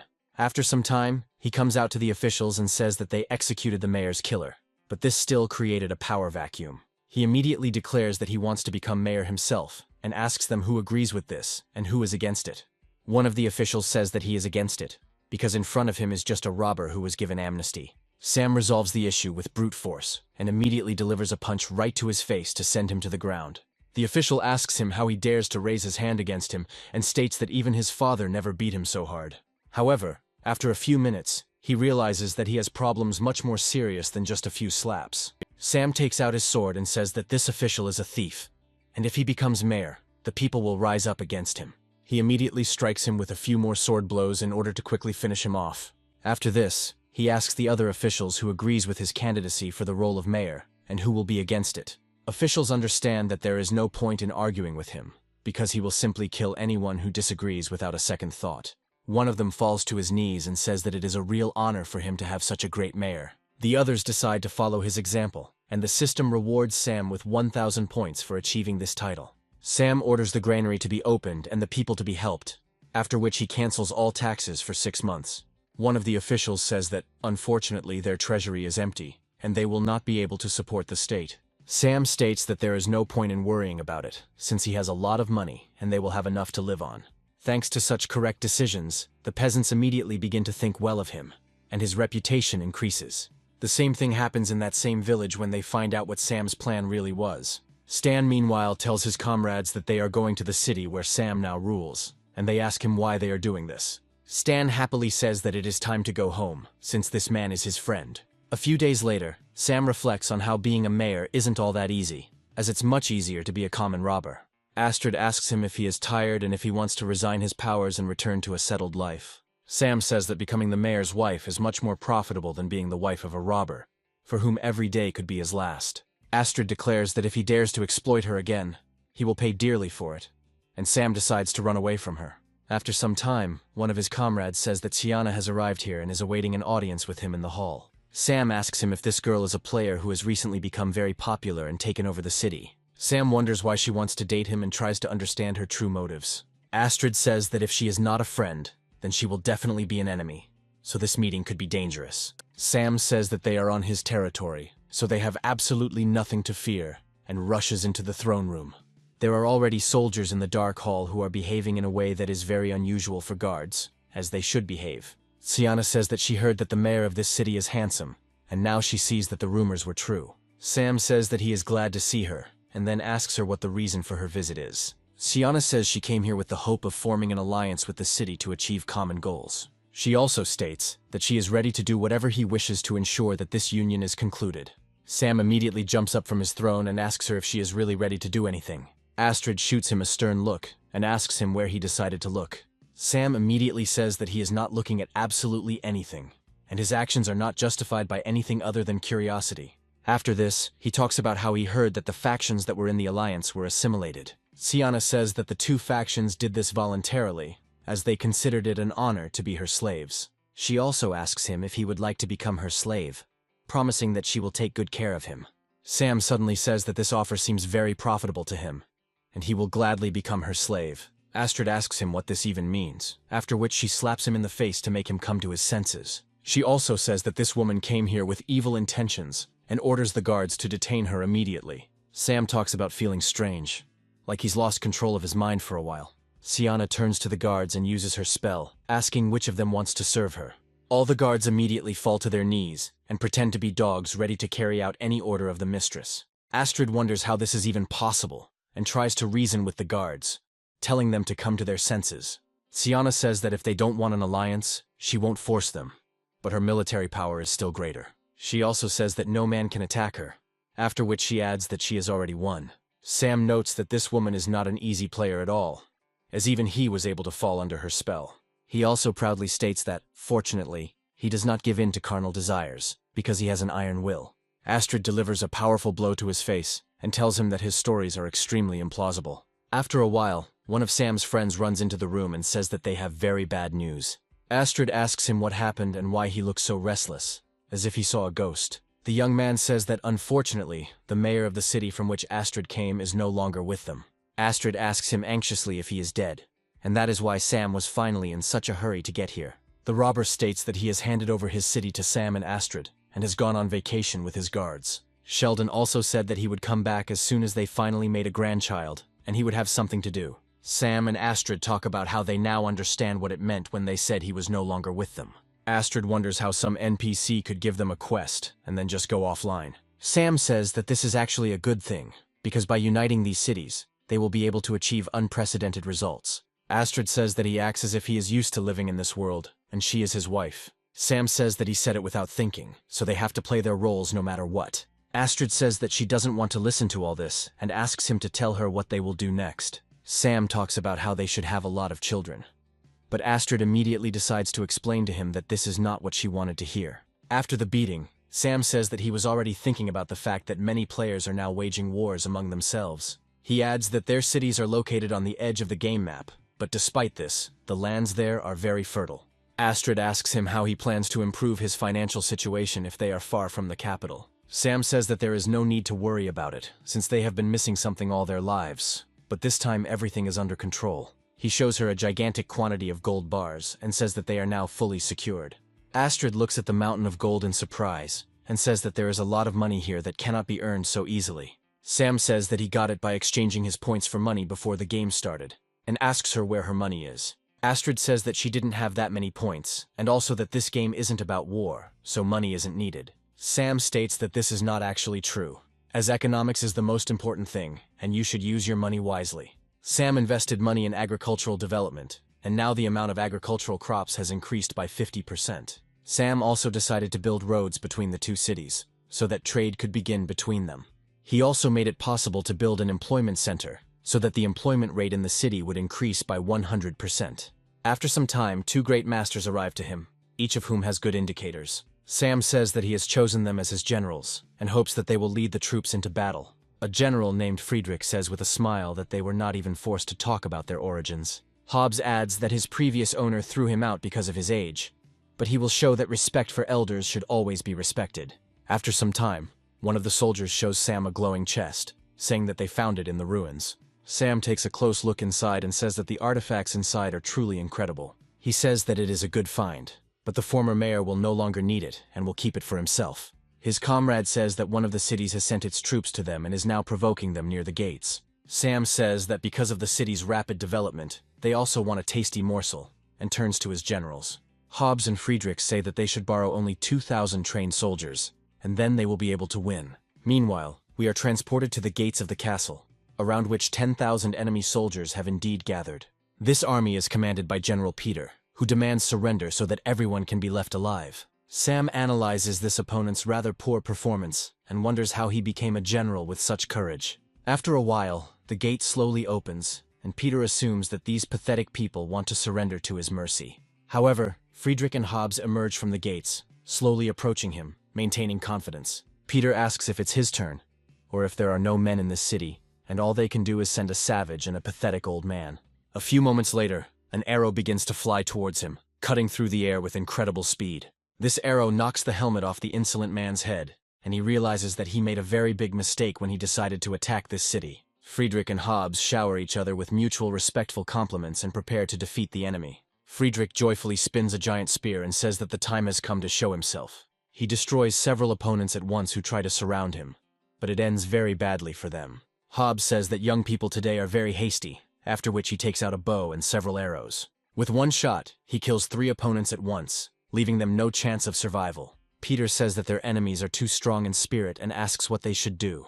Peter declares that he does not care about his own loss, and announces that he will lead his troops forward. He commands his soldiers to keep up the pace and continue the advance, but they stand frozen in place. A few moments later, they all turn around and run away, ignoring Peter's words. Peter decides to follow them, but is met with a huge amount of mockery and ridicule. Sam says that even though this guy can't fight, his ability to escape isn't that bad. The soldiers say that their general is useless, and they would not like to die such a useless death. Sam says that all these troops are very capable, and there is no point in dying for such a worthless general. After this, he states that those who wish to join him may do so, and the rest can simply leave. One of the generals named Hunter says that Peter was seduced by a witch, so they were sent to attack the city. They immediately kneel, saying that they wish to pledge allegiance to Sam and fight for him.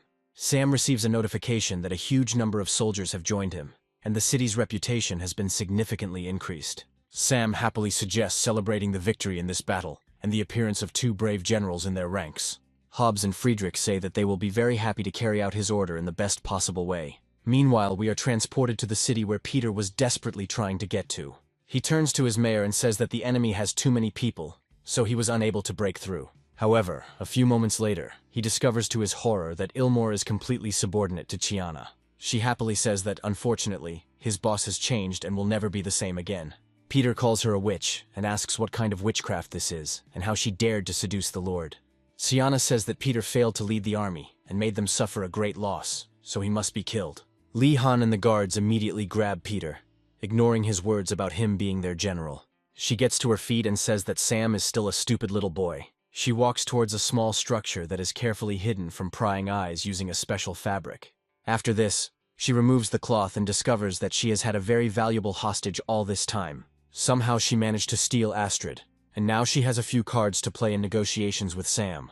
After this, she takes out a knife to threaten and possibly beat some information out of her. Chiana says that Astrid is a beauty, and perhaps Sam would even give up his country for her. She cuts off a lock of hair and says that she needs to send a letter along with this to the city and invite him here. She adds that any hero would fall into such a beautiful trap, and Sam will definitely follow. Sam is very unhappy with this news, because now he needs to figure out how to rescue his girlfriend. His advisor says that they need to calm down, since they are obviously being provoked, and they need to think with a cool head. Sam yells at him, saying that his wife was kidnapped and would look at him if his wife was kidnapped. The advisor says that he is a eunuch, and that he does not have a wife under any circumstances. And Sam understands that he has no answer for this. Hobbs says Chiana's strategy is based on constant provocations, and it's unclear how to respond to them. Sam says that kidnapping Astrid is supposed to demonstrate how strong she is. Suddenly another girl enters the room and says that this was done to intimidate him. Sam looks closely at the beautiful stranger and realizes that this voice seems familiar to him. The girl says that he became so indecisive and reckless when he began to care about people. She adds that this doesn't sound like him, after which she decides to remove her hood and reveal her identity. It turns out that all this time Morrigan was in front of him, who joyfully greets him, saying that she is glad to see him. Friedrich immediately rushes forward, saying that there is a murderer in front of them who must be eliminated as quickly as possible. Sam stops him, saying that it's a false alarm, and that they have an ally in front of them who needs to be assessed. Sam asks her why she is there, and then wonders how she got past all the guards. Morrigan says that when the previous round ended, she chose invisibility as her skill. It was thanks to this stealth skill that she was able to slip past everyone else with ease. Friedrich says that his perception failed him, and he thought that there was a murderer in front of him. Friedrich comes to the conclusion that despite having a wife, this girl is Sam's lover. Sam asks them not to talk like that, adding that their relationship is purely friendly. Morrigan apologizes for not being able to come to her and Astrid's wedding, and asks him if he is mad at her. Sam says that it was part of the strategy, and in fact their hands are clean and untainted by anything. Morrigan says that in truth, she came here to discuss a plan to save Astrid. Sam comments that this is very strange and asks her how she knows Astrid was kidnapped. Morrigan throws up her hands and says that the whole point is that she came up with the plan to capture Astrid. Sam, Friedrich, and Hobbs wonder what this all means and how they got to this point. Sam admits that she has confused him with her behavior and asks what is going on here. Morrigan says that she wanted to join his faction earlier, but ran into Chiana. She notes that she realized that a war between them would be inevitable, so she decided to change her name. After that, she decided to gain her trust in order to monitor all her actions from afar. Sam smiles and says that he expected nothing less from such a thoughtful strategist as Morrigan. Morrigan says that Chiana has received a Pearl of Beauty, which allows her to take on a charming appearance. This girl used this artifact to force all men to obey her, which is why she became a leader so quickly. Sam says that all these henpecked husbands must die, because real men like him don't fall for these charms. Morrigan asks him not to be so confident, adding that she knows perfectly well what happened in the throne room. Sam tries to justify himself, but all these tirades about how strong he is in spirit do not impress Morrigan. She adds that this is done to lower her guard and allow her to believe that she has him in her hands. She also says that Astrid's theft was done to lure Chiana out of a safe place. Sam asks her if she wants to sneakily grab his other man's beauty wife when their forces engage in combat. Morrigan adds that the pearl cannot be easily stolen because it is kept in a secure location. Morrigan adds that the generals and soldiers will obey until they destroy the pearl. Sam says that destroying the pearl is a great plan, and then suggests having some tea. Morrigan notes that she is going to go back because otherwise her boss will suspect that something is wrong. After this, she says goodbye to them, saying that she hopes for their victory in 3 days. Sam asks her to stay for a moment, saying that he has something very important to tell her right now. Morrigan turns around in surprise and asks him what he wanted to say, hoping for something romantic. Sam asks her to take care of Astrid with all her might, and to tell her that he will definitely save her. Morrigan looks down without much enthusiasm and says that she will definitely fulfill his request. After that, she puts on her hood and, without saying another word, heads for the exit, sighing only once sadly. She disappears almost instantly thanks to the unprecedented speed and height of the jumps she uses. Sam says that this is very strange behavior, and for some reason it seems to him that she was left upset after her visit. Friedrich and Hobbs come to the conclusion that their lord is still too young and does not understand what women really feel. Sam turns around in surprise and asks what they both mean by that. Hobbs tells him that if he steps on 2 boats at once, he will inevitably drown, adding that he knows what he is talking about. Sam decides to think about it at his leisure, but still doesn't understand what exactly he did wrong in this situation. 3 days later, we are transported to the gates of the city where Sienna lives, and to which Sam's large army has arrived. Sienna has already dragged Astrid here to use the hostage to get better conditions. Astrid orders them to let her go, while Tiana assumes that Sam came here to surrender. Sam smiles and says that unfortunately, he didn't come here to surrender to her mercy. Sienna says that if he does not surrender, she will cut off the head of his beautiful wife and even Morrigan with this eye. Astrid says that she shouldn't be allowed to threaten him, since it's just a game anyway. Victor says there is no need to worry, since he was not going to save her right now. Astrid looks at him in surprise and asks what he means by such a bold statement. Sam says that Sienna's technique is very fascinating, but he has not yet seen its maximum capabilities. Astrid calls him an idiot and says that now is not the time to make such idiotic jokes.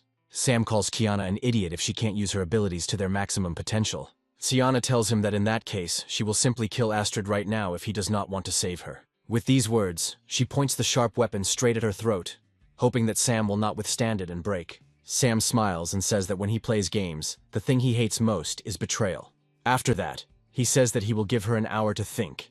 If she does not let Astrid go, he will smash this fortress to pieces. Tiana looks at him in surprise, but still decides not to finish off Astrid, since there is no need for it. Sam had actually been nearby the whole time, closely monitoring her actions and habits. Sam says he used his clown to distract her, and they have 2 hours to break in. Hobbs and Friedrich tell him that he doesn't need to worry about it, because they will fulfill his demands right away. Meanwhile, we are transported to the defensive walls of this fortress, which are patrolled by soldiers. They discuss the events of the past few days, saying that this mayor has no chance of dealing with Sienna. Suddenly, one of them is pierced from behind by a spear, causing damage incompatible with life. One of the soldiers notices his comrade falling dead and says that there is a killer here. Friedrich immediately puts his hand on his shoulder and asks why he suddenly decided that there was some kind of killer here.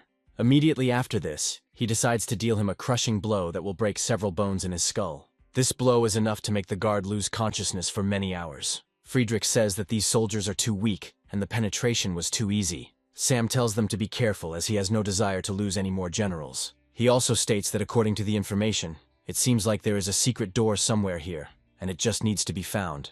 Without thinking twice, he approaches one of the glasses on the nightstand and decides to twirl it a little. A few moments later, the door opens and he announces that he has hit the jackpot. After this, he goes further, and something amazing and incredible appears before his eyes. He discovers a spacious treasury, filled to the brim with a huge amount of gold. Sam happily says that very soon these beautiful things will belong only to him and no one else. After this, he finally discovers the Pearl of Beauty and decides to approach it to take it for himself. He happily says that this is one of the easiest finds he has ever made in his life. However, as soon as he gets closer to the pearl, something quickly rushes by and takes it away. Sam looks in surprise at the creature, which turns out to be a transformed human, looking at him intently. This monster says that no one will be able to steal his mistress's jewels, and he will guard them. Sam says that in front of him there is a tough monster that vaguely resembles a human. Sam declares that he is no nuancer, his name is Jeff, and he is Mistress Sienna's most loyal servant. Sam says that if Jeff gives him the Pearl of Beauty without resistance, he will let him live. Jeff realizes this is a lie and has no desire to hand over his mistress. Sam realizes what his opponent is about to do and tells him that it is not too late to come to his senses. However, Jeff quickly shoves Sam in and, with considerable effort, swallows him. Jeff tells him to forget about the pearl, adding that he will not give away to anyone the jewels that belong to his mistress. Sam asks him if his mother taught him what is acceptable to take and what is better to leave on the table. Jeff grabs his weapon and lunges forward, cutting Sam into several pieces in a matter of seconds. He says that he only needs to cut off his head, after which he will receive the lady's praise. Sam says he's disgusted by the thought of having to cut open his stomach to get the pearl out. After this, he rushes next to the enemy and delivers a counterblow, cutting him into 2 parts. Jeff falls to the ground, while his legs take a few more steps and also fall lifelessly. Sam says that this opponent looks strong, but in reality, he is weak. Jeff starts laughing, showing that in fact, everything is just beginning and it's too early to relax. Sam turns around and suddenly notices that the man's legs have risen. Sam tries to understand how this is possible and why many parts of his body stand up on their own. Jeff says that he doesn't care how much damage he takes because his body will regenerate infinitely. Sam asks if that means he's simply impossible to kill, no matter how hard he tries. A moment later, someone's hand pierces his back, striking him with a sharp knife. Sam immediately jumps back and wonders how he managed to land such a blow. Jeff says that he can also split his body into parts and attack from different angles. Immediately after this, he tries to attack Sam along with his hand, from different sides, in order to knock him off balance. Sam defends himself with all his might, then shifts the weapon into another form, turning the sword into a spear. Sam feels his arm being cut off, but it is completely useless because he will not be able to win. He switches the weapon to bow form and fires 3 quick shots, slicing through the enemy's body. Jeff says that the more Sam attacks him, the more parts he will be able to use in a fight. Sam begins to fight with a real flying orchestra, each part of which is trying to finish him off. Jeff even uses his sharp teeth to cut Sam's skin and make him bleed. Sam takes a few steps to the side, realizing that he has received serious injuries and needs to treat his wounds. He also understands that all attacks are useless against him, so he needs to come up with something quickly. Jeff happily talks about how he will be the most loyal servant and will never let him lose. Sam asks him why he continues to be so confident in his invulnerability. Jeff claims that he has already figured out a way to defeat him, despite the fact that he has been losing to him all this time. Jeff claims that Sam is arrogant only with a sword that can change shape, but that's all he can do. Sam realizes he needs to change the rules of the game and takes up his weapon again. He smiles and says that if the spear and bow have no effect, you need to unlock the hammer form. Within moments, he becomes the owner of one of the largest sledgehammers in the world. He looks at his enemy and says that all that is left for him to do is to turn him into a pathetic pancake and crush his bones. Jeff says it's useless, although he's genuinely afraid of such a blunt weapon.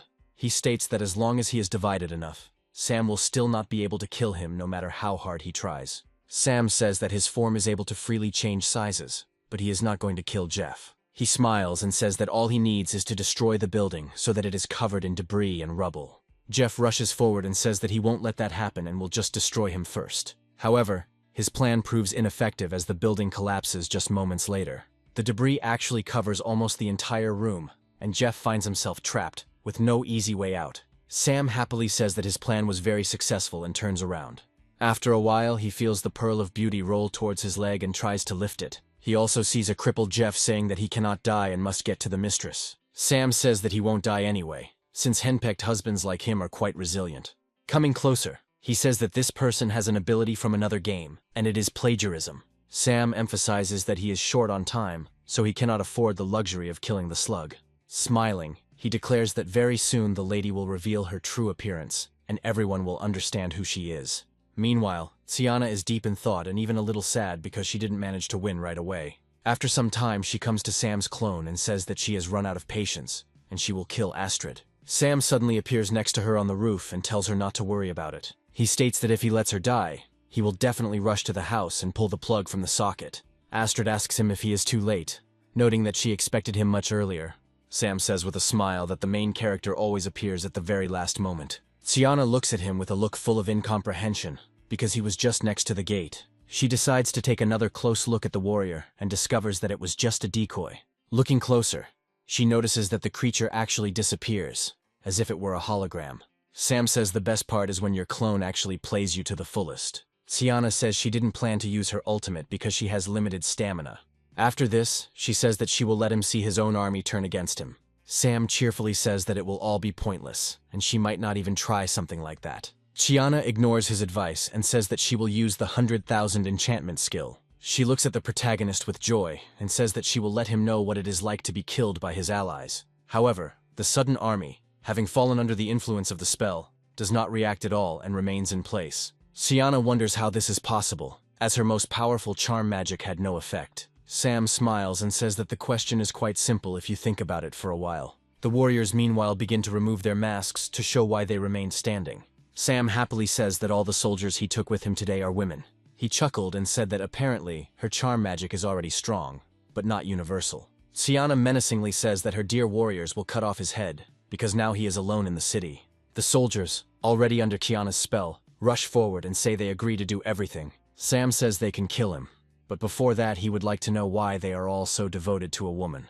One of them says that Tiana is very straightforward and always knows what she wants, not being shy about saying it. Another soldier claims she works 180 hours a day, which is incredible. The third soldier says that they love their queen because she has an incredibly pure heart. Tiana menacingly says that every member of this squad is her faithful dog. Sam looks at her with a grin and says that this will soon change dramatically, whether she wants it or not. After this, he shows her a sphere of extraordinary beauty and asks what she thinks about it. Tiana asks him how he got the pearl and orders him to give her the artifact immediately. Sam says she better not try to charm him because if he's not careful, he'll drop it. Tiana asks him to calm down and says that she agrees to any of his conditions and will make a deal. Sam says he wants her to free Astrid right now, and Tiana agrees. Astrid calls him an idiot and says that he shouldn't believe her because it's just a lie. Tiana thinks that as soon as she receives the Pearl of Beauty, she will immediately finish off Astrid.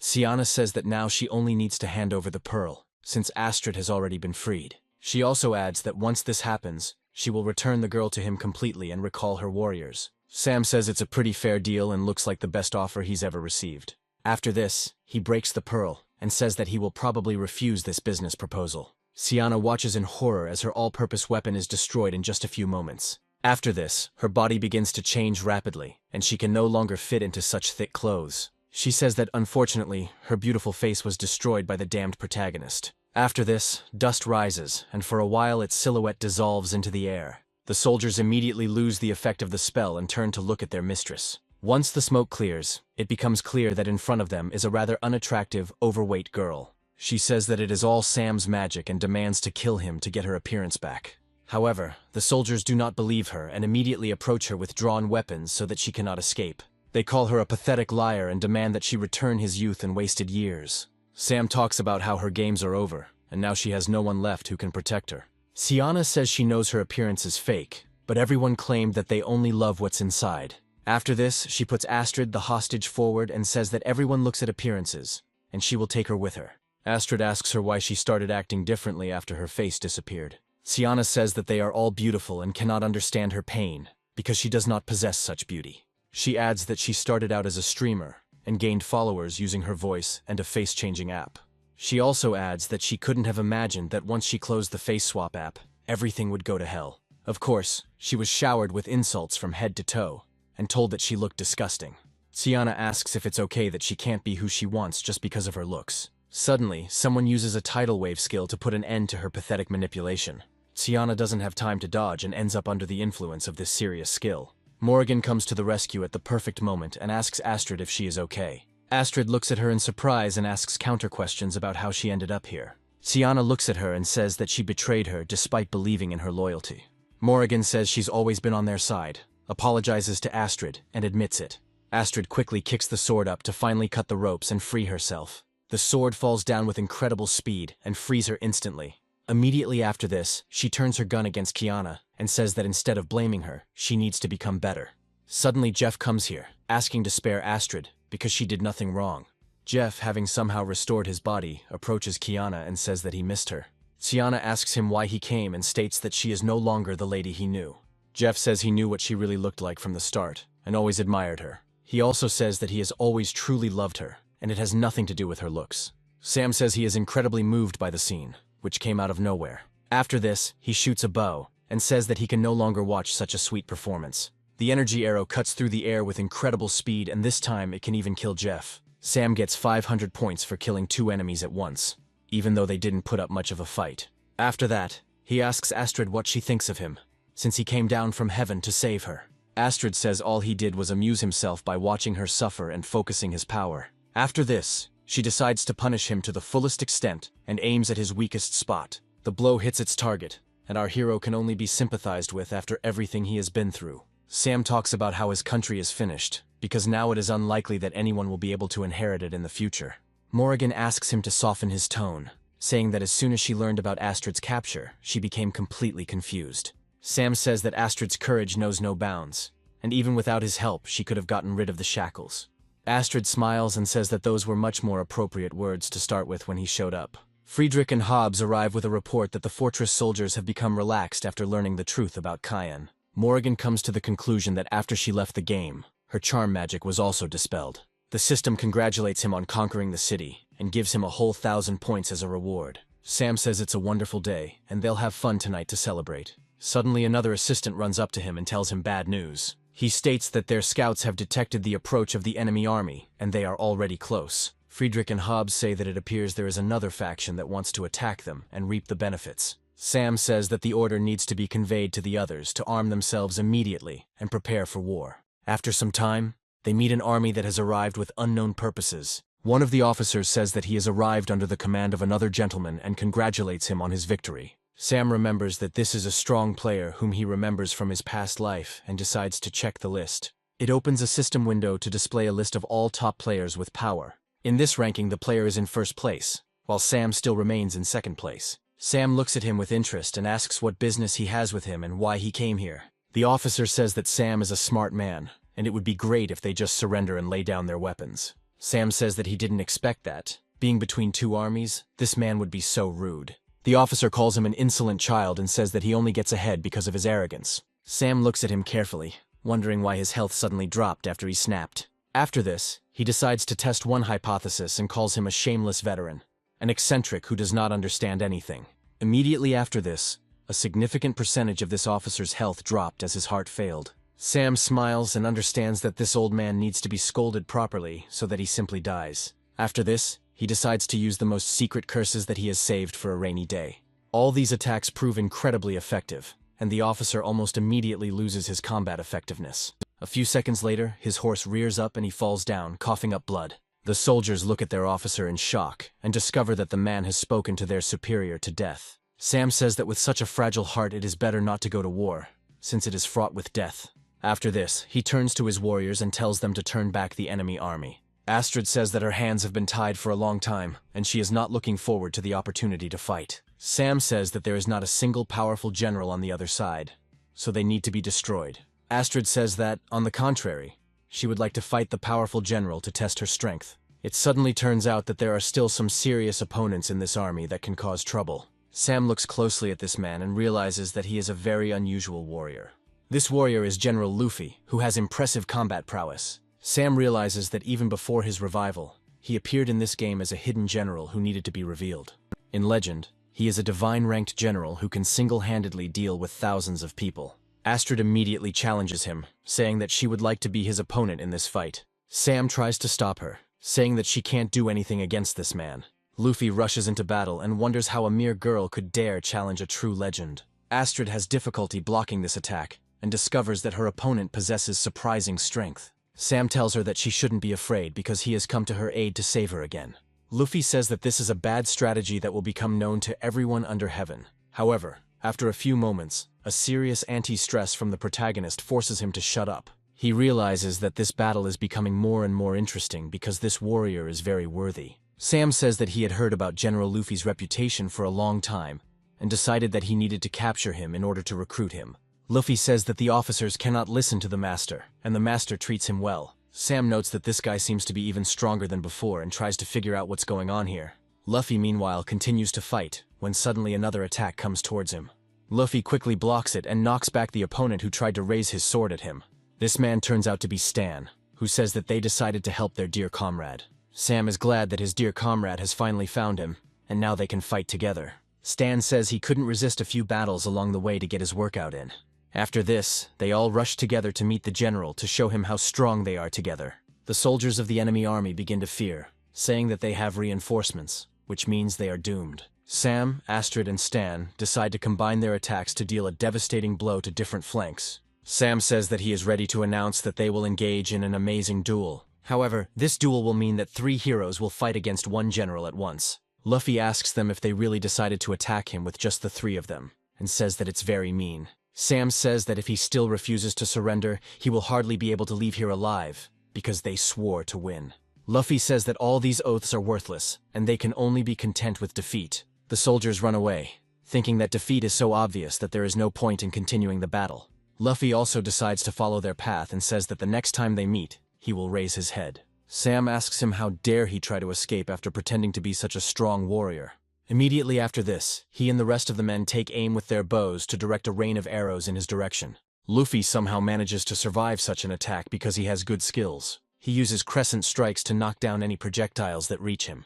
He also says that there is no point in being afraid of such a childish game, since he can easily knock them down. Friedrich rushes forward and says he will knock this general down, and Sam declares that there is no need for that. Immediately after this, Astrid turns to Stan and says that they have defeated Ciana and defended themselves against the army of the strongest player. Morrigan addresses the protagonist and says that he truly has no sense of self-preservation. Astrid says that men behave the same way, rushing headfirst into danger. After some time, they decide to have a feast and raise their glasses to their health. Sam recommends a drink to the successful meeting of the four of us and our future cooperation. Morrigan says that Alice is not in the area, and she does not know if she will be able to successfully complete this mission. Astrid says that this girl is really cool, so she will be completely fine. Stan says that they are done with the current battle and now he would like to hear Sam's plans. Sam says they have 3 cities in their hands, but if you include Ciana, they have 10 cities. According to the leaderboard, Sam is now in the top 3, and the number of factions has been reduced to 20. Stan also talks about how there are indicators of national power here, which most likely means military power. Sam says that national power is the average faction score, which is scaled by different indicators. Stan asks him if there is anyone in this game who has a higher national power rating. Sam suggests looking at the National Strength Index to see if it reveals anything strange. Stan talks about how there's nothing to see here, when suddenly he wonders what's actually going on here. The thing is that Sam's stats are constantly increasing with every second, as if he's inflating them. Astrid says this was done on purpose thanks to the incredible investments in urban infrastructure. Sam says he plays the long game, which is why he gained the reputation of the other peasants. After some time, one of the soldiers comes to him and says that he has urgent news. He shows the box and says that they found it in Ciana's treasury and asked to examine it carefully. Sam looks inside carefully and says that he never thought that it would be the perfect gift. After this, he takes out a small decoration and says that together with the first one, he has collected 2 whole relics. Astrid looks at it in surprise and asks if these are just pieces of turtle shell. Sam says that he has a shell, as well as a feather that he found under the pavilion of this city. Astrid asks him what benefit they will receive if they collect the entire collection of these artifacts. Sam says with an air of importance that the benefit will be incredibly valuable, so it is worth the risk. After a short pause, he says that he actually has no idea what will happen if he collects them. Astrid asks him why he is acting like dunno and decides to teach him a lesson. Morrigan states that now is not the time to waste time on nonsense, as they still have powerful opponents left. Stan says she's right and asks the protagonist if they have a strategy to fight them. Sam states that in this case, the best strategy would be to simply wait for the right moment. 3 days later, we are transported to the castle of a top player named Fred. He curses his military leaders and says that they are all useless trash. He states that they had 10,000 soldiers, and all of them were destroyed along with dozens of generals. Luffy says that they didn't have enough soldiers in the battle for the city because they had reinforcements. Fred states that he doesn't need any excuses and orders them to get out of there immediately while they still have the chance. He suddenly turns to Luffy and tells him to stay for an important conversation. Luffy looks closely at his boss, who quickly approaches with unknown intentions. As soon as he gets close, he gives him a serious slap in order to develop him. Fred says his fighting abilities are unmatched, yet he still couldn't defeat Little Sam alone. Fred looks at him irritably and asks if he is involved in the attempted betrayal. Luffy says that he was raised by the previous mayor from childhood and will fulfill his great duty. Fred orders Sam to be killed, and Luffy says he will do it, but he has a small request. Luffy adds that he needs 50,000 soldiers, and if he fails to complete the task, he will simply kill himself. Fred says that he trusts him, but 50,000 soldiers is a large sum, and he is not sure that he will be able to afford it. Luffy states that if he's afraid to commit resources, then he shouldn't try to destroy Sam. Fred orders him to shut up and says that he has his own plans, which means Luffy is free to go. Luffy realizes that he has gone too far, after which he says that he will leave the Master's chamber this very second. After some time, we are transported to the estate that General Luffy owns, and where he lives with his wife. The general irritably slams his fist on the table where there is a special decanter with a strong drink. Luffy's wife asks him why he is so sad, and he states that he cannot gain his master's trust. With sorrow in his voice, he says that his skills were insufficient, and this only deserves shame. A few moments later, a servant rushes out to him and says that the man who brought the money wants to see him. Luffy's wife wonders what this could mean, suggesting that they are trying to bribe him. Luffy decides to accept an audience with this man, and the stranger tells him that this is his small gift, a sign of gratitude. Luffy asks him who he is and why he decided to give him so much gold in the middle of the night. Sam takes off his mask and says that he is surprised that the general forgot about him so quickly after everything that happened. Luffy says that he is amazed that someone came here trying to bribe him. Sam adds that it would have been easy to defeat him if he had wanted to, but he found it difficult to realize his ambitions. Luffy looks at him in surprise and asks what makes him say those words. Sam states that his Lord Garrus only treats him well because he depends on his power. Sam suggests that he must know himself better deep down to understand how much better he is than this scoundrel. Luffy says that the mayor took him in when he was still a child, and that such debts must be repaid. Sam leaves and says that he thinks General Luffy is a smart man, and that he will make the right decision when they meet. Luffy angrily yells at him to take his gold and never show his face again. Sam states that he has no reason to take back the gift he gave, and that he can throw it away himself. After a while, Sam goes outside to make sure no one follows him and looks around. Sam has been using a double as a backup all this time and is glad that his double was not killed. Luffy comments on how Sam is a very unusual person and wonders why he and Garrus can't get along. His heart was really touched, and he wants to join that person after he was given money. Luffy asks his wife what she thinks about it, assuming she probably has an opinion. His wife says that none of this matters because she just wants to be with her dear husband. Luffy says that if he cannot count on his master's trust, then it is better for him to resign. After some time, the servant comes to him again and says that Garrus decided to visit him. Luffy turns around and asks his wife to take care of the master while he hides the gold. Luffy quickly runs away with the gold trail to bury it nearby while his wife sets the table. They quickly prepare quite high-quality dishes to please Mr. Garrus. Garrus waits patiently at the table and asks the girl where General Luffy went and why he has to wait. His wife apologizes, saying that Luffy just went to bed and needs time to recover. Garrus grabs her hand and tells her that he understands everything, and that if he had such a beautiful wife, he wouldn't be in such a hurry. The unfortunate girl asks him how dare he flirt with his subordinate's wife. Garrus states that the general has kept them waiting for a long time, and now it's time for him to wait. He gives the soldiers orders to detain him for a while he has fun with this girl. Garrus completely forgets that he is in a game and is unlikely to be able to do anything with another NPC. However, the girl nevertheless turns out to be very frightened by his harsh words and suggestions. Garrus rips a piece of her dress off and says that he doesn't care at all whether she agrees to his proposal or not. He claims to be the ruler of these lands, as well as all the people who live here. The girl quickly pulls her hair out by the scruff of her neck and understands what kind of gentleman her husband has chosen. After this, she declares that she would rather die than lose her honor, hoping to meet her husband in heaven. Meanwhile, Luffy approaches the soldiers and asks why they are trying to detain him. The soldiers say that Garrus ordered the generals to wait outside for some time. Luffy tries to understand the motivation for such an act, when suddenly he hears his wife's frightened scream. This instantly triggers a fit of rage, and he prepares to fight his way out. He lets out a loud cry, ordering the soldiers to get away before they lose their miserable lives. The scream is so powerful that the soldiers fly apart along with the wooden doors. Luffy runs inside and asks his wife if she is okay and why she was screaming so scared. However, he quickly discovers that his wife has seriously injured herself and is bleeding to death. Garrus realizes how terrible this looks and says that he was just joking with her, promising to give her other women. Luffy calls his boss vile and prepares to fight him with weapons. Garrus says he shouldn't be so angry because she's just a woman, and that he can give him 10 like her. However, this clearly doesn't impress Luffy, and he lands several serious blows that prove fatal. Sam and Astrid receive notification that Garrus has been killed by his subordinate and is removed from the game. Astrid asks Sam if this was part of his plan, to which he replies that he didn't plan it. Astrid says that this is even good, because he not only gained an ally, but also eliminated a serious enemy. Sam says he'd like to believe it, but he gives a little hint that it's not true.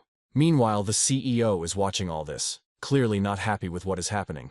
He states that you can't force a pathetic bandit to win, otherwise it will be a disgrace. The staff says they've checked to see how good Sam's chances are if he takes Luffy under his wing. She got excited about the table and declared that the chances would be 99%, which would guarantee him victory in this match. The CEO quickly gets up from his chair and says that he will not allow such a person to upset the balance. The worker says that he believes that they should respect the rights of all players, because that is the point of the game. The director says that he could not imagine that they had such principled employees.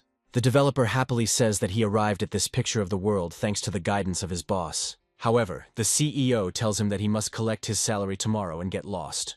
Meanwhile, we are transported to Luffy's estate, where passions have still not subsided after the murder. Luffy turns to his wife, and she tells him that she defended her honor and is unlikely to survive after that. Luffy asks her what her wish is, adding that he will fulfill it no matter what it takes. Suddenly, the girl begins to behave strangely, as if her system code was being rapidly rewritten. She tells him that her desire is for him to seize these lands for her and become the sole ruler. Immediately after, her hand falls and she dies, leaving Luffy alone with this difficult request. He hugs his beloved tightly and tells her that he promises to fulfill her demand. Sam reviews all the news reports he has received over the past 3 days. He discovers that bandits have appeared outside of one of the cities, and a squad needs to be sent there to destroy them. Astrid reflects that when Sam is serious, he actually looks very handsome. Sam says that one of the cities is getting ready to build an inner courtyard, and he needs to inspect it personally.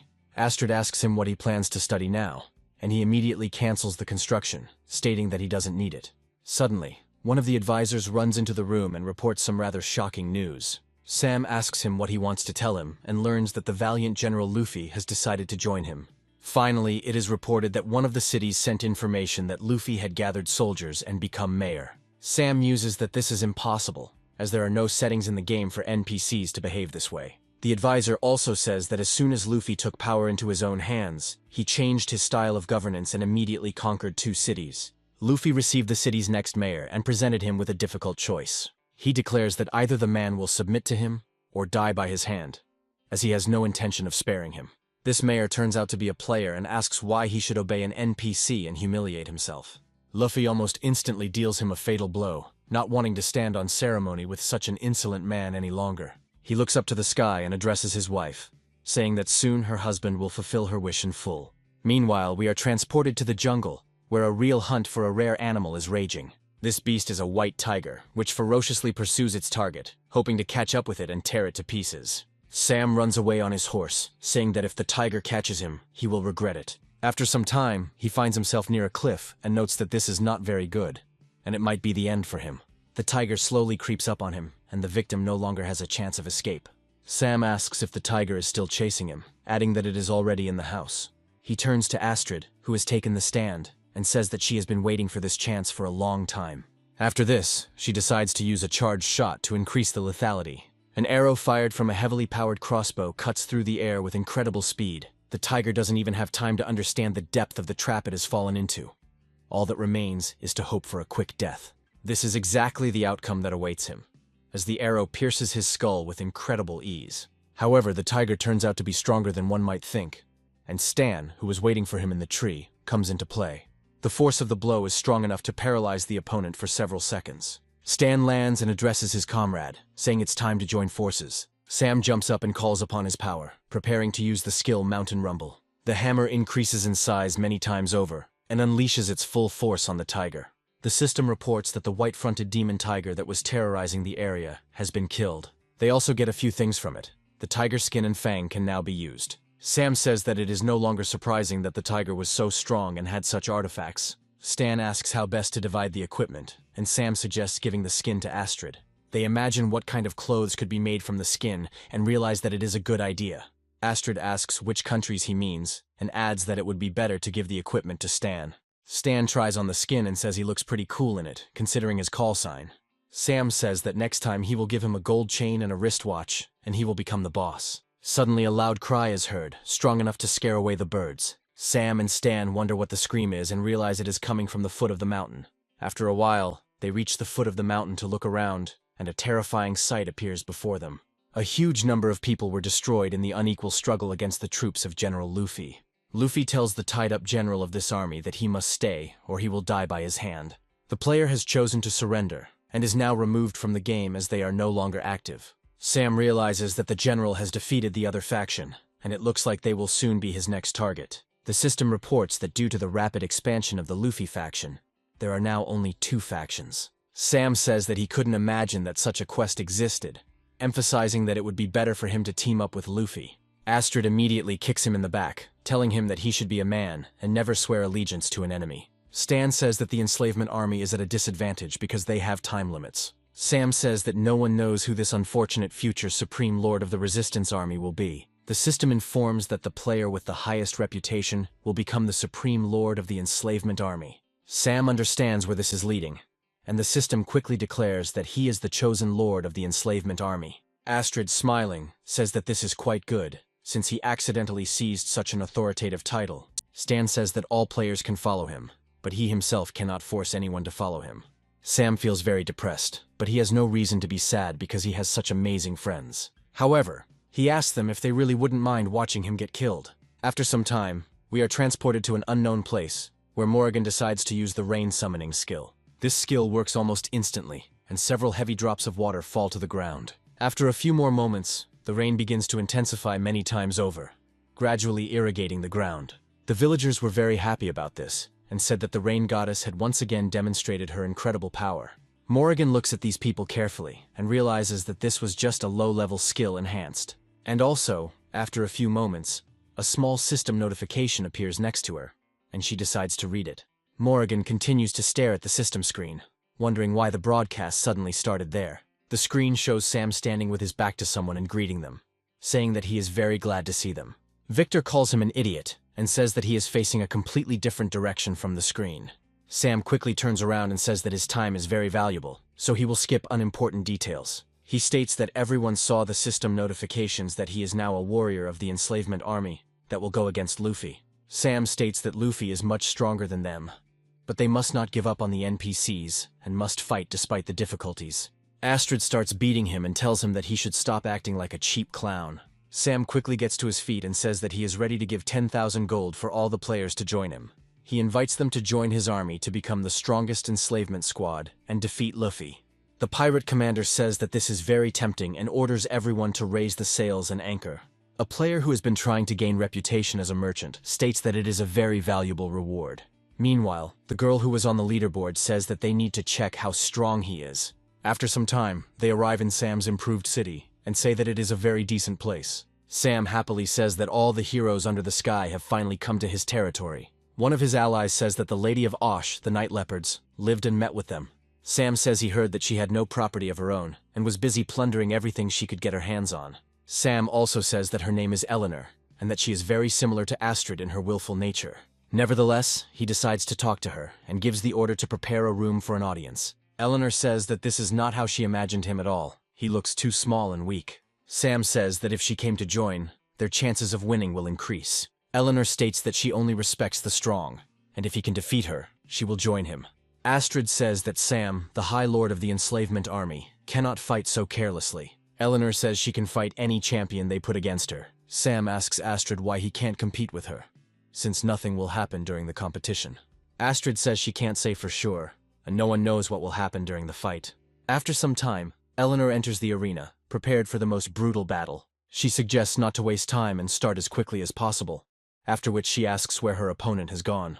After some time, the warrior Stan, familiar to us and one of the strongest, comes out against her. He says he doesn't really want to fight the woman, but he's been given orders, so he has no choice. He joyfully takes out his sword and says that the time has come to cross weapons to find out who is stronger. Eleanor looks at him in shock and asks if it is really the ghost of a tiger in front of her.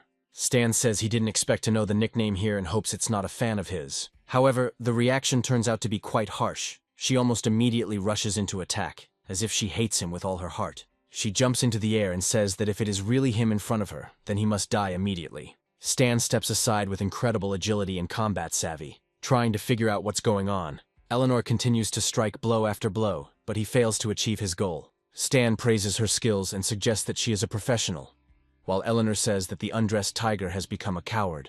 Stan assumes that she mistook him for someone else, since he does not remember doing anything bad to a lady. Sam hopes it's not some woman he slept with when he was popular. Stan looks at him, slightly disappointed, and asks if he really doesn't remember her. Stan says he's a bit forgetful, and asks if she can give him any clues. Eleanor angrily says that in that case, she is ready to provide him with a small cheat sheet. She prepares a powerful blow and says that he should definitely remember such an attack. Stan looks at her in surprise and wonders if this is the same girl he met a long time ago. Eleanor charges forward using Panther's charge and summons a special avatar behind her. Stan uses the Steel Blade skill and realizes that he will have to significantly increase his vigilance. This blow turns out to be strong enough to at least partially break through his defense and throw him aside. Sam looks at his comrade and asks him if everything is okay, hoping that the worst was avoided. Stan somehow managed to stay on his feet and says that he finally remembered her. We travel back in time to when Stan was one of the most popular players. The host of one of the tournaments said that their last contender was a cute little girl. He also said that the Green Tiger Ghost prefers to fight with only one hand to give her an advantage. Young Eleanor lost the fight to him and said that the Green Tiger Ghost was still incredibly strong. Stan extended his hand to her and told her that she too was incredibly strong and that she should be proud of how far she had come. He says that her Panther Break skill almost forced him to use his other hand and that he shouldn't fight her again. Eleanor asked him to promise that he would wait until she became a professional player, and he made that promise. Stan says that he had no idea that she had grown so much, because when a girl grows up, she changes a lot. Eleanor says that to fulfill their promise, she practiced every day. However, 5 years later, once she had achieved her goal, she approached her manager and hoped that he would organize a tournament between them. The manager said the man had long since retired and was surprised that she still remembered his name. Eleanor said that it was simply impossible, because he had promised to wait until she became strong. The manager said that the professional community depends on young people and invited them here this evening. Eleanor immediately rejected his offer because she had absolutely no interest in participating in this. The manager told her that she should understand what would happen if she refused him, because he would lose her job. Eleanor stated that, unfortunately, she no longer has the need to continue training in this area. Immediately after that, having realized the intention of this scoundrel, she threw her badge right in his face. After that, she proudly left, saying that she would not come here again and was quitting. Eleanor complains that she made Stan the goal of her life, but he carelessly forgot about their promise. Stan says he's very sorry, he never wanted to stop playing, but life circumstances happened. He talks about how one day his wife was bedridden and his daughter was still little, and he was unable to continue playing. He also says that his wife died and he never returned to gaming, but he never regretted his decision. Sam and Astrid watch this sad scene and say that they have never seen anything more touching. Eleanor looks at him in surprise and asks if this is really the reason he left the games. Stan says that he must fulfill his promise, otherwise his wife, watching him from heaven, will not forgive him. After this, he takes the form of a monkey tiger and says that the time has come for a real massacre. Eleanor happily agrees with him, saying that the time has come for a great battle that will shake the rest of the people. Immediately after this, she rushes into battle to check which of them is truly still strong. After some time, Eleanor suffers a crushing defeat, as she lacked the skills. She falls to the ground and says that she expected as much. She still hasn't become strong enough. However, he smiles and says that she hasn't felt this happy in a long time. Stan says that this is true, and it has been a very long time since he fought for fun. Afterwards, he smiles and says that if it weren't for her training, he wouldn't have had a chance. He offers her his hand to help her up, and she takes it, a little shyly. Sam says that this girl is quite beautiful and is trying to figure out how to help his friend. Astrid asks him what he's up to, and Sam, being the incredible expert in matters of love, throws the pebble forward. The pebble hits Eleanor's foot, and she, unsuspecting, slips and falls forward. A few moments later, she lands right on Stan, who remains rock hard and still standing. Stan gave her a little hug, and it immediately lit an incredible spark of a future romantic relationship between them. Sam immediately says that they can hug later, but now they need to discuss another very important issue. Stan apologizes for his rudeness, but Eleanor says there is no reason to apologize. Sam asks her what she thinks about the words she said when she came to the audience. Eleanor declares that she means business, and from now on her entire tribe of black leopards will serve him. Sam is notified that he received 10 points for this and wonders why he received so little. Eleanor asks Stan if she can come to his house after this stage to meet his daughter. Stan says he has a lot of games there and they can play together to celebrate. Sam notes that his brother is too invisible and naive, and Astrid states that he suffers from these qualities himself. After a while, Morrigan joins them and says that there is a disturbance on the street. Sam says that with the help of the Night Panther tribe, the enslavement army has become even stronger, and now no one will have to think about who to join. Morrigan says she has good news and bad news, then asks him which news he wants to hear. Sam asks her why she is so frank and asks what kind of news is good.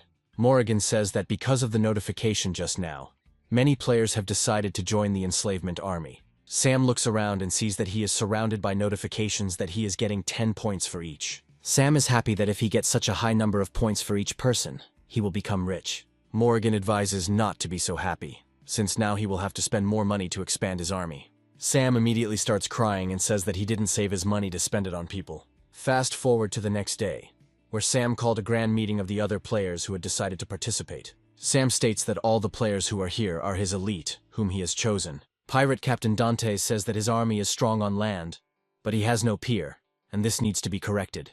Morrigan says that the army of the tiger and the wolf remains undefeated, and there is no point in attacking now. Lucas asks what strategists who understand the art of war think about this. Morrigan says that Tigra was able to easily break through and conquer several cities, exposing their weak points. Sam asks her if she really wants to disrupt the tiger army's supply chain. Morrigan says that as long as they can destroy the tiger's army's supplies, it will plunge the enemy into chaos. Astrid says that they still don't know where he hid his supplies, and they are under guard. Lucas says it's not difficult at all because he made friends while he was trading. Lucas says that he is willing to share information in exchange for one very valuable thing. Sam asks him what this valuable thing is that he wants in exchange for his invaluable knowledge. Lucas snaps his fingers, making a special gesture that indicates he needs a lot of money. Sam says that if he continues like this, his wallet will definitely become even emptier. Lucas says that if you can't stay with your child, you can't catch the wolf. Astrid says that they don't know what they're getting into, so they should be careful when spending such a large amount of money. Sam says that he will not use a person who seems suspicious to him. He says that they will leave enough for the expenses of their army, and these 50,000 will belong to Lucas and Dante. Dante, because he had never seen such large sums of money, and his comrade says the same thing. Lucas says that the mayor is extremely generous and promises that he will not fail the task with such a huge amount of money. A few days later, a huge number of carts containing a lot of supplies arrive in the city. Sam looks at this and says that he was actually able to buy and bring here a huge amount of resources. Lucas happily says that he has bribed the supply officers, and now their plan will go very smoothly. Sam asks him if he really spent all the 50,000 gold taels we allocated. The system notifies him that he has completed a hidden achievement, and now his income is increased by 20%. Lucas says that the gentleman didn't seem to have lost all that much, was generous, and received a hidden blessing. Sam says that he had actually been expecting this award for a long time. It was only a matter of time. He wonders if it's even possible to become stronger if you don't spend money on a computer game.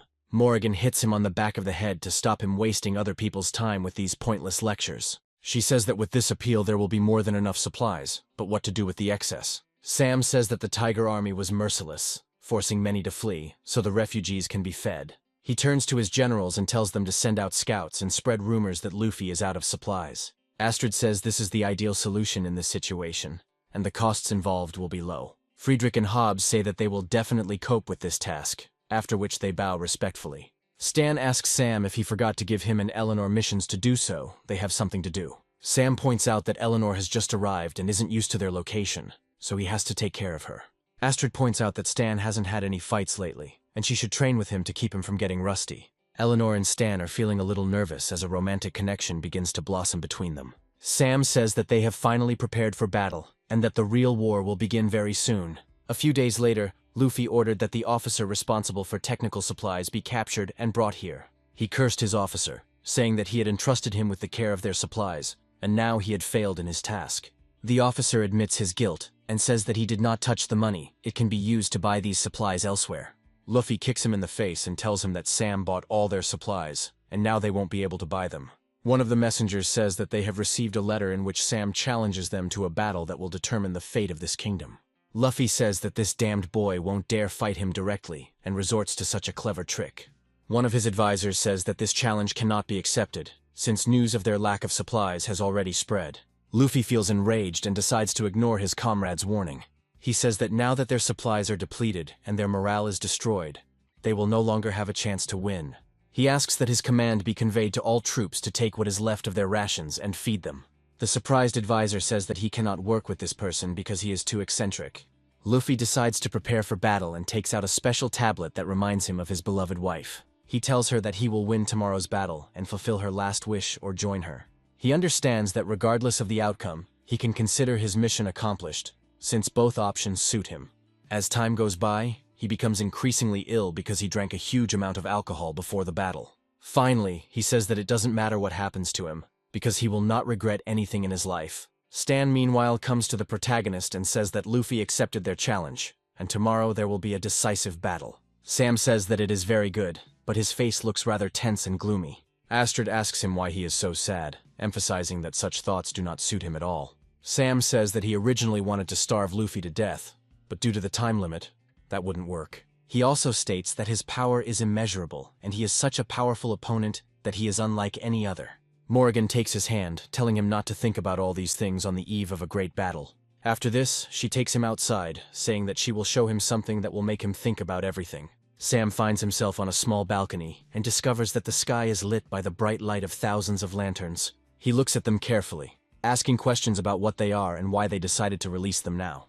These lanterns are released into the sky in thousands, and the sky is painted in a pleasant warm light. Each of these lanterns symbolizes the hope that they will be able to win this incredibly difficult battle. Under Sam's control, these people were given hope for a better future, despite being just NPCs.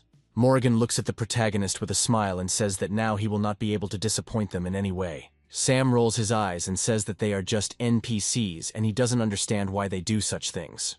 Morrigan asks him if he's crying, and he claims that the lanterns are just too bright. The next day, the two armies come dangerously close to each other, but still do not rush into battle. Sam looks at his rival and asks him if he really starves his soldiers. Luffy says that they used underhanded tactics to deprive him of his supplies, and he understands them perfectly. After this, he orders that the officer who was bribed be brought here, and who prays for mercy so that he will not be killed. Luffy says that this corrupt officer stole their supplies, and today he will sacrifice him. Immediately after this, he delivers a powerful, merciless blow that instantly kills the man. The soldiers say it was a good kill and hope that the battle will be bloody. Sam understands that they are facing terrible warriors who are ready to fight to the end, so it will be quite difficult. Luffy rushes forward, saying that there will be no retreat from this battle, and that they need to come with him. The soldiers are immediately charged with a new surge of fighting spirit and say that they will fight with all their might. Sam orders his warriors not to be afraid, then prepares the formation and gets the bulls ready for battle. Their warriors bring chained bulls to their opponents and prepare torches. This is necessary in order to set everyone on fire and hurt the bulls so that they rush forward in rage. A line of fire bulls can do quite a bit of damage if you let them get close. Unfortunately for Luffy's army, their soldiers had never encountered this tactic before and didn't immediately understand what to do. Bulls, with their rather sharp horns and powerful muscles, can destroy several battalions at once. Not to mention that the hoof strikes of these creatures are also very powerful and can break bones. For a man like Luffy, these animals are of course not a serious obstacle, and he destroys them. Sam says that all players with water abilities should prepare for an attack. Morrigan comes here with her comrades and prepares to activate the tidal wave skill. The other two warriors also use their fire skills, which have rather difficult to pronounce names. By combining their powers, they create real tsunamis that look incredibly threatening. The soldiers, victims of these skills, wonder where all this water came from and realize that they cannot swim. Sam says that with such attacks they will be able to significantly reduce the size of the enemy army. Luffy says that such tactics will not stop him from conquering the world for his wife. Once he gets close to these water powers, he uses crushing earth strikes to break them. He creates a large crack that fills with water and orders the warriors to continue marching forward. Sam realizes that with only his power, this man can move the earth and guard the seas like a true monster. He says that the enemies have lost more than half of their numbers and that they need to show strength right now. Friedrich and Hobbs join the fight, saying that they will gladly destroy all their opponents. Stan and Eleanor also act as reinforcements, as their combined efforts make it possible for nothing to be scary. Meanwhile, ordinary soldiers are wondering why these heroes are showing off when they are in the midst of a war. His comrade declares that after this he will return to his homeland and get married, but a few moments later, he is killed. Luffy continues to crush his opponents in a furious burst and asks who will dare to challenge him. Sam transforms his weapon into an energy bow and orders the general to try this move. Taking careful aim, he fires a projectile of energy forward at an insane speed. However, General Luffy easily deflects it with his spear and knocks down this attack very easily. He looks proudly at his opponent and says that his arrow is too slow to do anything to him. However, after some time, another projectile flies at him, which he does not have time to block. Astrid looks closely at her target and asks him what he thinks about the shot. Luffy feels an unbearable pain in his chest, but he realizes that the arrow did not go through.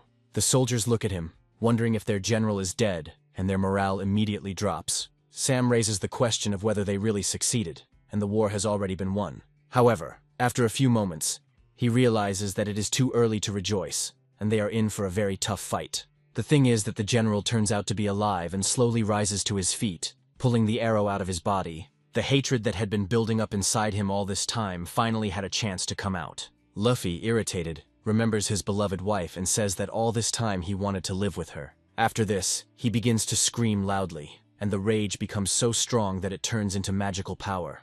This magical power causes him to become an unearthly being, consumed by his grief and incredible anger. His body instantly transforms, and he increases in size several times, as well as in combat power. Luffy has finally entered his demon god form, and his power has increased by 1 level. Sam feels the incredible pressure coming from this creature and understands that he needs to change tactics. Friedrich still does not understand how strong an enemy he has encountered, and says that he will destroy him. Hobbs, a wiser military leader, orders him to slow down a bit so as not to get into trouble. Friedrich, however, ignores this warning and rushes forward to feel the force of his spear. However, for Luffy, such an attack turns out to be just an attempt to inflict damage on him, and he retaliates with a blow. Friedrich looks at the palm strike coming towards him and realizes that he can no longer dodge it. Luffy escapes unscathed, while Friedrich is severely wounded.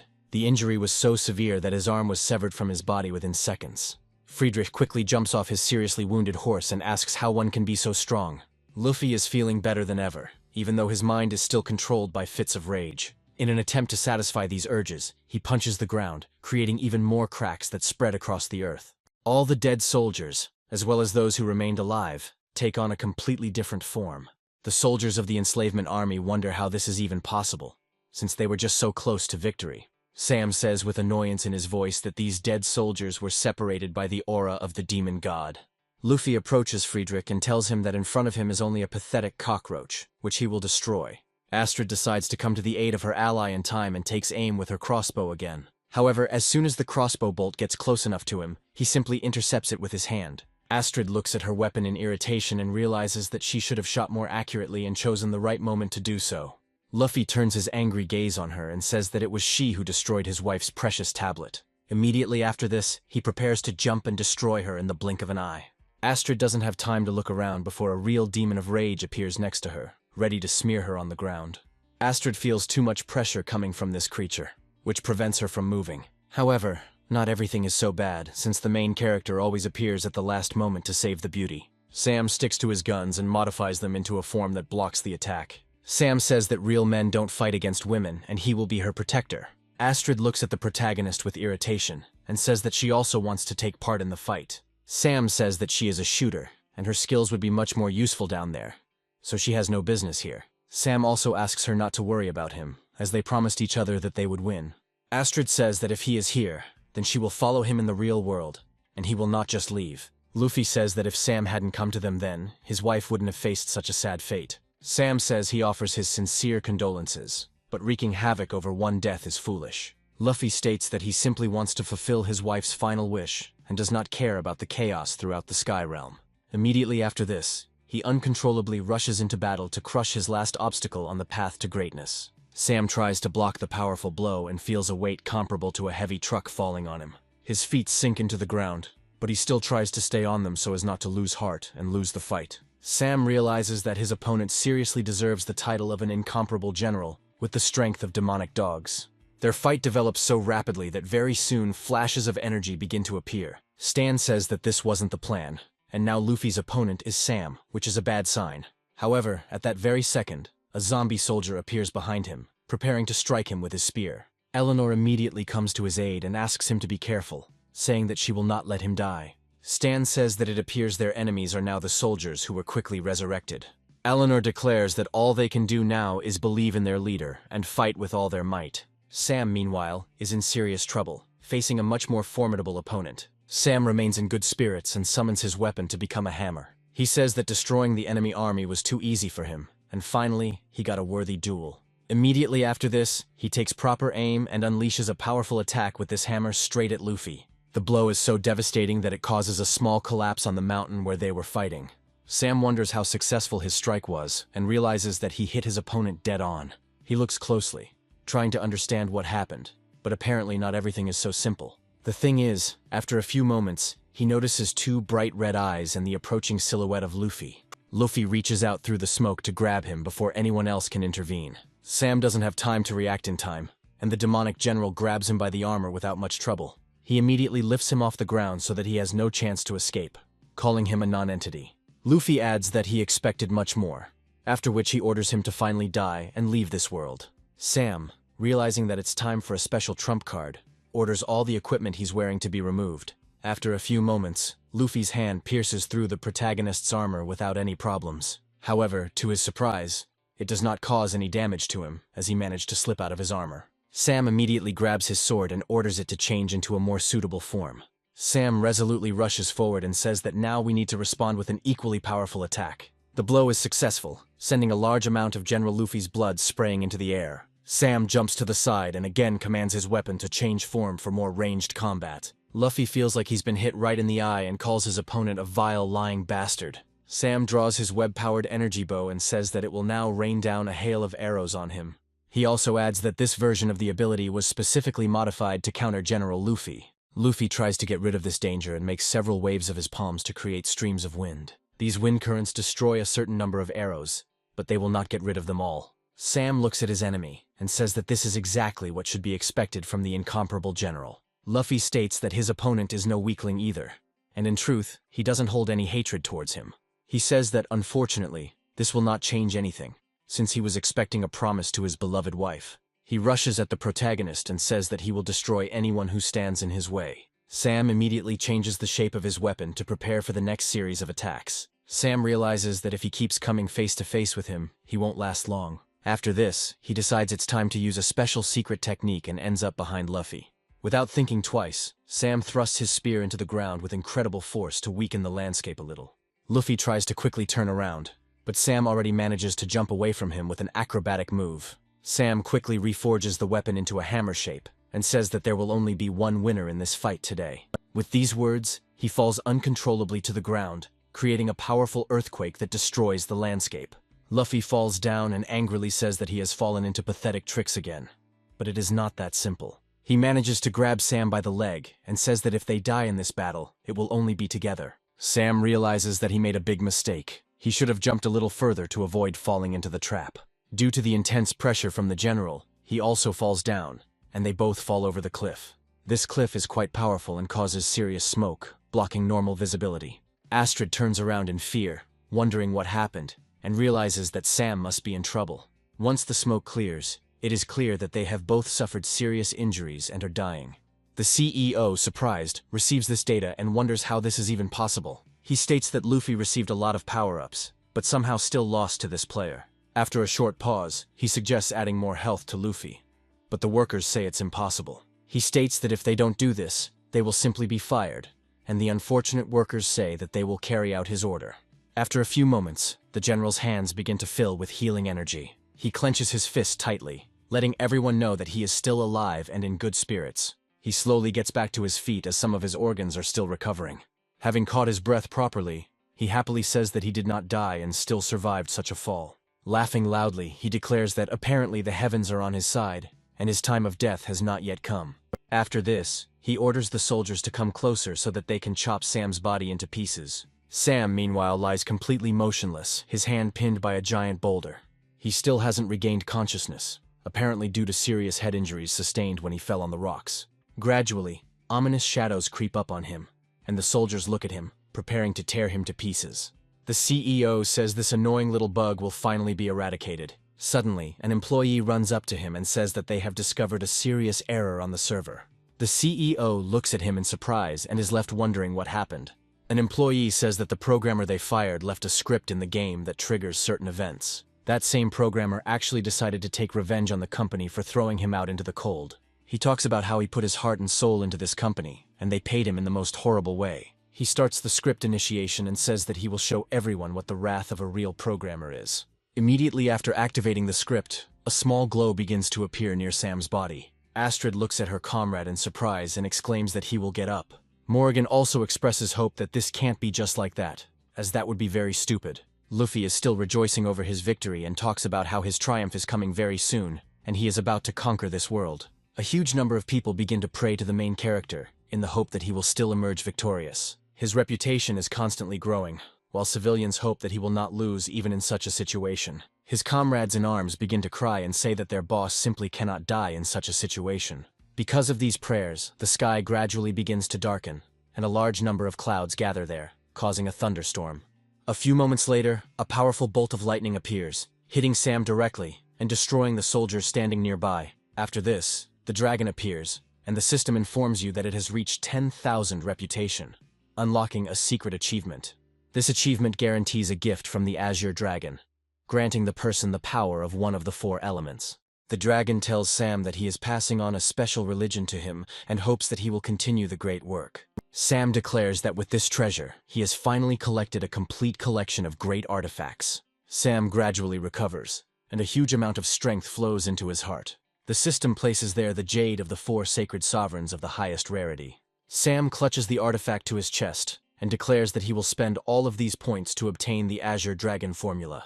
After this, he takes the great creation into himself in order to merge with it and move to a new level of power. Luffy looks at this horrific transformation procedure and says that it is simply impossible. Sam becomes a Dragon Man, and now his fighting skills have reached a whole new level. He summons his weapon with a flick of his fingers, and the spear flies into the air, quickly heading towards him. He quickly intercepts it, showing everyone how cool and powerful he looks armed with this artifact. Sam looks at his opponent and asks him how about one more round to put everything in its place. Luffy charges in and advises him not to be so overconfident as it will end badly for him. After this, he launches several blades that can cut not only demons, but also gods. Sam responds with a mirror attack that is supposed to bring all the evil, and he manages to dispel its onslaught. Sam also says that he would like to show his opponent a move that he just came up with. After this, he takes careful aim at his opponent, preparing to pierce him with one powerful blow. Before Luffy can even blink, he finds himself the victim of a powerful blow that leaves him with no chance. In the end, only 2 small silhouettes remain, and a structure of smoke that gradually narrows. Sam brings his opponent to his knees with a fatal blow and says that the game is finally over. Luffy states that even if his body turns to dust, his hatred will never go away, no matter what. With these words, he gradually begins to dissolve into thin air, leaving the protagonist alone with his thoughts. The system announces that the leader of the wolf army has finally died, and all players receive 2,000 points and move on to the next stage. Sam feels his strength slowly begin to leave him and falls to the ground, rejoicing in his incredible victory. He looks up at the sky and wonders if it's finally over. In a few days, he's going to the bar to relax a bit and have a couple of drinks. News reports indicate that the company's current CEO has been manipulating game data. The board of directors decided to fire him, but he gave an interview saying that firing him would be the biggest mistake. Sam gets his order, which is a nice glass of beer with plenty of foam. Sam talks about how he was wondering why some things were happening this time that hadn't happened before. After some time, a beautiful girl with curvaceous figures and a revealing suit approaches him. She says that she has been watching him for a long time and asks him if he would like to have a drink with her. Sam says that if a beauty like her offers him a drink, there is no way he can refuse. The girl declares that if she drinks this mug in one gulp, she will pay him a considerable amount of money. Sam claims that he is a very good drinker, and therefore such competitions do not frighten him at all. Immediately after this, he lifts the mug to drink, but the tablet at the bottom has still not dissolved. 2 days ago, this girl was shown a photo of Sam and told that they never wanted to see this man again. A girl named Linda asks if this man is the most hyped player. Her team captain, Sirius, said he wanted to avoid unnecessary complications and ensure his victory. Linda says that she only knows how to play games, and that it will be quite a difficult and challenging task for her. Sirius says that he has already transferred her an amount that she will not refuse in order to avoid misunderstandings. Linda smiles and looks at the photo, saying that the team captain knows her like no one else. After this, she declares that she will not only remove him from this game, but also make sure that he no longer appears in their lives. Linda smiles and understands that once he takes this aphrodisiac, he will lie only for her that night. Sam remembers that he already knows this girl and assumes that she probably mixed something into this drink. Suddenly, a familiar girl approaches him and quickly snatches the mug of beer from him. Astrid drains the mug in one gulp, causing genuine surprise and shock in the protagonist. Sam looks at the empty mug and asks her how she managed to drink it so quickly. Astrid asks him if he really wants to object, since she already asked about it at the meeting. But now he is sitting with someone else. Linda looks at her with disdain and mentally answers this question, wondering why this woman is here. Astrid states that she will talk to this guy, after which she asks her why she doesn't drink water alone. Linda tries to object to him, but he doesn't listen at all and simply leads him away. Linda reflects on the fact that her plan has failed, and now everything will probably not go exactly as she planned. Astrid suddenly says that her head is starting to spin, and adds that she shouldn't get drunk so easily. After a few more moments, she says that her eyes are closing and she really wants to get some sleep. Sam says she hasn't had that much to drink, but she's already acting like she's had 3 bolognas. Astrid immediately delivers several blows to his head, and says that she is a superwoman and can do a lot. Sam smiles and says that he is staying in room number 8888 and states that he will see how nice she is today. Linda reflects that this is just wonderful, because now her plan can still lead to the desired result. She calls the news agency and says that she received news that a COG player picked up a girl in a hotel room, After a while, we are transported to the very room in which, in theory, something obscene should be happening. A male voice looks at a naked girl and says that today he will have fun to the fullest. After some time, the door to the room opens, as the journalists somehow manage to break it down. They start rushing in there like crazy and talking about how they need to take photos of every moment. However, after some time they discover that they were sent on a false tip and there is no one here. The former CEO of KOG looks at them like they are idiots and asks what they are doing here. Meanwhile, we are transported to a street that is illuminated by the melancholic light of ordinary street lamps. Sam says that the turtles were supposed to break into the hotel room and laughs at their gullibility. Astrid looks at her comrade and calls him a fool, saying that he should let her go right now. Sam says that he can't do it while she's dizzy, because she'll just fall to the ground. Astrid suddenly asks him why he treats her so well, no matter what. Sam says that he probably didn't tell her, but she had a very long dream. He states that in this dream they were dear comrades, and went through a huge number of different difficulties. He also says that whenever he was in danger, she came to his aid and pulled him out of trouble. He says that it was after he met her for the first time that he decided to protect her no matter what. Astrid says that he probably said the same thing to many girls to win their hearts. Sam says that in fact these words are meant only for her, since only she was in this dream. Astrid looks away and says that maybe she will believe him this time. After some time, they go to his apartment to wait out the night and get a good night's sleep. Astrid falls onto the bed almost immediately, still feeling heavy from the alcohol and pills she drank. Sam states that despite everything, his home is still a safe place, and recommends that she rest. However, just as he is about to leave, she suddenly grabs his hand and does not let him go, no matter what. Astrid looks at him with a very tender look, and says that she would not like him to leave today. Sam says that this is somehow wrong, and understands that some aphrodisiacs have been mixed into the drink. Astrid grabs his hands, pulls him towards her and tells him that he should stay with her tonight. Sam understands that the situation is very delicate, and that he must act with extreme caution. However, he comes to the conclusion that it is much better to be a beast than a miserable herbivorous sheep. However, suddenly the doors open and Morrigan is brought into his room, warning him about the reporters hunting. She discovers this scene and looks at them carefully, after which she asks what it all means. Sam, who is about to take off his shirt, says that this is absolutely not what she thought. Morrigan understands that in this situation the problems must be solved exclusively by violence, and rushes into the attack. After a while, Sam justifies herself and says that it was just a misunderstanding, and that she got it all wrong. Morrigan states that she will take care of Astrid, and orders him to go to the couch to think about what he has done. After that, she comes into Astrid's room and says that when it comes to this man, she can't do anything. Suddenly, Astrid comes up to her and hints that tonight she will delight anyone's company. She comes closer to her and asks why they don't stay the night alone to chat. Morrigan feels a little awkward and says that she wouldn't want that, but doesn't dare run out of the room. The long-awaited morning arrives, and Sam decides to cook breakfast for everyone who decided to spend the night at his house. He finds his girlfriends acting a little strange and asks them what's wrong with them. Astrid and Morrigan chorus that absolutely nothing remarkable happened, and there is no point in talking about it. Afterwards, Sam asks them how they found out about the scheme that Linda was trying to pull off. Sam says that he knows the leaders of her team very well, who are outstanding schemers. He also says that this is not the first time he has used such a scheme to create a scandal around his opponents. Looking at the newspaper, he says that despite everything, the reporters also did not return empty-handed. Morrigan says that she knows Sirius very well, and remembers that last time he used civilians as bait. Sam says that the man is cunning, but that only means that they have to be even more cunning to win. Sam smiles, and says that Sirius will have to pray that he doesn't run into him this round. After some time, they are transported to the eastern continent of Mons, to the Easter Village, where the next round takes place. Players are wondering what will happen here, adding that they can't wait for it to begin. Sam watches them closely, saying that they are idiots who don't understand what awaits them. He states that in the fourth round of the Monster War, all the technique and power they had acquired beforehand will disappear. Dance greets the players and says that they haven't seen each other for a long time, and tries to explain the new rules of the game.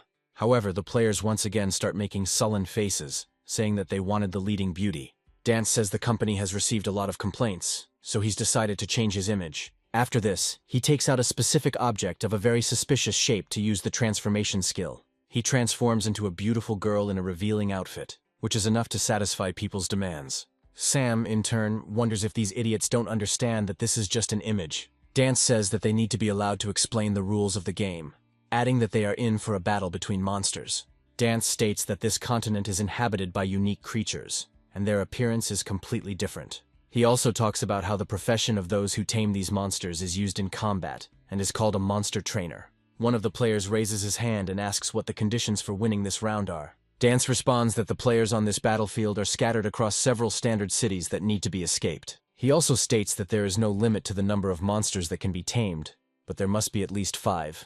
One of the players says that it is not that difficult, because with the equipment he got, it will be very easy. Dance says that things will be much more difficult, since all abilities and equipment will be taken away in this round. The other player starts to get embarrassed, saying that this means the advantage they gained will be meaningless. Dance says that they can use the points they got earlier to exchange them for monster eggs. Dance also states that these eggs are worth between 1,000 and 7,000 points, and the more expensive the egg, the higher the chance of getting a rare monster. Another player says that he doesn't have 1,000 points and asks what he should do in that case. Dance says that if he couldn't even collect 1,000 points in 3 rounds, then he'd probably be better off just giving up. He also states that they have half an hour to decide what level of egg to buy, and asks them to make a decision faster. Players are wondering how to spend their points more rationally, and which egg would be better to buy. Sam happily approaches the host, and says that he would like to take the most expensive egg possible. Other people immediately start looking at him, realizing that in front of them is that same legendary upstart Sam. Dance says that even buying the most expensive monster egg doesn't guarantee you'll get a rare creature. Sam says that it is not a problem for him, since it is only 7,000 points. He immediately turns to the other players and asks them if they have 7,000 points. This question echoes and destroys the self-esteem of every player who watches it. One of them states that just because the protagonist has a lot of points, it still doesn't give him the right to bully them. Sam says he just wanted to show off his incredible success to the common people. Dance hands him a level 7 egg, adding that the organization is not responsible for all the failures. Sam decides to open this egg and wonders how powerful a character he will get. He immediately begins to dream that he will come across a fire dragon, which is a powerful monster. He also hopes to get an Arctic Phoenix, which is similar to a character from a famous game. Sam, as always, shows incredible self-confidence in the hopes of getting something legendary. He uses all his dragon luck and power to put energy into this egg and finally open it. The procedure gradually begins to complete, and the egg slowly cracks. Sam wonders if he will ever get the Azure legend that will elevate his power.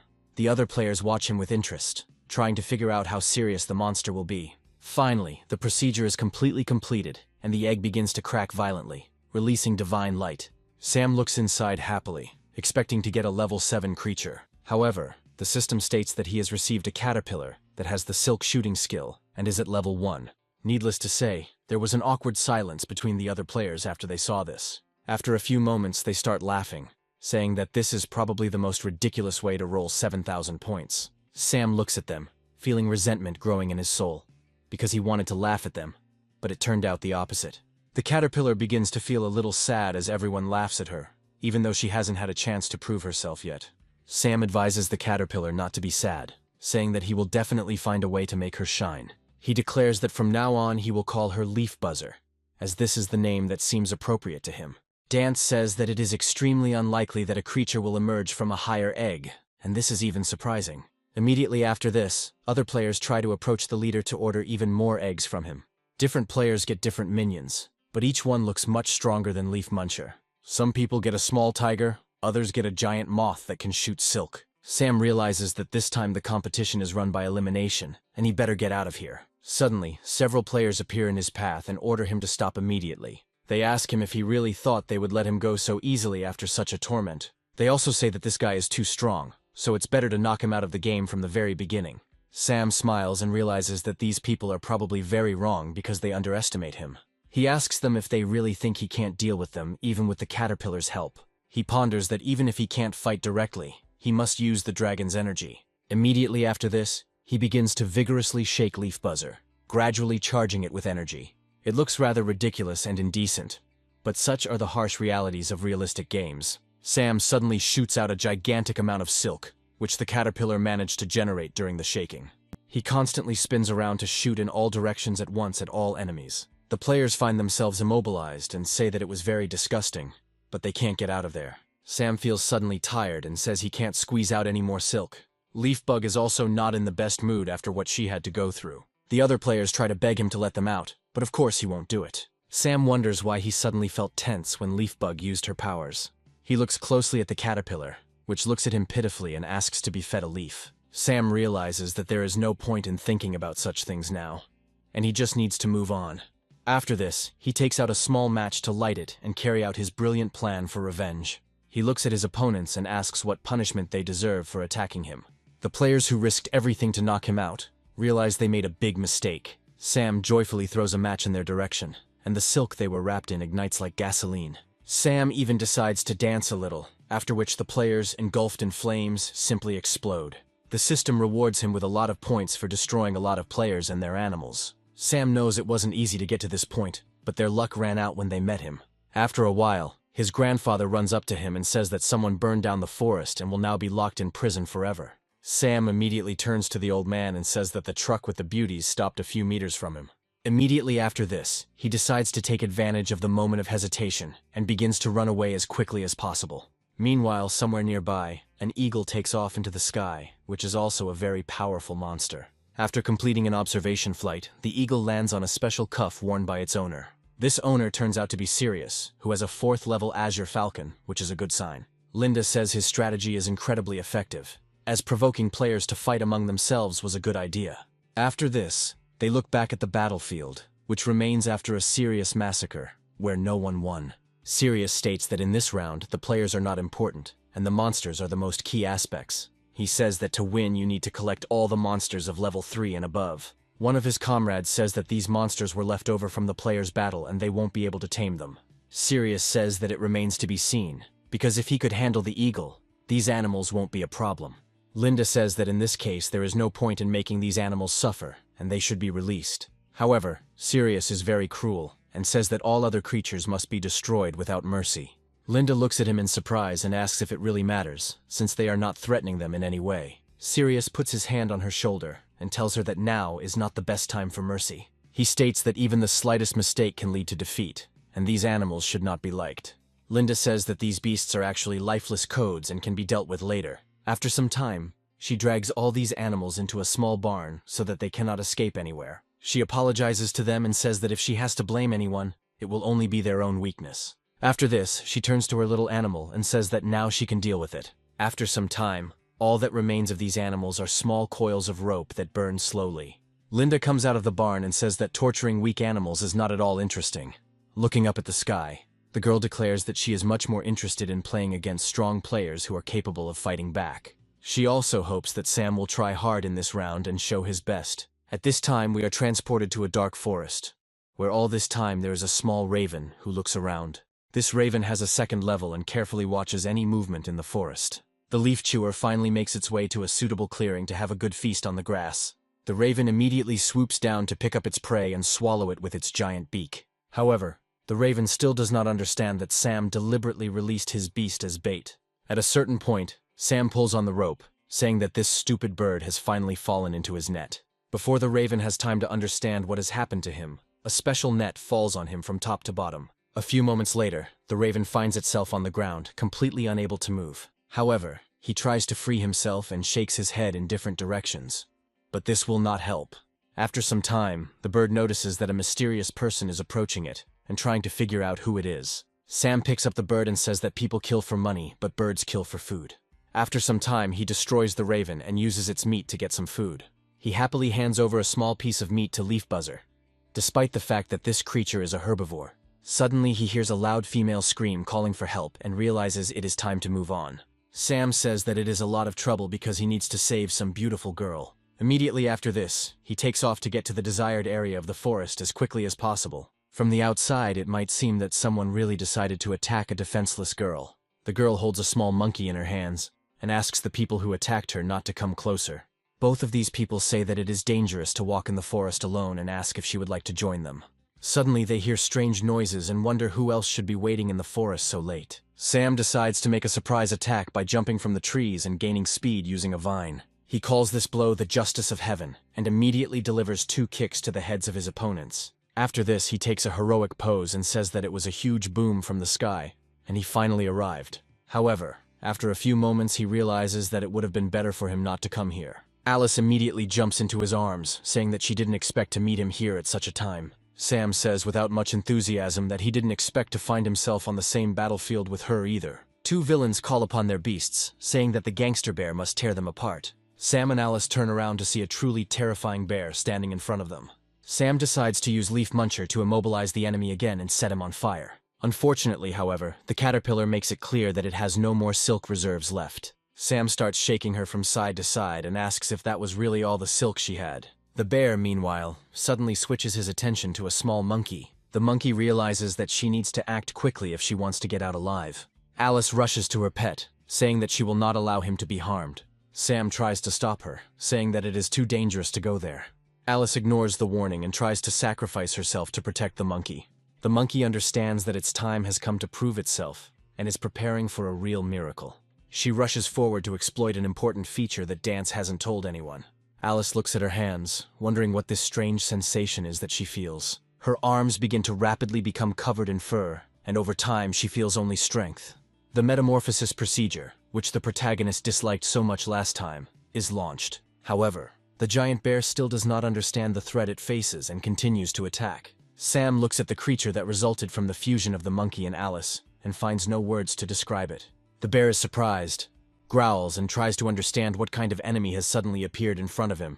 However, it quickly becomes clear that no matter how strange the enemy may look, he is stronger than the bear. Alice has transformed into a hybrid of her Power Girl form and a gorilla form by fusing with her monster. She immediately knocks the opponent to the ground and begins to hit him with all her might, crushing bones. The bear realizes that he has chosen the wrong time to hunt little girls. The bandits also try to escape, realizing that she is too strong and they should not risk it. Alice spins the bear like a propeller and prepares to launch it towards her enemies. Of course, the bandits are too slow to anticipate the attack or dodge. The blow is too powerful, the players are defeated, and Alice earns points. Sam tells her that she didn't expect her monster to be able to undergo biological evolution. Alice suddenly turns around and looks at him with a suspicious look that does not inspire confidence. Sam wonders if she's gone berserk after the transformation and tries to calm her down. Alice suddenly rushes towards him, spreading her paws, making any attempts to escape impossible. Sam understands that his fate could be tragic, because he will not have time to escape from the gorilla. Alice, despite this, hugs him tightly, expressing animal love. Sam says that if she continues to hug him so tightly, his health will quickly decline. The monkey understands that the effects of evolution must be urgently reversed, and gradually initiates the connection procedure. At first, what is happening seems unusual to the young monkey, since she has not seen human interactions. However, she quickly realizes that the scene is awkward and closes her eyes. The thing is, Alice's clothes were destroyed by the process of turning into a giant pile of muscles. Alice immediately realizes that she is naked, and the realization comes quickly. She loudly demands that he not look at her and turn away before it is too late. After a while, she puts on her spare clothes and says that she was wise to take them with her. She also wonders what happened and tries to understand why she merged with her beast. Sam says he might be wrong, but it seemed to him like it was a skill of biological evolution. Alice slowly repeats these words and asks what this skill means. Sam explains that the monster can evolve into a stronger form after gaining the necessary experience. He adds that her monkey's next form should be a level 4 flexible Banzank. He also says that in another situation, when certain conditions are met, the monster can merge with its owner. Alice wonders what these conditions are and how they can be reproduced periodically. Sam says it's very difficult to explain because each monster is an individual. Alice asks why he knows so much about the nature of these monsters, because she had no idea about it. Sam says that there are a lot of guides in the starting town who leave some information. Alice smiles and says that she left the starting town in search of adventure and did not listen to anyone. She also states that once her chimp hatched, she didn't pay attention to anything else. Sam is glad that his interlocutor is too trusting and will be easy to fool. Alice approaches him and says that everything is okay now, because she can stay next to him all the time. The situation is becoming more and more romantic, but in this situation, it is more of a problem than a blessing. Sam starts to blush and says that he wouldn't have been so good if he hadn't known that Alice was waiting for him. Suddenly they begin to hear a strange sound of a giant creature approaching. Alice asks him what it all means, saying that the sounds frighten her very much. After some time, a rabbit covered in copper armor comes out to the edge of the forest. Sam realizes that it is better not to fight this creature, and immediately covers Alice's mouth so that she does not scream. They hide together behind a small tree, which turns out to be large enough to conceal them. The rabbit looks at them for a while and then leaves without making any more attempts. Alice watches this monster closely and concludes that it is probably strong. Sam says that perhaps this video is needed to scare away wild monsters that appear at night. He recommends finding a safe place to spend the night, and they begin their journey through the dark forest. Sam suddenly finds one of the mushrooms and decides to examine it to see if it is worth eating. Alice asks why he collects mushrooms and other plants all the time while they are walking. Sam states that these are good materials and can be used to make potions or artifacts. Alice says that she would like to find some kind of tavern, since the idea of sleeping on the street does not appeal to her. After some time, they find a special house, spacious enough to spend the night. Sam says in surprise that he could never have imagined that his companion's wish would come true so quickly. Alice grabs his hand and runs forward, saying that they are lucky and they should spend the night in this house. Sam says that the cottage that appeared out of nowhere is too good to be true, and it must be a trap. After a while, when they knock on the door, it slowly opens and a silhouette appears from it. The beautiful girl looks at them in surprise and asks who they are and why they decided to disturb her. Alice says that the cute girls here in such a place really look suspicious. This time Sam decides to show his best side, since he is the most hopeless henpecked husband and womanizer. He says that they cannot stop and asks for her generosity and indulgence to stay the night. After some time, they find themselves in a fairly spacious room with very high ceilings. The girl says that she has prepared something quick for them and recommends that they enjoy it. Sam says that this girl is too kind to them and states that he is already very grateful. Meanwhile, the monkey tries to help Leafbug get to the food, carefully holding her with his paws. The girl says that they both have monsters, which means they are probably their trainers. Sam states that this is true, adding that they have been traveling together since the beginning and want to capture more monsters. The girl says that they are probably on their honeymoon and declares that she is very envious of them. Alice throws herself into the protagonist's arms and asks if it is really that obvious. Sam asks why she lives alone in a cottage in the middle of the woods, because there are fierce monsters here. The girl says that her mother passed away long ago. Her father owns a business in a neighboring town and sometimes visits her. She also says she planted repellent plants around the house so their scent would distract the monsters. Alice says that she is sorry to hear this, and she had no idea what trouble the girl was in. Sam looks at her carefully, and clearly does not believe this story, considering it a lie. The girl asks why he looks suspicious, hoping it's not about her food. Sam says that Miss Layla's cooking is so delicious that he doesn't want to eat it too quickly. Layla says that unfortunately she doesn't have any guest rooms, and they will have to stay in her room. Alice says there is no need to worry, as she is grateful for the place provided. After a while, they decide to go to bed and head to their rooms. Layla and Alice decide to spend the night in one room, which has 2 beds. Layla suddenly opens her eyes, and they begin to glow in a strange way, as if she were not human. After this, she carefully gets out of bed so as not to make any unnecessary sounds. She slowly approaches Alice and asks if she has fallen asleep or is still trying to sleep. Alice is in a deep sleep and says she wants to sleep a little longer. Layla says that the sleeping pill she brewed seems to be working very well. After this, she comes closer to the girl and says that she will soon collect enough DNA. She slowly applies her hand, which turns into a strange jelly-like mass. This mass gradually begins to spread throughout Alice's body, and it is not entirely clear what Layla's motives are. However, suddenly the door opens, and the creature's plans, no matter how evil, are clearly disrupted. Sam says that these are very interesting games and he would like to join as he enjoys this kind of thing. Layla asks why he didn't fall asleep, adding that she saw him eating the food she cooked. Sam says he smelled the stew before she served it and just spat it out. Layla sadly says that he discovered everything from the very beginning, and her plan was not good enough. She says all she wants is to collect human DNA and not hurt anyone. Sam realizes that he quickly wants to be a ghost slime, and says that he will now show her something amazing. Immediately after this, he decides to use the secret technique of shooting into the face with white silk. Layla tries to shield herself from the projectile, but after a while her body becomes entangled in silk. Sam says that a few more shots like this and she will be completely unable to move. Layla understands that she will have to absorb the shock in order to maintain her ability to move and fight for her life. Sam watches with interest and says that his white silk was simply swallowed up. Layla says that low-level techniques don't work on her because she's a more serious opponent. Sam smiles and says that she thinks too highly of herself, because everything is not that simple. After a few minutes, it becomes clear that small cracks are beginning to spread across the girl's body. Layla wonders what is happening and realizes that if this continues, she will simply die. Sam says it's because of the same silk she was consuming in an attempt to improve her mobility. He adds that the inn has a hidden ability that modifies the silk depending on what she has eaten. Layla says that people have always been cruel to her, and she has become accustomed to their treachery. Sam says that if she signs a contract with him, he will let her live. Layla says that even if she dies and her body turns to stone, she will never serve anyone else. Immediately after this, she rushes towards Alice to use the skill of possessing someone else's body. Sam understands that such things must be stopped immediately, and rushes forward with a powerful attack. Alice is walking out of bed when Sam suddenly delivers the most powerful blow of his life right to her stomach. Alice grabs him and says that he must be crazy if he really decided to hit her. Immediately after this, he attacks the knees and begins to spit out a large amount of ghostly slime.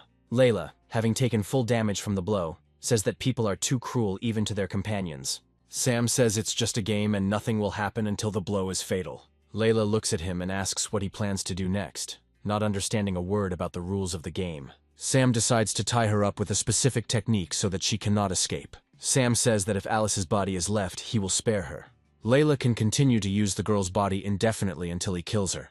Sam gently takes her chin in his hand to hint that her plan isn't so foolproof. He claims that he has already discovered her weakness, because all the dishes she served were sweet. He emphasizes that the weakness of all slugs is salt, which causes their body to dissolve. Layla declares that he will not intimidate her, since he is unlikely to find even a pinch of salt within miles. Sam says he has a backup plan and begins to slowly take off his shirt. Layla asks why he suddenly decided to take his clothes off, noting that something is clearly wrong. Sam looms over her and tells her that she will soon understand everything, and she will not feel very good about it. After a while, he asks if she realized how cunning he is. A small drop appears on her body which behaves like hot oil and constantly hisses. Sam says he doesn't care that he doesn't have any salt, because his sweat does the job just fine. He also says that he wonders what would happen if he placed his completely sweaty hand on her body. Layla says that she regrets what happened and promises to obey him.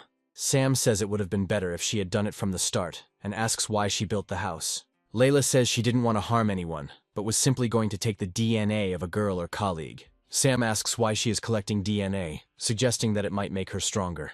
Layla claims that if she collects enough DNA, she can transform herself into the perfect woman. Sam places his hand on her head to stroke and reassure her, realizing that she is a kind soul. He adds that he knows many good girls, and if she signs a contract with him, he will be able to collect their DNA. Sam asks if there is a beautiful older sister, a smart older sister, and a sister with a nice body. Sam remembers all her friends and says that it is safe to say that everything is true. Layla enthusiastically says that she is ready to sign a contract with him and become his monster. Sam takes out a special card to make a contract with the arriving slime. After this, the system gives him a card, which will now be inhabited by this creature. Sam is glad that the ghost slime has a high level and good abilities. Sam holds the card up, saying that he finally got a strong monster. The next day, the couple comes to explain who Layla really was. Alice listened to the story in surprise and asked if she had really been pretending to be a monster all this time. Layla declares that she is now the master's monster and apologizes for letting him down yesterday. Alice hugs her and says that it doesn't matter to her whether she is a human or a monster. In any case, a companion is great. Sam asks if there's too much hugging and kissing, since Layla is his monster, not hers. Alice says that she doesn't care, because she also wants to make friends with a strong monster. Sam recalls her physical strength and says that she is also a very strong being. Alice suddenly reveals that she had a very strange dream last night where Sam was doing push-ups right above her. Layla hurries to report that it was not a dream and everything happened in reality. Sam knows it's best not to reveal the details, as it could complicate their relationship. He says it's a very interesting event, but they're already late, so it's better to start the day trip. After some time, they again hear a strange cry, this time belonging to a terrible monster. To understand what the sound was, they decided to immediately head in the direction from which the scream came. However, a few moments later, a giant rabbit covered in copper armor crashes into the house. Under his pressure, the roof begins to crack, and Sam and his comrades decide to leave the building.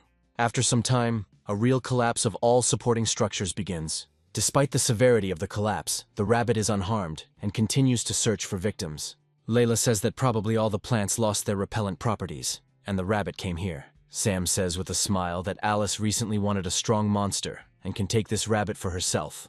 Layla says now is not the best time for jokes and hopes he has a plan. Sam says time will tell if this monster will be strong, but he is certainly an interesting opponent. Sam turns to Layla and asks her to use the force fusion technique directly on him. Alice turns around in surprise at her friend and asks what this strange technology is. Layla says it's a unique skill of the ghost slime that can cause both the monster and the trainer to undergo evolution. Immediately after this, she throws a special molecule towards Sam, which quickly flies towards him. Sam feels himself beginning the process of uniting with his beloved caterpillar, whom he treasures so much. After some time, he transforms into the mighty Leaf Ranger and gains several new skills. The giant rabbit looks at the new enemy and lets out a loud howl, as if something is really bothering him. Sam makes a sharp jump upward to deceive the enemy and catch him off guard. Immediately after this, he shoots several streams of web at the rabbit to entangle it. At first, the rabbit doesn't understand what the enemy's plan is, and turns around so as not to lose sight of him. However, he turns out to be quite slow, and does not have time to dodge the attacks in time. Sam begins to pull the nets towards himself to add more momentum to his strikes. He thrusts his leg forward to perform a powerful jumping kick that pierces the rabbit's armor. Moments later, he lands, delivering a stunning blow directly to the creature's head. Sam quickly takes out the firegrass, as this is the second stage of his grand plan. He snacks on the leaves to gain a significant boost to his fire abilities. He feels the energy of the volcano spreading through his body and prepares for the next round. He decides to keep his opponent at bay and unleashes a flurry of quick attacks, each of which spits out a clot of silk. The rabbit covers itself with its hands, hoping that its mobility will not be reduced too much. Within moments, he becomes enraged and prepares to take it out on Sam.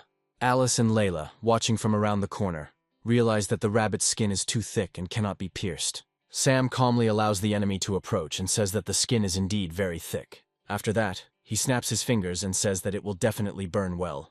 Within moments, each piece of silk spread across the rabbit's thick skin begins to burst into flames. Before the rabbit can even realize what's happening, he's set on fire like a match. Sam takes a few steps to the side, ignoring the burning rabbit, which is experiencing incredible pain. The rabbit falls and starts rolling from side to side, trying to put out the flames. Alice asks Sam why he doesn't show mercy, because it looks so painful.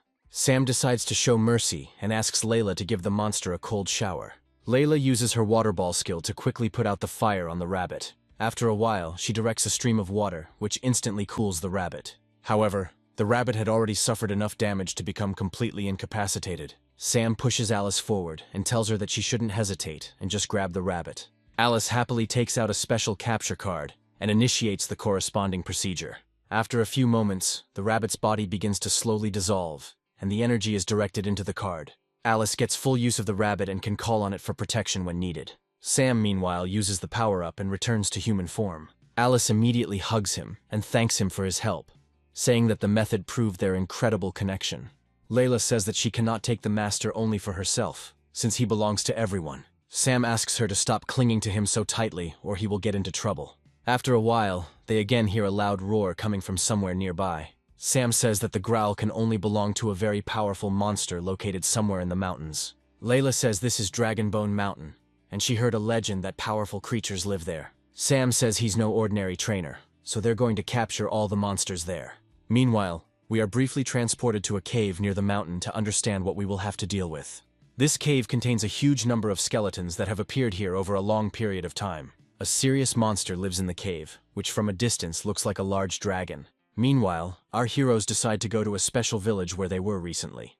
Alice says that she has never been here, and notes that the name of the village sounds very strange. Sam says he was told about the uncle of the former Lord of Fort, who died defending the village from monsters. Alice says that she needs to go inside and look around, as she never dared to go into crowded places. She also states that she might be able to meet a lot of cute girls and collect more DNA. However, to her great regret, there are no girls in the village. There are mostly only men there. Layla says that this is not at all what she expected to see, and Alice asks her not to be upset. Sam suddenly sees a familiar face who greets him, saying that he is the ruler of this fort. Sam looks at him in surprise and asks if he looks like the village chief from the previous village. Grandfather claims that there is nothing special about this, since all the village elders on the continent are his doubles. Sam says it seems like the developers were just too lazy to make additional models. Grandfather states that the reason all the trainers have gathered here is to kill the demon dragon. Sam looks at him carefully and asks who the dragon demon is. The village headman explains that a dragon lives on the mountain and often attacks the village. He adds that the mountain is named in memory of the uncle of the previous village headman.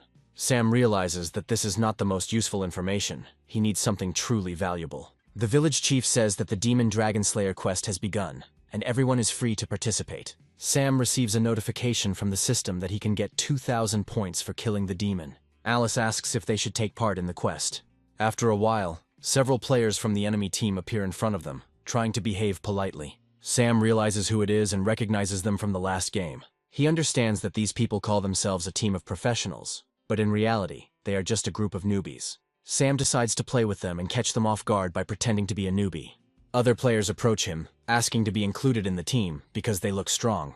Sam raises his hand, giving them the opportunity to join the team of strong players. He says he heard that this team consists of only the strongest players. The player replies that he can join, because the more strong players there are, the stronger the team. The others are surprised that the team is behaving so hospitably. Another participant says that they will still have to choose a single leader. Otherwise, it will be difficult. Sam understands that they want to take control of the team so that they can sacrifice players whenever the opportunity arises. After some time, they reach a mountain where there is a statue of one of the elders. Sam moves on calmly, followed by the players, expecting a trick to happen at the wrong moment. Some players ask questions about how strong their comrades are, because they haven't seen them yet. The Lin team players talk among themselves, realizing that others are beginning to doubt their abilities. After some time, they reach a section of the mountain where specially prepared traps await them.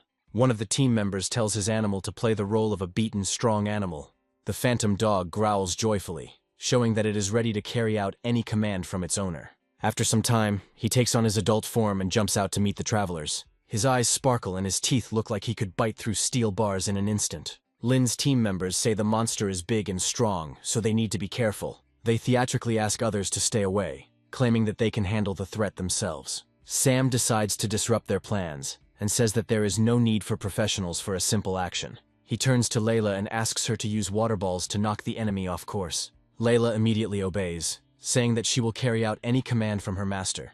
One of the team members looks at Sam in surprise and asks him to wait a little so as not to fuss. A few moments later, a giant water ball heads towards the dog. She takes serious damage and is thrown aside, receiving several bruises. After this, she returns to her form, becoming a cute puppy again. The puppy whines and quickly runs away, hiding in a crevice, no longer wanting to fight. Sam says it was too easy. All they had in front of them was a pathetic little thing. The members of Team Lin realize that they have just lost the opportunity to demonstrate their powers. Sam says he accidentally took away their championship and didn't mean to interfere. One of the team members says that they are leading the squad and this behavior is unacceptable. Sam agrees and promises that next time he won't interfere when they encounter a monster. After some time, he approaches Alice and says that they need to start implementing the plan. Alice happily takes out the card with her copper rabbit and prepares to use it. After just a few moments, Valya begins to tremble violently, hinting that a monster is now appearing here. Regular players start to panic, wondering what that sound is and assuming an enemy is approaching. One of the Lin team members tries to calm everyone down and says that whoever appears here is still no match for them. Immediately after this, he creates a small golem, which has the 3rd level of strength, and sends it forward. However, after some time it becomes clear that he is clearly not choosing the best fighter for this task. The giant rabbit is several heads taller than this golem and is certainly not inferior to it in strength. The summoner wonders how such a powerful monster could possibly be here. Players say that now they will finally show the true power of professional players. The summoner understands that he now has no choice and he has to fight, despite the fact that he does not particularly want to. He commands his monster to perform a special attack that should help him overcome his power limit. However, the rabbit turns out to be not only strong, but also quite smart and agile. He immediately intercepts the blow with his metal fists, neutralizing any attempts to attack him. Immediately after this, he seizes the initiative and grabs his opponent with both hands, preventing him from escaping. After lifting it into the air, he throws it over himself, thus performing a famous martial arts move. The sullen summoner looks at his monster and realizes that he clearly cannot emerge victorious from this fight. The copper rabbit prepares to consolidate his success and is about to land a few blows on the summoner. Sam suddenly comes to his aid and stops the attack with a slight movement of his hand. It turns out that even such a powerful monster is unable to penetrate the incredible defense of the great player. Sam tells the monster that they do not wish to fight him, and asks that they show a little mercy to those who are significantly weaker. The monster looks at this guy in surprise and realizes that it is he who makes him writhe in pain and burns. Immediately after this, he jumps down and runs away carefully, afraid of attracting unnecessary attention from Sam. Players watching this are wondering how this guy can achieve such outstanding results. Sam combs her hair back to keep her amazing hairstyle and starts showing off. The other players recognize him and say that he is the same Sam who defeats the demon god Luffy. Alice says that this is her lover, who is incredibly famous. Sam says that this is just one of his small achievements, because in this round, they all have the same number of points. Lin's team members say they now understand who this guy is that their boss finds annoying. After this, one of them states that they can't even imagine that Sam suddenly decides to join their team. The remaining squad members say that in that case, Sam should be their leader, and these pro players are not that strong. Sam says he doesn't like being the center of attention, and declares that he won't become a leader. The members of Lin's squad thank him for his trust, and then declare that they are definitely up to the task. Sam says he trusts them with his life, and hands over some fruit for his caterpillar. The caterpillar is very happy because it is finally given the opportunity to have a proper meal. Lin's team members silently curse him, noting that he won't be able to enjoy his arrogance for much longer.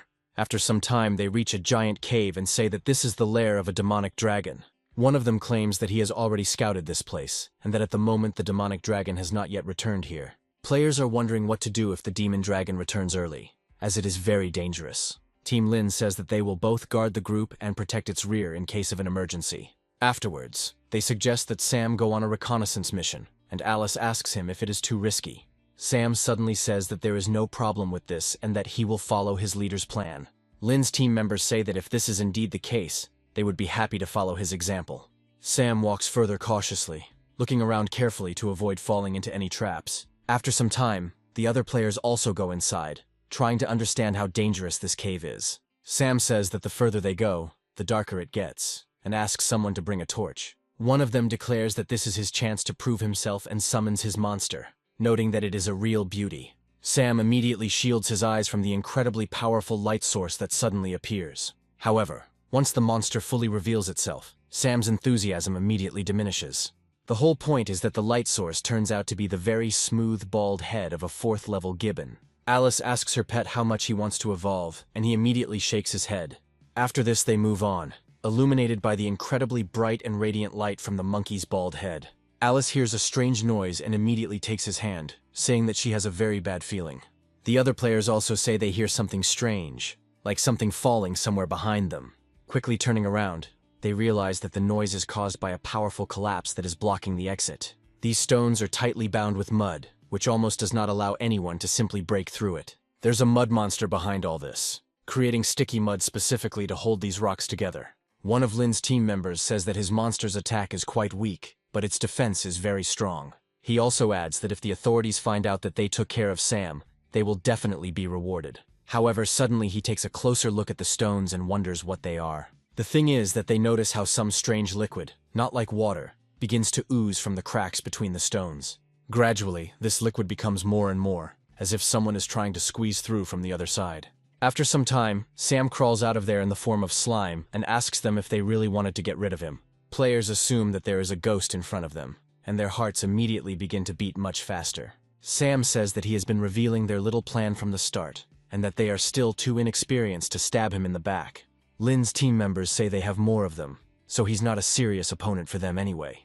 After this, their leader gives his monster the command to rush into attack, and it immediately carries out the order. However, his friend reminds him that the mud monster has been holding the boulders together all this time to keep them from falling apart. After the entrance collapses, players emerge calling them allies and asking to be left alone. Sam tells the players not to push them too hard, as they can still take advantage of these people. Immediately after this, he allows the fusion to be activated so that Layla can move freely. Sam asks her how she feels after merging with a man, and she replies that she doesn't feel very well. After this, the remaining players wonder how they will deal with these traitors. Sam says he has a couple of ideas to deal with them most effectively. After some time, they take out a small rope, as well as a special wheel for lifting loads. The players lift the captives up and ask them how well they feel at such a height. The captives look at their tormentors in surprise and ask what they are going to do to them. Sam says he will use them as bait to bring the dragon here. These scoundrels immediately try to beg for forgiveness, saying that they are very sorry for what they did.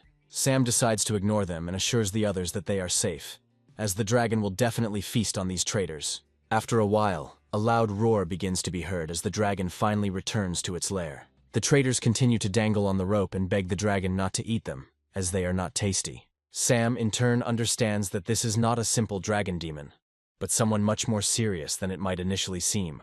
A real monster called the 7th-level 8-headed demon dragon appears in front of them. Players say this is not the monster they are expecting when they take on this quest. One of the heads suddenly notices a strange movement and immediately begins to look in that direction. After some time, the dragon opens its mouth and begins to shoot energy flames at them. The players immediately run away, saying that they need to save their lives because they can't cope with such a monster. Alice tells the protagonist that they better run away from here too, since they won't be able to cope with him. Sam remains determined and says he never expects to meet an old friend here. He asks the dragon if he remembers the horrors he experiences when he is in his power. The dragon immediately understands that confrontation with this person brings him nothing but pain and suffering. Immediately after this, he falls to his knees and begins to nod his heads to show his peacefulness. Sam says he doesn't understand the monster language and asks Layla to translate what the dragon is trying to tell him. Layla says that this dragon is a female and explains that she needs to take care of her children. After a while, Sam discovers that next to the giant leg of this dragon, there is another very small tail dangling. This tail belongs to a two-headed demon dragon that is still only in the early stages of growth. Alice asks him how he meets this dragon, and Sam replies that they meet on the first level. Sam says that even if it's just a screen, he could never kill a mother protecting her cub. He advises her to stop going down to the village and scaring everyone, adding that he will organize food deliveries for her. Alice, meanwhile, says that these baby dragons are very cute, and she would like to have one of them. Sam states that if she manages to keep even one of them, he will definitely grow up a little weird. His mind immediately imagines a two-headed dragon with the body of a very muscular man. Meanwhile, the mother dragon descends towards him and prepares to open her giant mouth.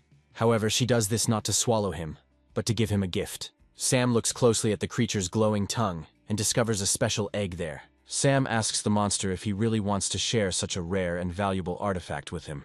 After some time, Sam returns and tells the whole story about this dragon, stating that he is peaceful. The village chief says the village's finances are unlikely to support the creature's appetite. Sam says he's going to use his ability to exchange points for the resources he needs. After this, he gives the headman a huge amount of gold, which will last them for several thousand years. He claims this will be enough to feed this dragon for decades. The system informs them that the quest to defeat the demon dragon has been completed and rewards them with points. Suddenly, a girl approaches him, surrounded by two partners, and immediately demands that they bring water. One of them addresses her by the name Iris, and says that he gets this water from the well. Iris immediately throws the glass right in his face, saying that the water here is spoiled and that she only drinks mineral water. Sam wonders if this is the same Iris from Team Lin, adding that he has already heard about her.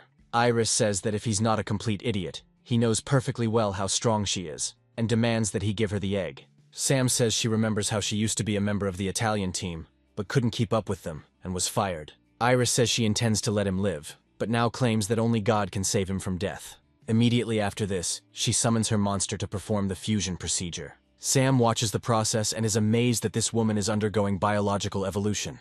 Iris looks like a creepy underwater monster, and asks him if he was scared after what he saw. Sam says this is probably the strangest evolution he has ever seen, and is amazed at the growth.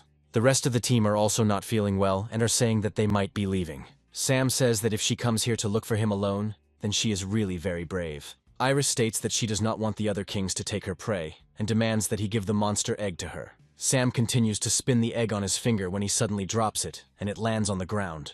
Immediately after this, the shell begins to crack from the incredible force with which the egg hits the ground. Sam looks at the egg in horror and realizes that he is making a big mistake by being careless. Then, after a few moments, several energy beams begin to emerge from it, shooting into the sky.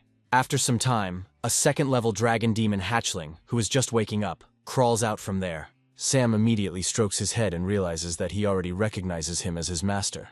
Iris says it's definitely a rare monster, adding that it saves her a lot of trouble. Sam declares that he will now demonstrate to her the real wonders of biological evolution.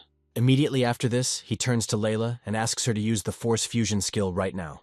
Immediately after this, Sam transforms into an even more powerful creature that has powerful wings. Iris looks at him in surprise and says that she can't believe her own eyes. Sam transforms into a dark dragon aspect, and despite not looking much better than Iris, becomes much stronger.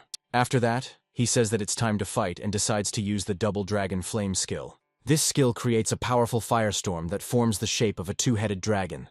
Iris doesn't manage to dodge this attack in time, and realizes that she has to use additional skills. She says that this attack is useless because the water barrier's defense is too high. Sam rushes forward with incredible speed and says that he will introduce her to his other techniques. After that, he decides to hit her with the Flaming Dragon Claw skill in hopes of breaking through the barrier. However, it suddenly turns out that this is not enough to break the water shield. Iris also doesn't stand still, and immediately rushes forward to deliver a powerful attack with her tail. The blow knocks him off his feet, and if it had been another person in his place, his back would have been broken.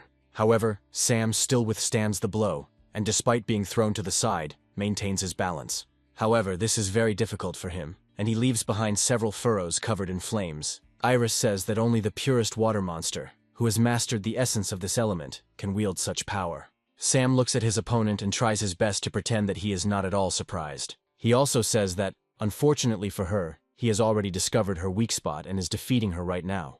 After this, he flaps his wings and prepares to rush forward while he still has time. Iris orders her monster to deal with this villain and swallow him up in the depths of the water. The water lands right on his head, but he continues to fly forward as if he doesn't care. Alice understands that she must always help her comrades and prepares to come to his aid. Sam breaks through the water barrier even without her help and rushes upward towards the sun.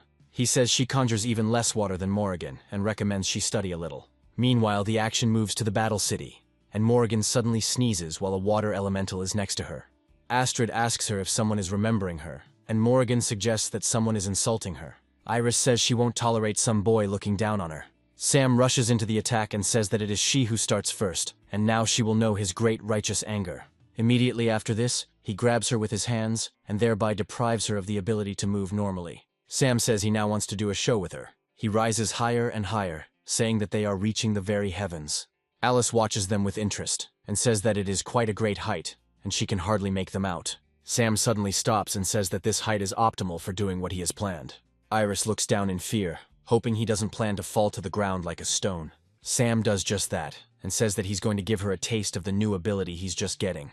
After this, he starts spinning in different directions using the spinning sledgehammer skill. Alice steps aside, realizing that the shockwave from this landing could simply knock her off her feet. Iris wonders how she could lose to such an insignificant insect. Sam says she's not dying yet because her head is hard as iron. He also claims that he can melt her with acid, suffocate her with caterpillar silk, or burn her to ashes. Iris says he can't kill her and demands fair treatment. Sam smiles and says that in that case he'll leave it to Alice, who is already suffering from a thirst for blood. Alice summons her monster and turns into a monkey herself, saying that she will destroy this enemy. After some time, she brutally maims and kills Iris, taking advantage of the fact that she cannot answer her. Meanwhile, his former accomplices beg him not to kill them, saying that they do not want to fight him and are simply trying to survive. Sam says that since the team's boss, Sirius, wants to kill him, he's become incredibly interested in finding him and talking. These guys say that the leader is located near a city called Battle City, adding that this is all they know. Sam states that he really wants to let them go, but his monster needs food to evolve. After this, he decides to mercilessly destroy them, despite the fact that they share this valuable information. These players turn into fried pork and immediately give him several hundred points for their kills. Sam happily turns around and says that the next stop is a trip to Battle City. A few hours later, they arrive at the desired location and decide to take a good look around before moving on. Sam says he's never been here before, and Alice wonders why the place is called Battle City. After a while, they watch as two players walk past each other and accidentally bump shoulders. One of them immediately takes a fighting stance and looks menacingly at his opponent, preparing to tear him to pieces. He asks him how dare he bump into him, suggesting that he has too much courage. His opponent says that if he wants a fight, he will get one, because such offers cannot be ignored. Immediately after this, a brutal fight begins between them, in which only the strongest wins. Sam says that the people here are very warlike, and that if you meet their eyes, a battle will inevitably begin. Sam says that if Astrid were here, she would really like it here, because she is fierce and loves to fight. Alice suddenly becomes frightened and tries in every way to hint to him that now is not the time to talk about it. Sam says that Astrid is actually quite stupid, and that she has no brains other than brute strength. Astrid immediately locks her hands around his body so he can't escape anymore. Sam realizes that this voice seems familiar to him, and only now does it dawn on him that he is saying too much. Astrid throws him over herself and asks if he really thinks she's a cruel bore. Afterwards, she is surprised that this is the way he decides to greet her, and Morrigan notes that he is still the same idiot. Alice asks them why they come here, and Morrigan replies that she assumes they will all be here. Sirius also spots the protagonist and adjusts his glasses to look even more mysterious. Sirius says that he is going to take care of this problem himself, since he already has all the necessary means. Sam says that if he didn't have such a thick skull, he would have died long ago, and Astrid claims that it is his own fault. Alice asks why they are so sure that he is here, in this godforsaken place. Morrigan states that this city, on the contrary, is one of the most important in this round, and that many supplies can be bought here. Sam says he assumes they understand him well, so he decides to look around. The other people who watch him say that this guy is very arrogant. Sam feels the heavy gazes of others on him and tries to understand why he feels a cold aura around him. Astrid says that when you are accompanied by three beauties, it will be strange if no one pays attention to you. Alice immediately throws herself into his arms and says that she can't help herself, because Sam is very charismatic. Morrigan decides to intervene in this awkward scene of mutual feelings and gratitude on Alice's part. She pushes them apart, telling them to remember the social rules of behavior in public. Alice asks her why she suddenly starts lecturing, since she never does that before. Sam suddenly says that registration is open for the 7th dual combat tournament in this city. Dance welcomes everyone who comes here and adds that this tournament is held in a 2-on-2 format. Morrigan and Alice say that it looks very exciting and that they even feel confused. Sam approaches Dance and asks him if he's forgotten that he's the leading NPC of the original village. Dance says that after changing his image, his popularity among players is increasing, and he decides to take advantage of this. Astrid wonders what they should do then, since there are 4 of them, and they need to somehow split into teams. Alice says she wants to be on a team with Morrigan because the 2 of them would be simply unstoppable. Meanwhile, Sam sees how hard it is for Dance to fill out paperwork with such a curvy figure, and asks him to reduce his breasts. Suddenly, the other players wonder why they suddenly smell cherry blossoms and see petals falling. Sam says he can smell the familiar cherry blossoms and the signature arrogance permeating the air. Lee Han, along with his new companion, says he has no idea they are meeting here. Astrid wonders if this is the same person from the leaderboard who constantly speaks in poetry. Lee Han approaches the protagonist and almost instantly draws his sword from its sheath, pointing it towards Sam. He says that his condition is at its best today, so it wouldn't hurt for them to fight at full strength. His companion says that if they are going to fight, they should wait until the tournament arena. Sam asks her if this little girl is his monster, noting that she is quite cute. The girl immediately bites his hand and says that she is Lee Han's partner and demands respect. Sam says he can't imagine such a lone wolf looking for a teammate. Lee Han states that he needs to find a teammate to meet all the requirements. His partner, Deborah, starts kicking him, telling him that he is showing her too much disrespect. Morrigan hopes this guy doesn't have a hobby of kidnapping little girls. Alice says that this is quite possible, and Lee Han decides not to comment on the situation. Dance says they are closing registration right now, and thanks everyone for the long wait. After a while, she says that the competition is held in a 2-on-2 battle format, and only 1 monster can be summoned. Dance also says that the 4 highest-ranked teams will receive prizes, with first place receiving a super rare prize. The other players listen to him attentively and say that something amazing is definitely hatching from this egg. Dance says that due to the large number of teams signing up, the qualifying matches are being held in 4 arenas. She also states that she is calling 3 more judges so that they can assist her by taking into account the results of all the matches. Players immediately start looking at Dance's new skin, despite the fact that they are perfectly aware that it is a man. Sam says they don't pay attention to it, and Astrid wonders why he's acting so strange. Sam says that he knows perfectly well that it is a fake, but he still can't stop looking at it. Dance says that teams are randomly assigned to each category by the system. Sam looks closely at his opponents and says that they look rather strange. Their opponents are a sweet couple who are constantly hugging and wearing matching pajamas. One of them looks closely at Sam and Astrid, asking them if they are a couple, suggesting that they are not. They immediately become embarrassed and clear their throats slightly, after which they wonder why they decided that way. The girl says that it is obvious to her that such a callous woman as Astrid has never been surrounded by love. Astrid immediately loses her temper and asks her rival in a threatening tone how she dared call her rude. Immediately after this, she summons her Steel Eagle, saying that they both need to be destroyed. Enter the Steel Eagle, a level 3 fighter with a rather impressive array of abilities. The couple in love says that it is time to use the evidence of their incredible love. A few moments later, 2 elves of eternal love enter the arena, each of whom is at level 3. Immediately after this, they begin to hug, completely unaware that there are enemies next to them. Sam and Astrid look at the couple with some confusion and realize that the monsters are repeating the behavior of their owners. Smiling, Sam says that in that case he has the perfect candidate to fight in this battle. Layla appears out of nowhere and says that she will work incredibly hard for her master. Astrid says that if he makes this monster call him master, then he is not far from them. Astrid turns to her monster and commands it to use the virtual feathers. The monster immediately makes a bird-like cry and shoots out a large number of steel fragments. Meanwhile, the couple in love turns to their elves and asks them to show the strength of their love to everyone. The strange elves continue to hug, but their eyes suddenly begin to glow. Layla and the Steel Eagle cover their eyes from the bright light that is emitted by a special ray of love. Dance says that this ability is capable of inflicting a huge amount of damage to any lone creature in the world. Layla falls to the ground and says that she also wants a relationship, while the Steel Eagle looks down sadly. The other players watching the tournament also start to cry, realizing that they have no chance. The couple in love says that now is the time to attack and orders the use of the Whip of Love. Both elves summon a highly mobile vine to take advantage of their enemy's disorientation. They begin to whip our heroes' monsters, hoping that they can quickly disable them. Astrid wonders how they dared to use such low tactics, and tries to figure out what they should do.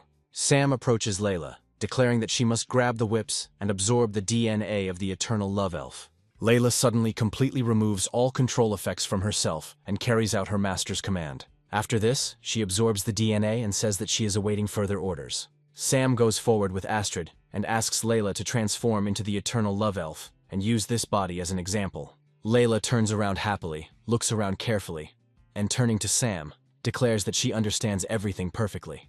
After some time, she changes form and becomes something similar to her opponents. The lovers say that it is useless, after which they order the elves of eternal love to use the beam again. Sam looks at them with a satisfied expression and asks them if they are sure that their monsters can still use this technique. A few moments later, one of the elves, belonging to the man, suddenly hits Layla with flowers. He wonders how his elf of eternal love suddenly decides to cheat on his beloved. A few moments later, a whip begins to crack in the air, immediately approaching him. The elf of eternal love doesn't have time to react, and another vine immediately begins to strangle him, pulling him further. The girl who previously received maximum attention from him now decides to punish him for his infidelity. Astrid turns to the steel eagle and commands it to use its attack again. This time, the elves are unable to react to these attacks in time, and they receive quite a lot of damage. The girl begins to beat her boyfriend because his elf allows himself such incredible insolence. She claims that monsters echo their masters, which means he is not as good as he tries to pretend. Sam says that love that is put on display is doomed to be short-lived, no matter what. Alice praises Sam's ingenuity, while Morrigan suggests that only someone like him could think of such a thing. Dance says that the next round will be between Lee Han's team and the Dashing Guys team. These Dashing Guys say that their victory is already in the bag, since they have all the means to defeat their enemies. They summon a pigman, as well as a bull in anthropomorphic form, who possess enhanced physical abilities. After this, they themselves decide to step aside, so as not to interfere with their monster's fight. Astrid wonders why Lee Han hasn't summoned his monster yet, and Sam says that's not the case.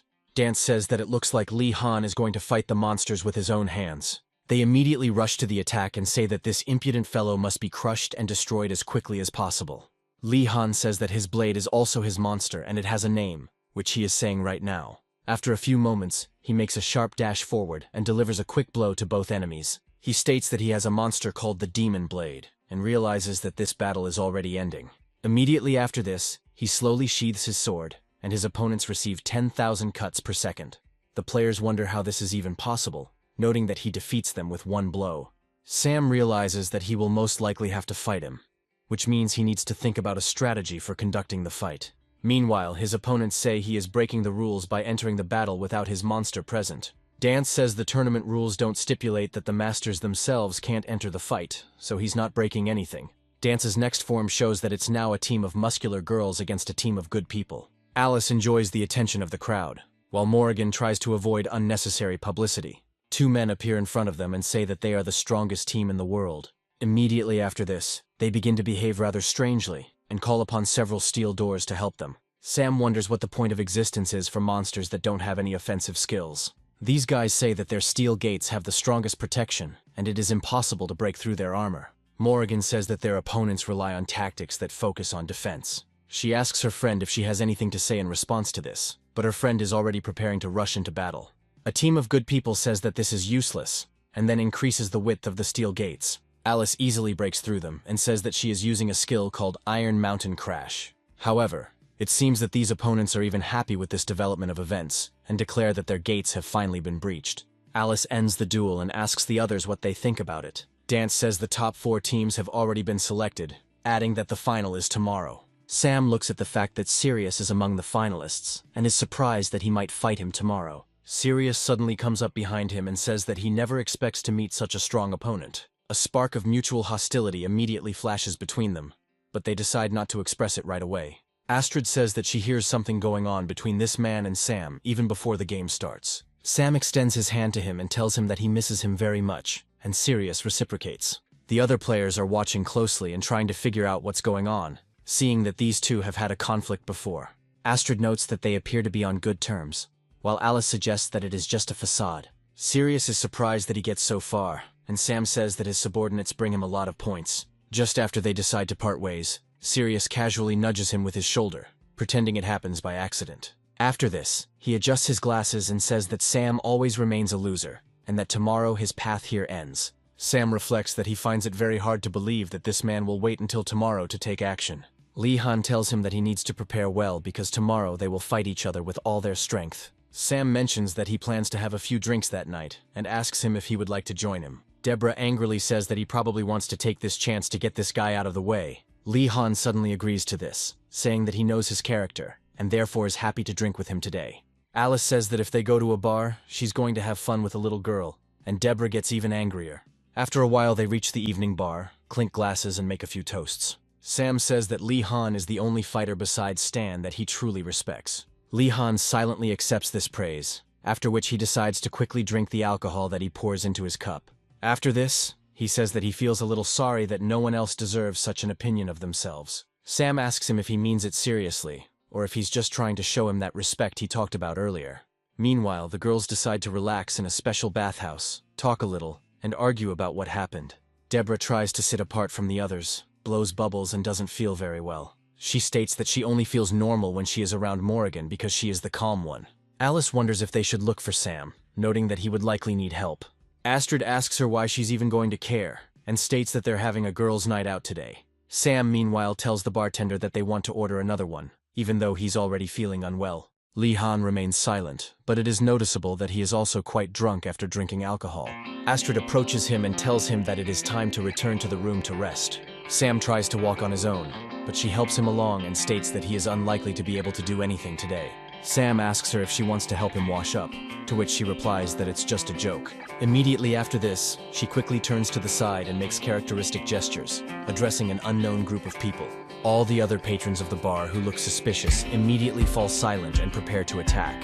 They immediately realize that they need to kill at least one person from that group, and immediately run towards Lee Han. Their fate turns out to be rather unenviable and ends almost as quickly as a lightning strike. After some time, the action moves to a lonely pier, where at the moment, there is not a single living soul. Sam slowly comes to his senses and wonders what is happening here, trying to look around. Astrid speaks to him in a slightly different voice and asks him if he is finally waking up. Sam finds himself tied up and wonders what these strange pranks are. Astrid suddenly begins to change her appearance and says that now he finally understands what is going on. Sam looks up and sees that it is a level 3 amorphous slug in front of him and realizes that he has just been tricked. Another girl appears in front of him, who says that he is not the only one who has allies. Sam says that he remembers her and that she looks a lot like Linda, who tries to seduce him at the bar. The girl says that she is much more useful than this senseless simpleton, because it was she who was able to kill Sam. Immediately after this, she pushes him into the water, saying that now all he can do is die. Sam falls into the water and makes a fairly loud splash, but it's too deserted for anyone to hear it. They watch the bubbles gradually disappear and say that everything is going too easy. The next day, the action moves to the tournament to see what consequences this has. Dance says that the quarterfinals are starting now. He adds that today the great Lee Han, who destroys enemies with one blow, and his partner are coming here. Dance is also surprised that for some reason Sam's team comes here without a leader this time. Astrid just looks around sadly, as if she misses her comrade very much. Sirius says that he hasn't been able to take out Lee Han yet, but the most important thing for them is that Sam is out of the game. Astrid says that her partner will be here very soon, and asks for them to be given a little more time. Dance says that the technical fight is already starting, and therefore there is nothing unusual in two fighting against one. Lee Han instantly draws his sword from its sheath, preparing to charge at his opponent. Deborah looks at him in surprise and asks if he really wants to start the battle right now. Lee Han doesn't answer and just silently thrusts his sword into the ground, which goes through the brick like a knife through butter. After that, he kneels down and says that they promise each other to fight, so he will wait for him. Dance says it's a very touching scene, but if a winner isn't determined within half an hour, they'll be disqualified. Sirius wonders why he should wait for a dead man when he never comes back. Alice asks her what is happening and why Sam did not return yesterday after a small celebration. Morrigan says that these villains are wrong to think they can do anything, because it's almost impossible to deceive Sam. 27 minutes later, Dance declares that they don't have much time left, and the fight still hasn't started.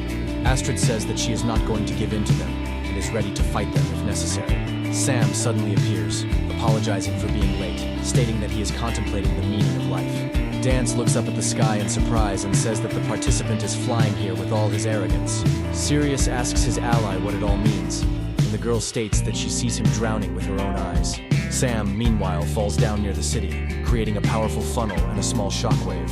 Sam says that the protagonist should always appear at the very last moment for maximum effect. Astrid calls him an idiot and asks him to stop showing off and do the right thing for once. Sam suggests that they fight Lee Han one-on-one so as not to drag out this fight.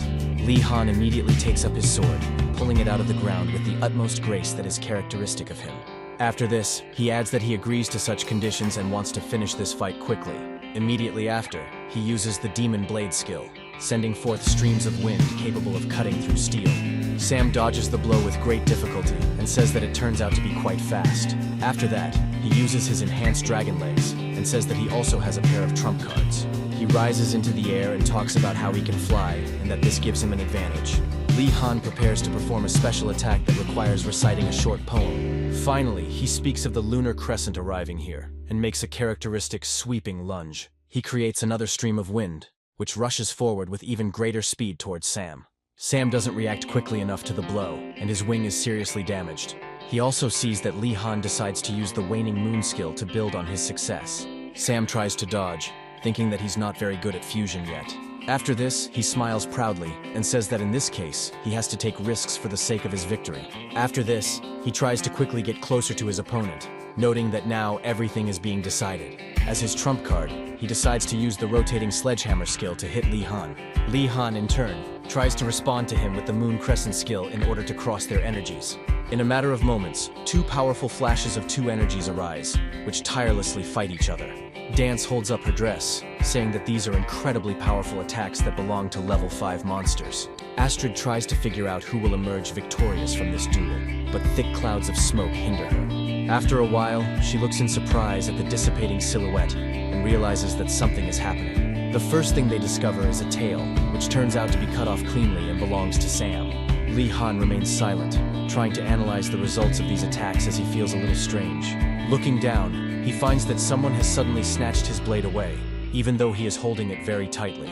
Sam reverses his evolution and returns to his human form, holding the same blade in his teeth. Immediately after this, he intercepts the weapon and throws it aside so that it cannot be reached. The blade hits the ground, and everyone else takes a few steps back to avoid provoking his wrath. Sam says that now their monsters can no longer fight, so they need to choose a winner like men.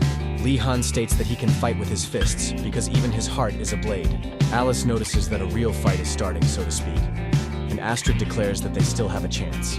Immediately after this, they make unstoppable dashes towards each other and prepare their signature blows. However, these signature moves turn out to be ordinary moves from the game rock, paper, scissors. Sam emerges victorious, noting that he manages to predict in time which sign Li Han chooses. Alice wonders if this is really how real men fight, since it's just a child's game. Deborah tries to cheer up her friend by telling him that he shouldn't be so downhearted, even if he loses. She also says that even though he doesn't win, she still thinks he's very handsome. Li Han looked away and smiled slightly, as if he didn't attach much importance to these words. Deborah immediately starts hitting him on the legs and asks him how dare he act so indifferently. Dance says she never thought such a good fight could end in such an unusual way. The host also announces that now Team Alice and Morrigan must fight Team Sirius. Sam tells them to be careful and keep a close eye on this villain's plans. Morrigan says that it would be better for him to first figure out a way to come to his senses, and then give advice. Sirius and his partner choose an amorphous slug and an azure hawk for this fight. Morrigan summons her water elemental, while Alice decides to use the copper rabbit. Sirius, in his usual nasty tone, says that the fight is beginning and that the strongest must win. Sam, grinning, says that he is surprised that this man has the courage to say such words. Morrigan states that their enemies have a slime monster, so it may have similar abilities to Layla. Alice says there is nothing to worry about because her little bunny is incredibly obedient. Morrigan looks at this creature in surprise and thinks that this bunny is definitely not small. Sirius commands the Falcon to use Plan A, adding that this is the most optimal plan at the moment. The Falcon immediately gains altitude and shoots a special feather, which turns out to be quite sharp. A few moments later, the rabbit finds a pointed feather from the Falcon flying into his thigh. The rabbit looks at his paw in irritation and tries to understand how they dared to attack in such a vile way. Alice says that they are being attacked from behind, and Dance says that the competition begins as soon as the heroes enter the arena. The rabbit immediately rushes into attack and ignores Alice's warning not to get too angry. Sirius says that now is the best time to use the sandstorm skill. Hawk immediately carries out his order and creates a giant sand tornado to disorient his enemies. Morrigan addresses her familiar and tells her that it is time to use surface transformation. Morrigan also tells her to use her rain skill to clear away the sandstorm. Her water familiar lets out a proud and combative squeak, thus signaling its full combat readiness. Immediately after this, rain is created over the sand tornado, which significantly slows its rotation. The copper rabbit looks around, trying to figure out where his opponent is, and slowly moves forward. Suddenly he hears a strange rustling sound and immediately turns around to prevent an attack from behind. Suddenly he sees a monster in front of him that belongs to Morrigan, and out of habit he prepares to attack. However, he stops quite quickly and realizes that he is about to make a very serious mistake. However, this monster behaves a little strangely and forms a small ice dagger in its hands. Immediately after this, the slug takes on its true form and delivers a powerful blow straight to the copper rabbit's chest. Morrigan and Alice note that the storm is finally starting to subside after such a heavy rain that it pours onto the sand. However, after a few moments they discover that the situation is not nearly as good as they thought. The thing is, the powerful monster falls to his knees, and now he is clearly very unwell as his wound is starting to fester. He even starts coughing up some kind of green liquid, which indicates that the blade is poisoned. Morrigan says that their only option is to leave this battle in order to avoid complications. Alice agrees with this decision, first raising her hand and saying that their team surrenders.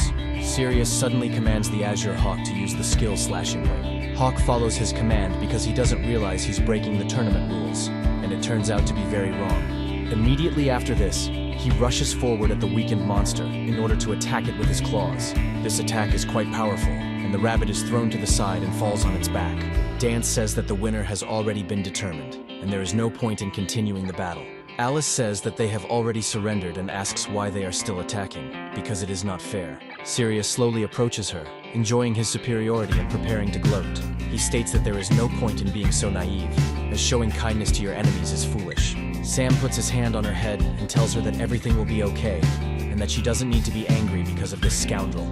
He also says with a smile that he will now teach this guy how to behave properly like a human being. Morrigan apologizes to him, saying that she was too careless and thought that they could weaken the enemies. Sam says their greatest strength is in using under-recognized tactics, and now he understands what to do. Astrid says that now there is no need to worry, since Sam has no equal in cunning, and he will definitely show them this. Dance says that they are finally reaching the final, and now they need to figure out who will win this tournament. Astrid summons her steel raven, saying that she leaves the battle on its wings. Sam summons the dragon, saying that he will once again seek its help to win this round. Sirius says that the two-headed dragon demon is a powerful monster, but its level is too low. Sam says that Sirius only ever looks at the levels, so he never understands the true meaning of battles. Sirius summons the Azure Falcon and states that he requires the creation of a sandstorm. Dance says their team is once again using the same tactics to isolate their opponents. Alice and Morrigan realize that this is a very dangerous tactic and warn the protagonist to be careful. Sam says that there is nothing to worry about here, since his monsters are also smart and resourceful. The amorphous slime says that she takes the form of a demonic dragon and destroys the steel raven first. The camouflage slug looks around to figure out which bird it needs to attack. After a while, an ally's falcon flies up to him and quickly stops, trying to figure out who is in front of him. The slug instantly transforms one of its heads to show that it poses no threat. After this, she asks him to move away so that he can sneak up on them and remain unnoticed. However, after a few moments, Layla's hand pierces through this dragon and begins to slowly absorb the energy. The amorphous slug looks at Layla in surprise, pretending to be an eagle, and tries to understand how this is even possible. Sam says that time is almost up, and Astrid orders her steel eagle to use the whirlwind. The bird immediately carries out this command in order to disperse these sand clouds around itself.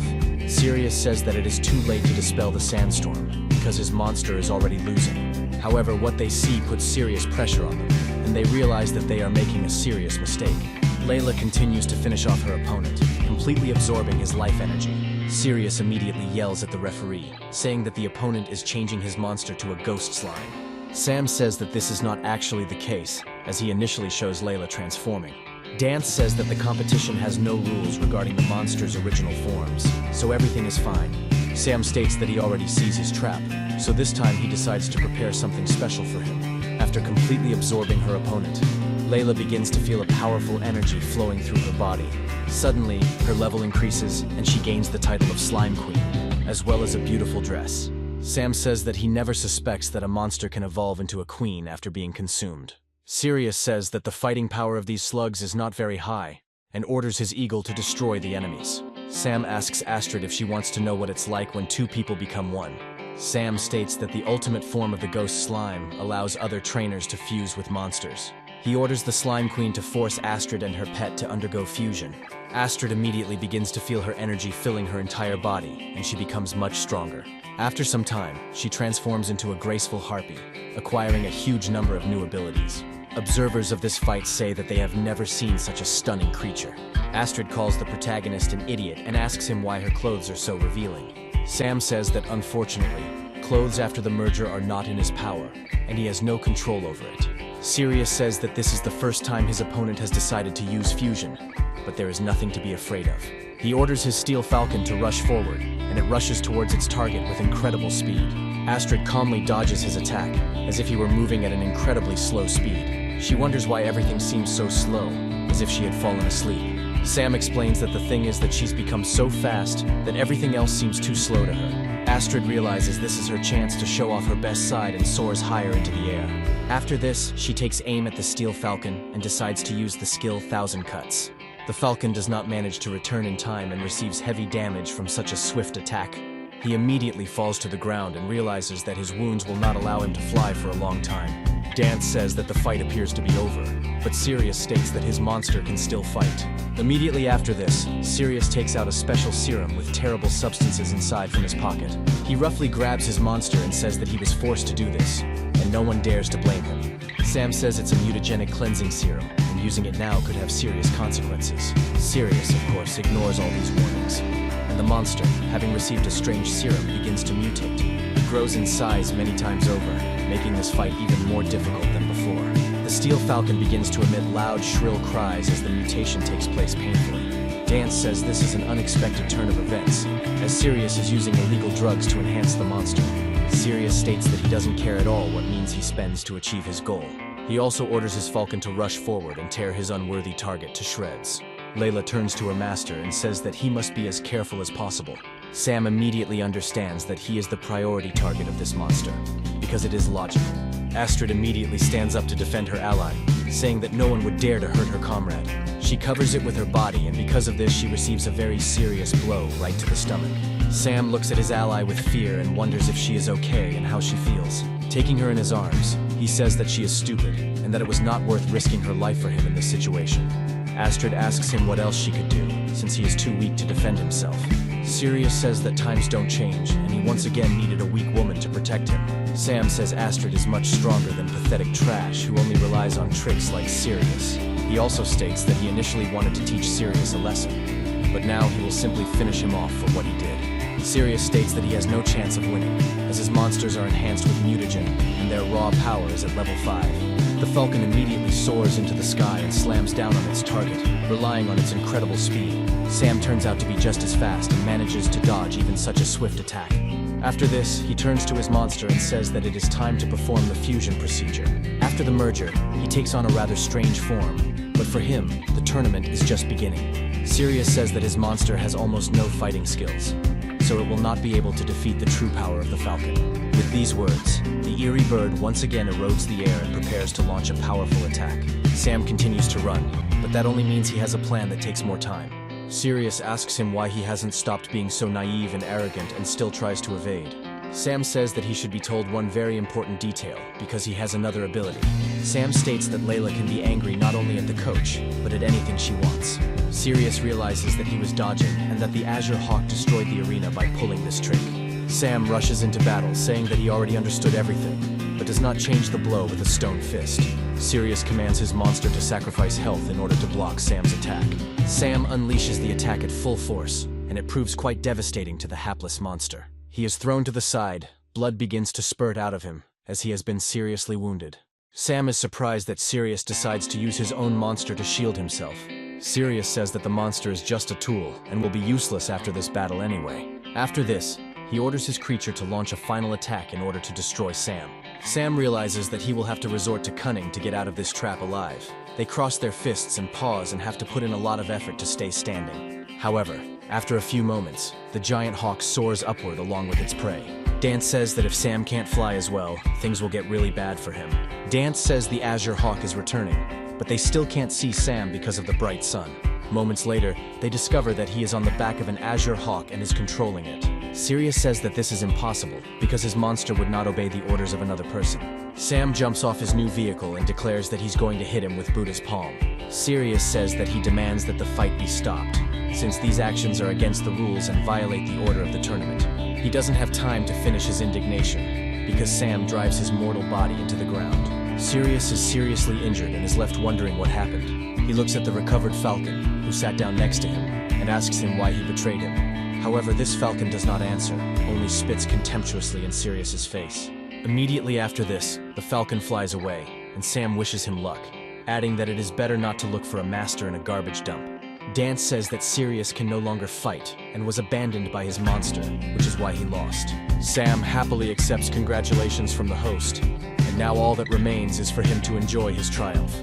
The other players also start chanting his name, as they didn't cut the villain Sirius in the first place. Some people question how fair the results of this tournament are, but there is no room for double interpretation. Morrigan says that Sam took risks again in order to win, but Astrid says that's just his style.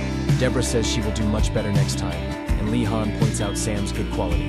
Dance happily announces that they now have a winner, and now it's time to start the award ceremony. Sirius congratulates Sam on his victory, and says that his place on the big screen is his, but Sam is in no rush. He turns to other people and says that he would really like them to pay attention to the big screen. Immediately after this, he shows them a video of one of Sirius' partners pushing him into the water. The girl wonders where he got the recording from and how he was able to film it at all. Sam says that all this time they were trying to push down the Queen Slug, who had disguised herself. Sam emphasizes that he himself had been watching them all this time, because he guessed that they would try to do something similar. Sirius calls his ally an idiot and says that she is not capable of even completing the simplest tasks. Sam approaches Dance and asks him if he could find out what the punishment is for such actions. Dance says that if you look at the tournament rules, then according to them, Sirius's team will now be excluded. The villain says that his plan was perfect, and everything failed because of useless incompetence instead of normal subordinates. Sirius asks him why he even fought him if he had dirt on him all this time. Sam leans towards him and tells him that he can defeat him no matter the circumstances. Sirius says that he seems to have greatly underestimated Sam, but this is only temporary, and the difficulties will be surmountable. However, his villainous monologue is interrupted by a well-aimed can throw that hits him right in the head. The crowd chases him away with loud shouts, telling him that it's time for him to get out of here and never come back. Sirius says that he will pay for this, if such humiliation, then many times over. Dance states that all organizational issues have been resolved, and the award ceremony can begin. The presenter also says that Sam receives a special egg as a reward, from which a unique monster can hatch. Sam looks closely at this egg, and it immediately begins to crack, and very soon a new monster will be born. However, suddenly a strange fog with an ominous aura begins to appear around Sam. Sam jumps back and says that it looks like the egg is trying to reject him. However, he decides not to give up, and says that he will show the egg who is the real boss. Once the fog clears, it becomes clear that he is holding a scythe in his hands that looks as if it is alive. Deborah says that he has the same monster as Lee Han, which turns into a weapon. Lee Han looks closely at this monster and says that there is clearly something wrong with this scythe. Sam holds the thirsty god's scythe in his hands and feels his thoughts begin to spin, and he loses control of himself. Alice comes closer to him and says that this is a very cool braid, and asks permission to hold it. Sam immediately turns around and says that if she touches her, he will have to kill her. Alice immediately runs away, and Morrigan says that this is too weird a joke, and Sam should apologize. Sam says it felt like he just lost control of himself, and it was really bad. He approaches Alice and explains that the scythe made him say bad things, which is why he behaved that way. Dance says the other two teams will also use rare items in a similar way. This gem can raise a monster's level by several levels when used. Deborah says that each team only received one gem, so it's best to use it wisely. She offers Lee Han the use of this gem, and he decides to fulfill her request. Immediately after he does this, the blade begins to behave very strangely, as if it begins to live a life of its own. After some time, the Demon Ball Princess appears before him and states that she is here to serve. Lee Han immediately asks her to return to her ball form before he gets completely angry. Lee Han looks at the blade and says that no one understands the true beauty of a sword like he does. Deborah looks at him and says that he is completely lost to normal society. Sam asks his comrades what monster they are going to use their gems on. Alice says that if she allows her monster to evolve, it is unlikely to bring her great happiness. She suggests that this could cause significant destruction, so it is not the best option. She states that her monster is already strong enough, so it is better to give the gem to Morrigan. Morrigan says that if everyone else is okay with it, she would be very happy to use this gem. She also adds that she will save it for now, since such a valuable asset should not be used thoughtlessly. Sam immediately moves closer to Linda, saying that he really likes the way she thinks. and she declares that he shouldn't even think about it. After that, he tells Li Han that next time they should have a good fight and show their full strength. Li Han also notes that the scythe he received is a real disaster, and it is best not to abuse it. Sam asks Li Han what he means and asks him to speak properly at least this time, but he refuses.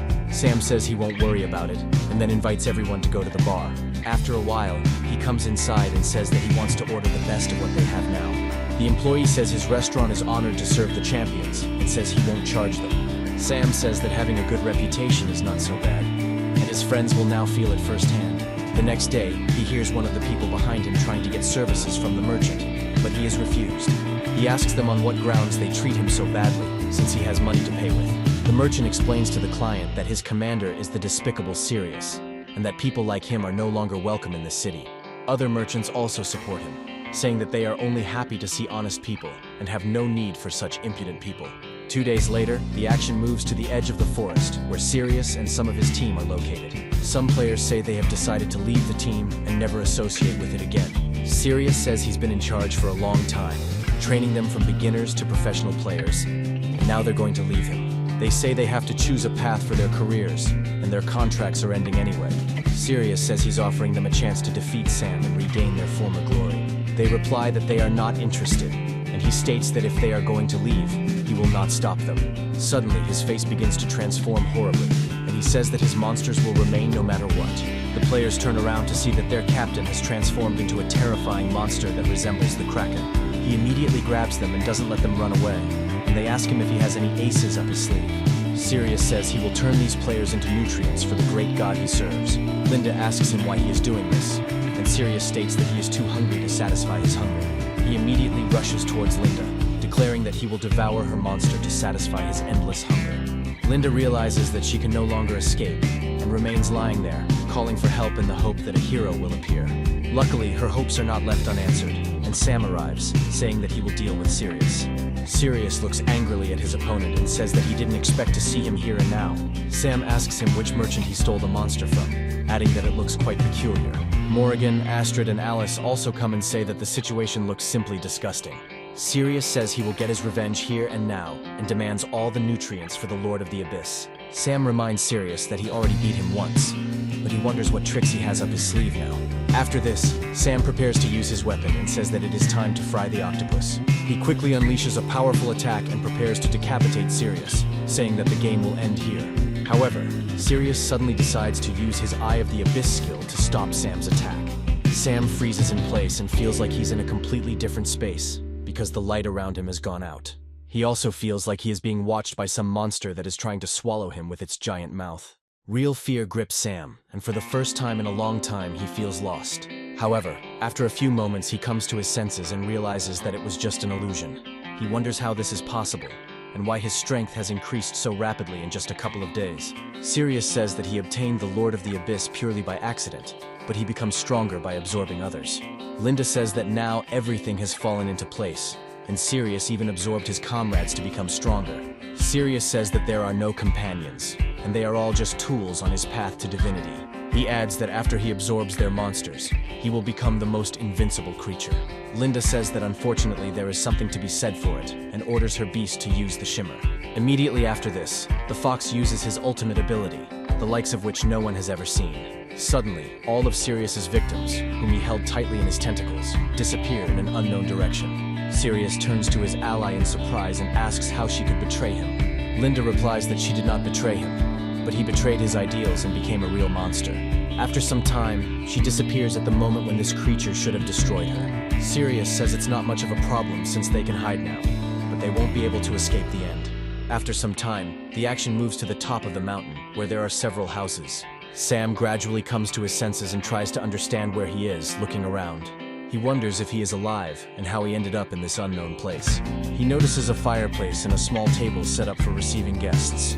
He is met by his grandmother, who says that he is quite a strong guy, since he was able to survive such a long journey. Sam claims that this is the first time he has seen a monster that looks like a dried-up monkey, but the old woman claims that she is an ordinary woman. Sam apologizes to his grandmother and says that he would like to know where he is and why he ended up in this place. The grandmother states that yesterday a young lady brought him to this house to help him somehow. Sam wonders who the young lady is, and Grandma reveals that it was Linda. She adds that Linda fainted after carrying him all the way, and now can't wake up. Sam looks at her in surprise, and wonders why she decided to save him, since they used to be rivals. The grandmother explains that the cold has penetrated her organs, and if she is not treated, she will only have a couple of days left. Sam says he's willing to offer his body because it's incredibly hot, but Grandma says now is not the time. She also says that there is only one way, since the weather in this place is abnormal, and there is a small volcano. The grandmother adds that it is quite difficult to climb to the top, and says that he should take the necessary things with him. Sam notes that there is no point in worrying, as he is already used to overcoming difficulties, and takes out a small card. Having transformed into a dragon man, he says that this will not be a serious problem for him. After this, he smiles and declares that he is ready to leave right now to save Linda. As he soars into the air, he says goodbye to his grandmother, saying that he will definitely see her again before the finale. The grandmother looks at him carefully and expresses hope that he will be able to withstand all the tests. After this, she begins to slowly transform, and it becomes clear that she is not entirely human. Sam keeps taking Linda higher and higher, and she says that she is getting hotter and hotter. Sam notes that there is very little time left, and they have almost reached the top of the mountain, where they will find healing. After a while, he sees huge snow globes and says that this is a very simple test. After a few moments, he rushes forward at increased speed, dodging all obstacles. He looks back and wonders if this is enough to pass the test, or if something else is needed. After he hears an increasing roar and sees an avalanche, he realizes that this is more like a real danger. The avalanche descends rapidly, almost completely covering it with a thick layer of snow. However, it will take more than just a huge pile of sediment to defeat the hero. Sam rises higher, saying that he is still above the avalanche and can handle any problem. He smiles and notes that despite all his efforts, he is still not impressed by such pathetic attempts.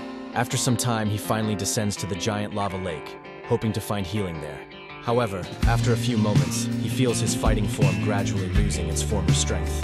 The fusion procedure ends and he parts with his wings, finding himself in the wrong place. Sam can only hope that they both fall to safety and don't end up in the molten lava. He falls onto the hot surface, narrowly avoiding falling into the lava, but Linda is still unconscious. Sam looks at his pet and discovers that he still managed to save her and prevent something irreparable in time. Sam, however, is a little judgmental of his pet, saying that he decided to save the girl instead of his owner. The dragon just closes his eyes in embarrassment, realizing that he really did follow his instincts. Sam pats one of his heads, noting that it was still very good and that the pet made the right choice. After some time, he sees strange firemen who ask who he is. Sam explains that he came here not for selfish reasons, but so that they could save his friend. After some time, the princess of the fire people appears and declares that they have passed the tests and deserve help. The firemen immediately bow before the queen, not daring to contradict her. Sam notes that she seems to be the one in charge here and asks what she wants in return for her help. The firemen tell him to watch his language, saying that he cannot speak so boldly to the queen. The queen explains that they live here because they can constantly train and become stronger. She declares that if Sam defeats one of them, she will definitely save his friend, no matter what it costs her. Sam wonders who would be the best choice in this situation and decides to pick at random. After some time, he comes to the conclusion that it would be fairest to fight exclusively with the queen. Sam says she's on level 4, so she should have less time to train. The queen confirms that this is indeed the case, but it is her duty to accept the challenge of anyone who wishes. Sam realizes that he miscalculated a little when he thought that she was the weakest fighter.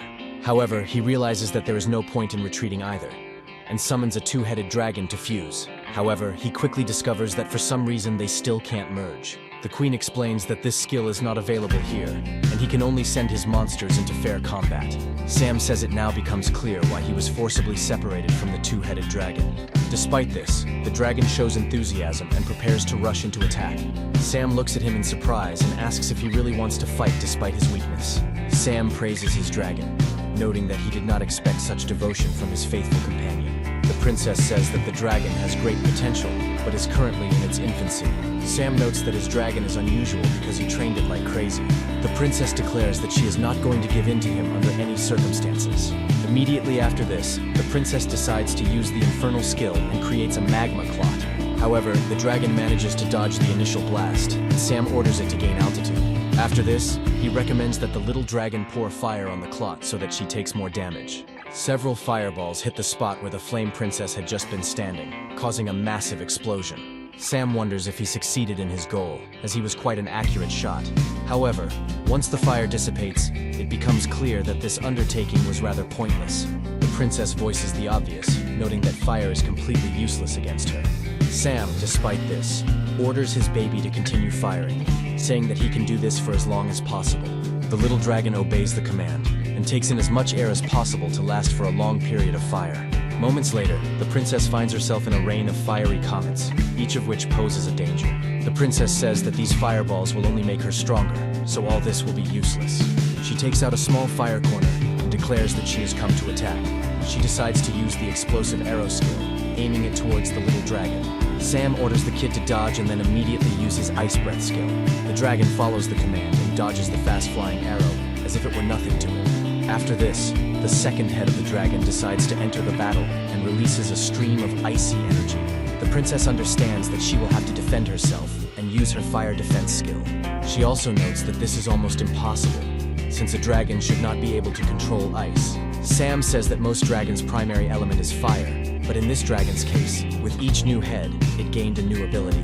He says with a smile that this dragon has acquired an ice breath skill, which is very useful here.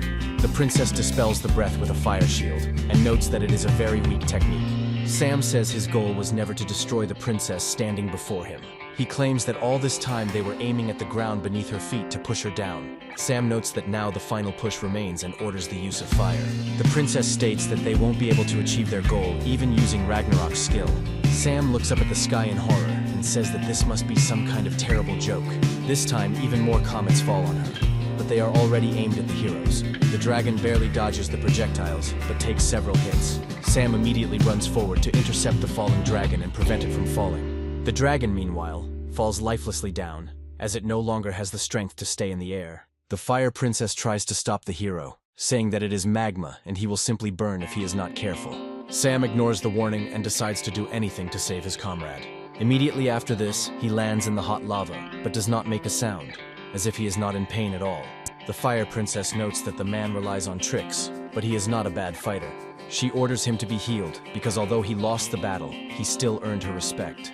Once they reach the lava lake, it turns out that the situation for Sam is not as bad as they thought. The fire people claim that this is simply impossible and ask Her Majesty to pay attention. The princess watches what is happening closely and says that this is simply unthinkable. The whole thing is that the dragon suddenly decides to evolve and immediately grows 6 additional heads. Sam states that he never thought the dragon would do this now and suggests continuing the battle. The princess says that there is no need for this, as his actions have already touched her heart. After some time, they decide to take him to a special temple to increase Linda's powers. The princess does everything she can to remove the frost spell from the girl. She claims that she has removed the frost from her body, and now Linda should wake up in 2 days. Sam immediately hugs the princess, saying that he is immensely grateful for her help. The fire people nearby say that this is unthinkable and cannot believe their eyes. Sam realizes that he may have given in to his emotions and put the process in a comfortable position. He immediately jumps back, apologizing to the princess and saying that he forgot his place and he is very sorry. The princess suddenly asks what he felt when he touched her, assuming that it hurt. Sam replies that he felt nothing but simple warmth, as if he were touching a radiator. The fireman says that this is very unusual, as people usually burn if they touch fire creatures. The princess notes that this means he has been granted the privilege of making a contract with her after passing the test. Sam says he will do everything to make a contract with such a powerful monster. After a while, the princess comes closer to him to ask him about something. They then proceed to a special temple where the great test must take place. The princess asks him if he is ready, feeling a little unsure of the situation. Sam remains optimistic, saying he's never been more prepared than he is now, and offers to begin the ritual. The princess gathers her hands to create some more energy and prepare everything for the beginning of the test. The princess also states that this ritual has never been performed before, and if Sam gets hurt, he should let her know. Sam states that there is no need to worry about this, as he is a professional in such things. The princess uses a ritual oath and dissolves into thin air, while Sam is engulfed in flames. The other fire people near the entrance wonder how they will be able to meet their trainers. After a while, the dragon looks at them in surprise, trying to understand why it is taking so long. Sam is really feeling heavy as his whole body starts to burn and it causes him pain. The firemen say that 2 hours have already passed since the start of the test, which means he will most likely fail. However, a few moments later they hear a powerful explosion, which frightens them. The explosion is so powerful that the temple gates are engulfed in flames. As they get closer to the ruins, they discover that Sam has survived and has progressed to the next stage of evolution. Sam makes a pact with the Fire Queen and now gains control over fire and the ability to manipulate flames.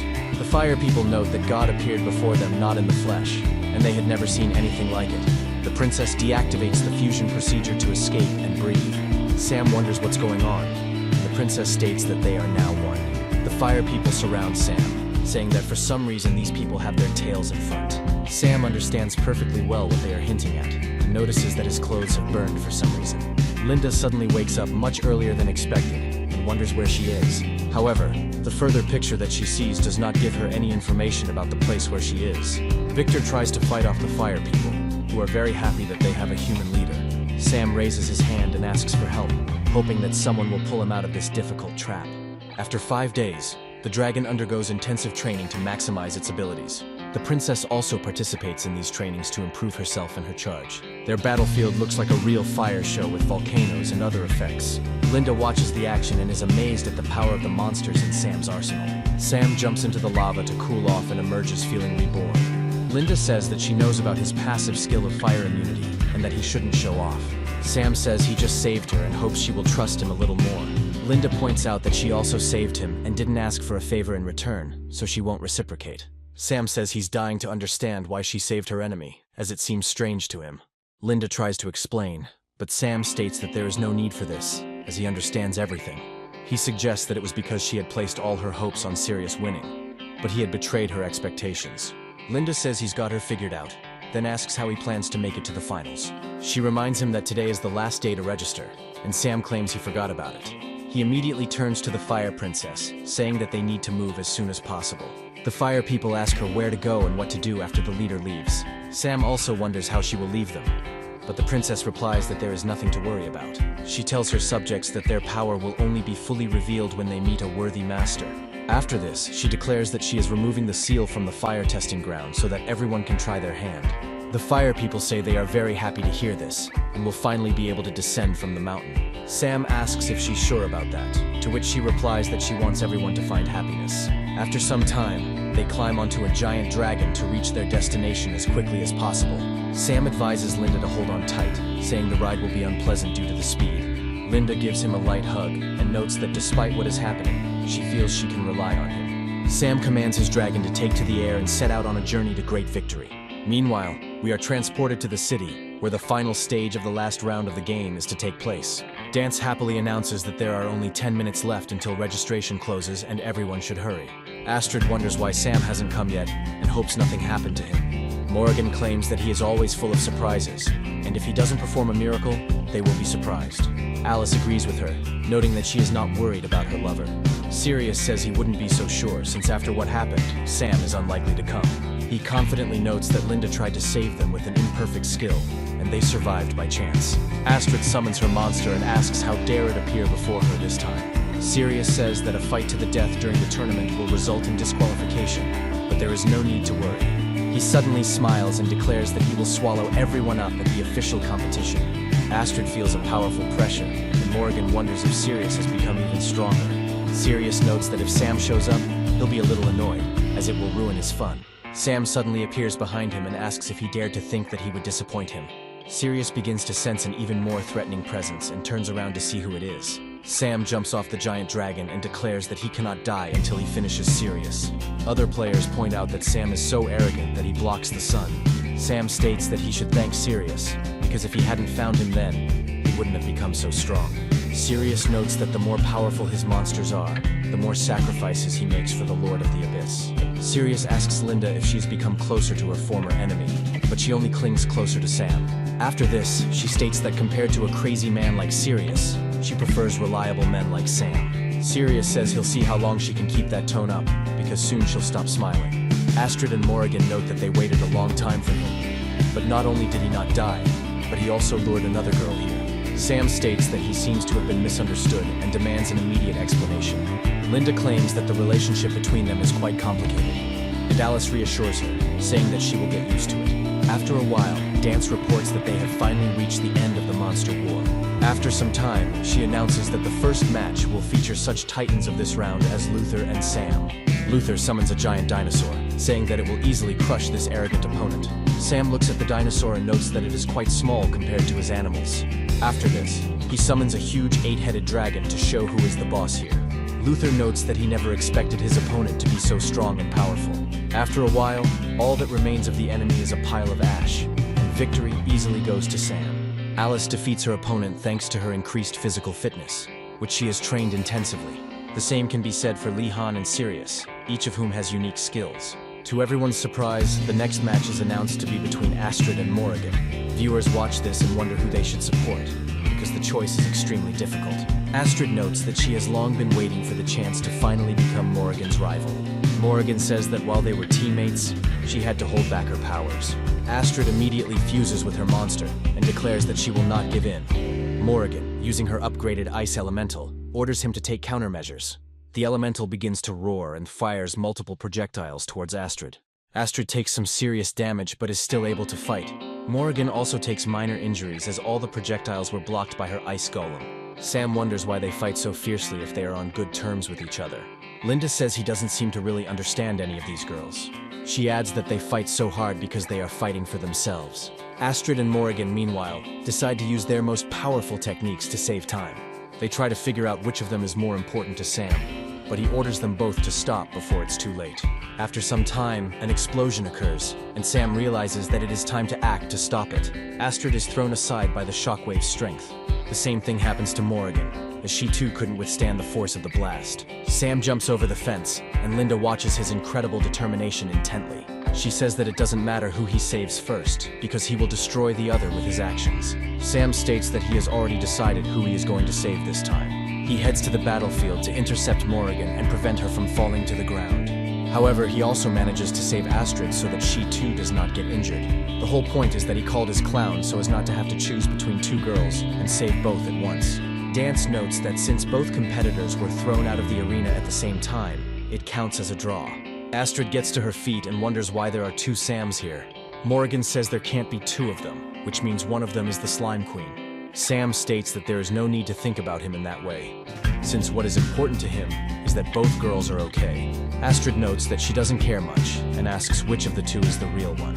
After some time, Dance announces that the next match is to be between Sirius and Li-Han. Sirius says that he is really strong, and if Li-Han joins him, he can stay alive.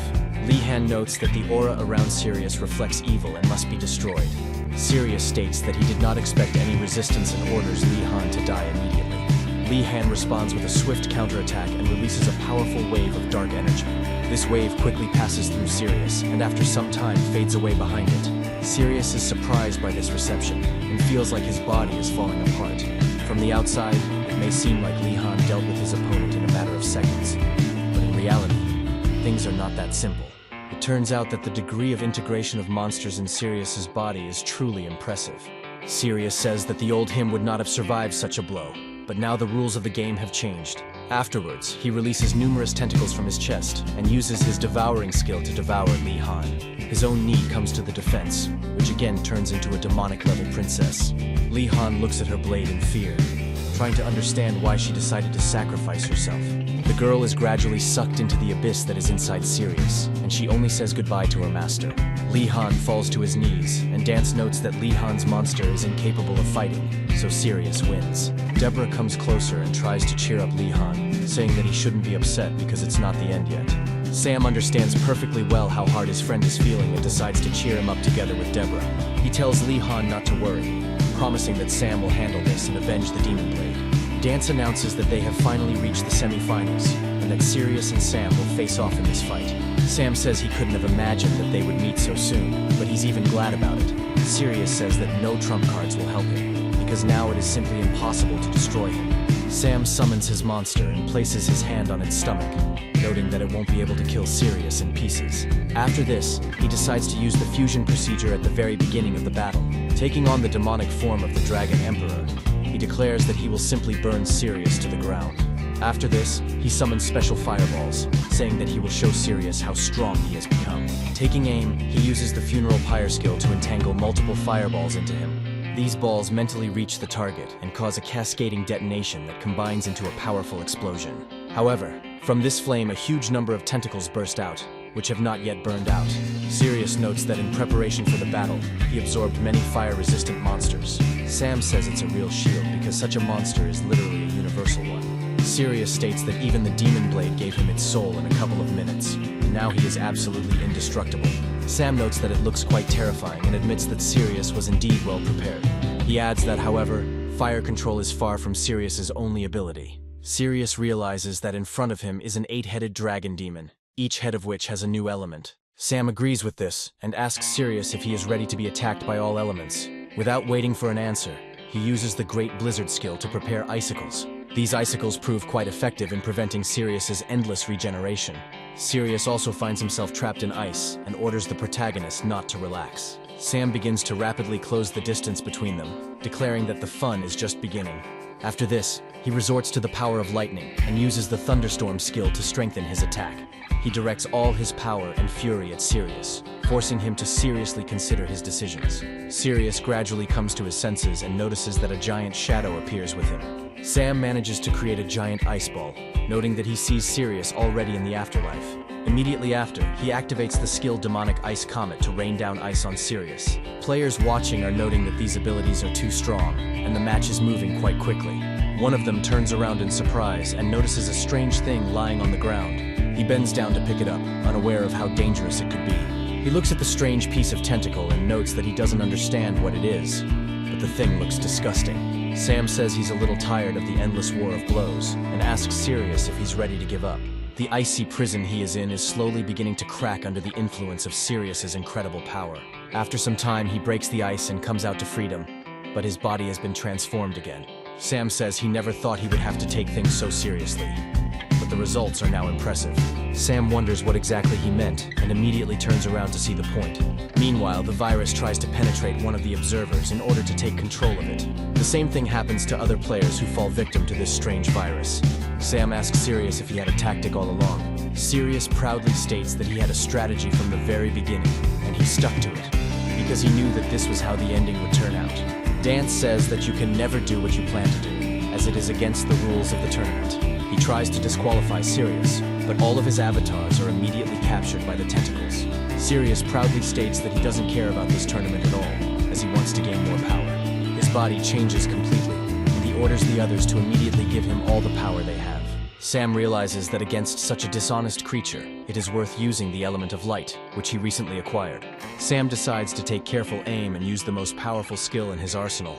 This skill is called Heavenly Beam, which crushes all demons and flies forward at the speed of light. Sirius looks at his body and discovers a giant hole left by the beam as it passed through him like butter. Sam wonders if the skill worked and hopes the fight ends now. Sirius shoots tentacles out of the hole and asks Sam not to be so naive. Sam doesn't make it back in time and gets trapped by the tentacles, which means he loses his form.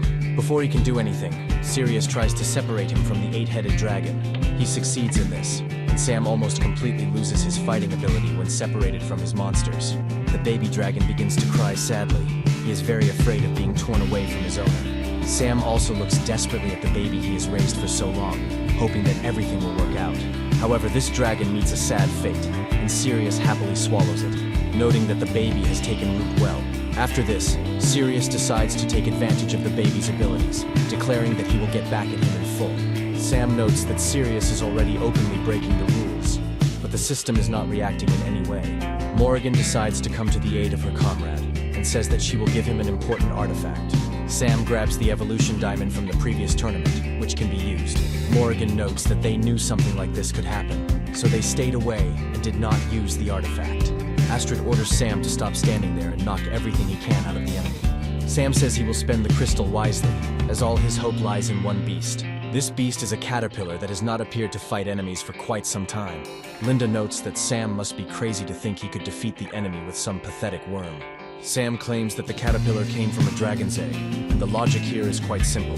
He then calls upon the crystal's energy and commands the caterpillar to awaken its true form. A real thunderstorm unfolds in the sky, and many lightning bolts pierce it, heralding the return of the legend. Sirius looks at the creature that has appeared and notes that it is simply incomprehensible to the mind.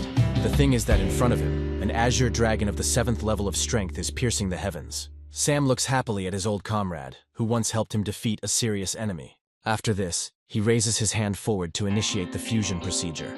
Sam notes that he apologizes for not showing his true form for a long time. Smiling, he declares that now is his time to use his cheating skills. Without thinking twice, he decides to use the lightning purification skill to pierce his opponent. Sirius states that it is useless, because no matter how many times his body is damaged by lightning, he always recovers. However, he suddenly discovers that his body has somehow stopped regenerating, despite his orders. Sam notes that the lightning bolts are imbued with the power of the sacred azure dragon, which is contrary to Sirius's nature. Sirius states that it is too early to give up, as the Overlord still has a lot of power and will be invincible. After this, he summons more tentacles to gain even more power. Suddenly, the tentacles begin to behave strangely and stop obeying Sirius. A few moments later, a giant mouth full of sharp teeth emerges from one tentacle. Sirius tries to resist, but his body is consumed by its own monster. Sam can't believe that the monster could be strong enough to devour its trainer. However, this sacrifice bears fruit, as Sirius's wounds begin to heal. Sam notes that the process is not fast, but it completely restores all damage. The Lord of the Abyss comes to this world with a known level of power and declares that it is fully restored. People start running away, noting that this is some kind of cursed choir, and they need to get out of here. However, a true Lovecraftian horror unfolds before them as the earth begins to spew out monsters. These monsters appear in huge numbers and attack people, devouring them. The Lord of the Abyss declares that he saves the best for last and uses the skill Demonic Gaze. Sam suddenly feels like all his muscles have gone rigid, and he can't move no matter how hard he tries. A few moments later, a giant creature appears, rushing towards him and opening its mouth. This creature is created by the Void Strike skill and is meant to devour Sam. Just moments later, he finds himself in the stomach of a giant leech-like creature. Sam looks around and notices that it is surprisingly light in here for the stomach. He also realizes that it smells bad here, and he would never have guessed that the Void Lord's stomach looked like this. He realizes that it wouldn't hurt to find a source of light to get out of here. He snaps his fingers and suddenly he is able to use the flame control skill. Sam wonders why he can use this skill since the restrictions were imposed at the beginning of the round. Astrid, watching what is happening, prepares to save Sam from the death trap. Morrigan understands her friend's intention and manages to grab her in time to stop her. Astrid says that she will definitely save Sam, but Morrigan notes that this is not a fight where they can do anything. Alice wonders how Sam is going to win if he is on a completely different level. Sam creates a hologram and states that if everyone helps him, they will have a chance to defeat the Lord of the Void. He also clarifies that it is just a hologram and asks if they are bringing with them what he gave them. Alice wonders if he means the strange piece of turtle shell and notes that she held it close. Sam explains that these are actually scales, and Alice honestly admits that she doesn't understand anything about it. Astrid and Morrigan take out their artifacts and ask why they have parts from the last round. Sam explains that there is a way to defeat the Lord of the Abyss, using the 4 Sacred Beasts formation. Sam declares that his ideas are collapsing one after another, and now he can only rely on such a risky adventure. After a while, Sam turns around and smells something fried, trying to figure out where it's coming from. Looking down, he realizes the smell is coming from his feet, which are beginning to corrode the gastric juices. Sam knows he needs to hurry if he doesn't want to be digested alive in that disgusting stomach. Suddenly, the acid stops as the Fire Princess decides to come to his aid. She also creates barriers, noting that she will definitely protect her master. The Lord of the Abyss strengthens his power and declares that his capabilities are absolutely limitless. Sam waits for his girlfriend to say the right words, and then announces that everything is ready. Immediately after this, it bursts out of the stomach, piercing it right through, and decides to ascend to the very heavens. Sam rises up and orders everyone else to take their places to perform the spell. The spirit beasts, who arrived at the call of his comrades, form a pyramid to lock away the Lord of the Abyss. The Lord of the Abyss declares that his dimension cannot be destroyed so easily, and he will fight to the last. However, after a few moments, Sam discovers that the Overlord's body is gradually beginning to dissolve. Sam proudly notes that everything will end right here and now, and the enemy will no longer be able to cope. Watching his opponent melt before his eyes, he notices that it is time for him to return to his abyss. The Lord of the Abyss turns into a pitiful puddle and begins to realize that he has lost most of his power. After some time, the puddle dries up completely, leaving only a small spot. Meanwhile, the sky gradually calms down, and rays of light begin to illuminate Sam. He returns to his human form and almost immediately loses consciousness as he falls down. Astrid notes that he put a lot of effort into winning, and it's no wonder he's falling over. Sam claims he has no energy left, but Morrigan warns everyone against celebrating too soon. Sam looks up at the sky and realizes that he is still very far from victory, no matter how much he wants to achieve it. The whole point is that the sky turned into a terrible mess, in which holes for countless eyes appeared. These holes gradually widen, opening the way for new monsters. The abyss begins to gradually seep into this world, and gives birth to a huge number of invaders. Sam wonders if this is some kind of joke and realizes they are in serious trouble. Programmers say they have big problems because someone has launched a virus on their server. The new director comes in and wonders what's going on, trying to figure out how to solve the problem. An employee reports that their program contains a tricky virus that could put players' lives at risk. The director says there is no point in waiting. Everyone needs to be informed and the system needs to be forcibly shut down. The system states that the game is infected with a mysterious virus, and all players must exit immediately. Sam notes that he has no idea what's going on, but it's best not to show heroism and risk his life in the game. Morrigan says it appears the logout option has been removed. The Lord of the Abyss can no longer fight, for the will of this world is stronger, and the Lord who was destroyed was only one of many. The monsters accuse players of committing countless senseless murders. The Lord of the Abyss also states that they have committed numerous acts of vandalism and violence. After this, the system states that the ability to leave the world has been removed, and players remain trapped. She also reveals that she has interfered with the entire world to control their real life and game reality. Players try to leave the game because they don't want to die, as their parents are waiting for them at home. Alice wonders if this virus is real, and can actually kill them if necessary. Morrigan notes that gaming headsets are directly connected to the nervous system, and this is theoretically possible. Sam asks True Evil what they want to achieve with their actions. The Lord of the Abyss states that they want humans to become their toys for eternity. After this, the Overlord goes on the attack, declaring that the first thing he will do is start looking for someone like Sam. Morrigan uses the Ice Wall skill to delay the enemy's advance for a while. She tells Sam that he can hand this opponent over to her, as she can handle him easily.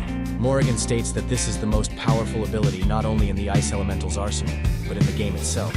Sam realizes that this ability requires the trainer's body as a catalyst, and asks her to stop. The abyssal monsters sadly note that they will freeze together, and an eternal ice age will begin.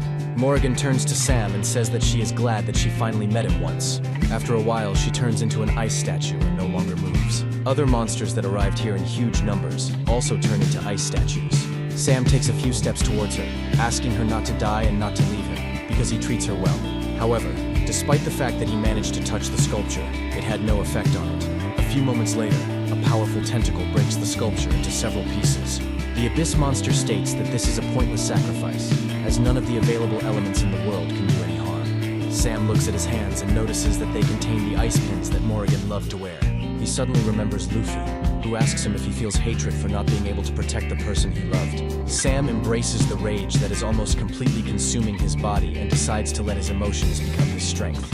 Immediately after this, he summons his secret weapon, which he had been trying not to use all this time. The Abyss monster declares that this caged beast struggle makes no sense. He then lunges forward and uses the Spiral Killer skill to pierce through Sam. Sam is not afraid of the enemy and also rushes towards him, declaring that he will destroy every single one of them. Immediately after this, he uses the skill Furious Divine Wrath to cut the monster into 2 parts. The Abyss monster notes that it is a futile attempt, as he cannot die no matter what. However, after a few moments, Sam begins to feel terrible. His body begins to disintegrate again. He screams loudly that his body is burning, and this is simply impossible, because there is no element that can destroy it. However, after a few more moments, only pitiful scraps remain of the monster, which slowly fall down. Sam steps on one tentacle that still shows fading signs of life to finish it off. Sam looks at the next monsters and notes that it is their turn, as he will not rest until he kills them all. The programmer states that this is incredible, since the virus they have been fighting for so long has simply disappeared. The CEO watches what is happening in amazement and wonders how this is even possible. The whole point is that the scythe belonging to the Dark God still fulfilled its purpose.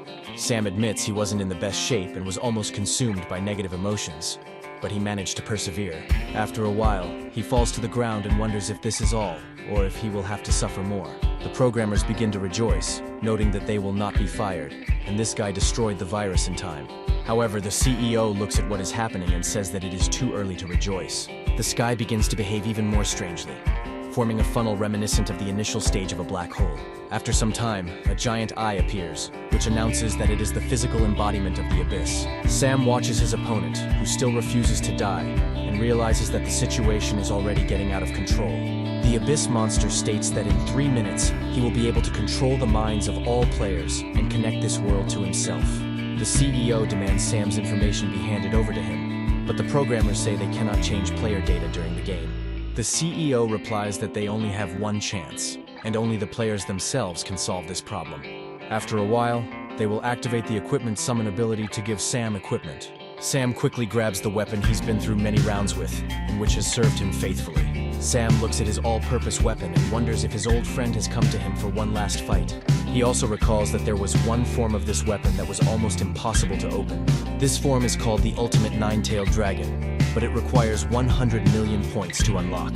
Sam notes that he always thought it was some kind of joke, because no one in their right mind would give their points to another player. After some time, he receives a notification that he has received 5,000 points to his account. Meanwhile, Eleanor and Stan are not in the best position, but she decides to confess her feelings to him. Stan says it's too early to go to the next world, after which he sees a message from Sam. Sam reports that they are facing an unknown threat, and now the only goal is to ensure the survival of the others. He explains that to complete this task, he asks everyone to give him their glasses. Players wonder why he might need this, since earning points is not an easy task. They assume that Sam is a liar who wants to profit from ordinary players in a dangerous situation. However, some point out that it is better to trust him, while the Lord states that people are too stupid. Sam sits down on the ground and wonders if the huge eye has suddenly become scared. The Abyss Monster declares that he is unseen in this world, and no one will give him points. Sam receives a notification that someone has given him some glasses, and realizes that he was wrong in his assumptions. The Abyss Monster claims that it was a measly 200 points, a mere drop in the ocean compared to hundreds of millions. Sam points out that he should never look down on the players, otherwise he will pay for it. Stan and Eleanor decide to help their dear friend and give him all the glasses they have. Astrid and Alice also decide that Morrigan's sacrifice should not be in vain and hand over all their points. Even the most stubborn players, who are not going to part with their riches, decide to take a risk. Everyone understands that if they show cowardice, they may become the cause of the destruction of humanity. Sam receives numerous notifications from various players about giving him all the points. The Abyss Monster states that hoping for such a trifle is pointless, as they are on their last legs anyway. Sam notes that his points have already exceeded 30 million, and he will soon reach his goal. After some time, he collects half of this amount, and his victory no longer seems so impossible. The Abyss Monster states that this is unthinkable, because people are too narcissistic and helpless. Sam notes that people are indeed selfish and illogical creatures, but they can still perform miracles. Sam states that he needs a few more points to reach 100 million. However, after some time the counter stops, and he asks the last people to be at least a little generous. The Abyss Monster states that reality is cruel, and they failed to perform a miracle this time. Sam looks around and wonders why there is suddenly an aura of courage in the air. Lee Han lands next to him, and Sam notes that he knew perfectly well who that aura belonged to. Lee Han reveals that he wishes to give Sam his 10,000 points, adding that he gives them from the bottom of his heart. Sam asks him to hurry, because the situation here is really serious, and there is no time for showing off. After Lee Han decides to donate his points, the required amount is finally reached, and Sam is able to acquire a new form. Sam notes with a smile that he has now managed to achieve the required goal within a certain time. The Abyss Monster states that, unfortunately, they are too late, and now nothing will work out for him. He adds that now absolutely all players will belong to him, and he controls their minds. Lee Han is one of the first to fall under the influence of this strange entity, and begins to move very strangely. Gradually he turns around, and it is noted that he must now kill the annoying villain. He calls Sam the scoundrel, adding that he will tear him to pieces.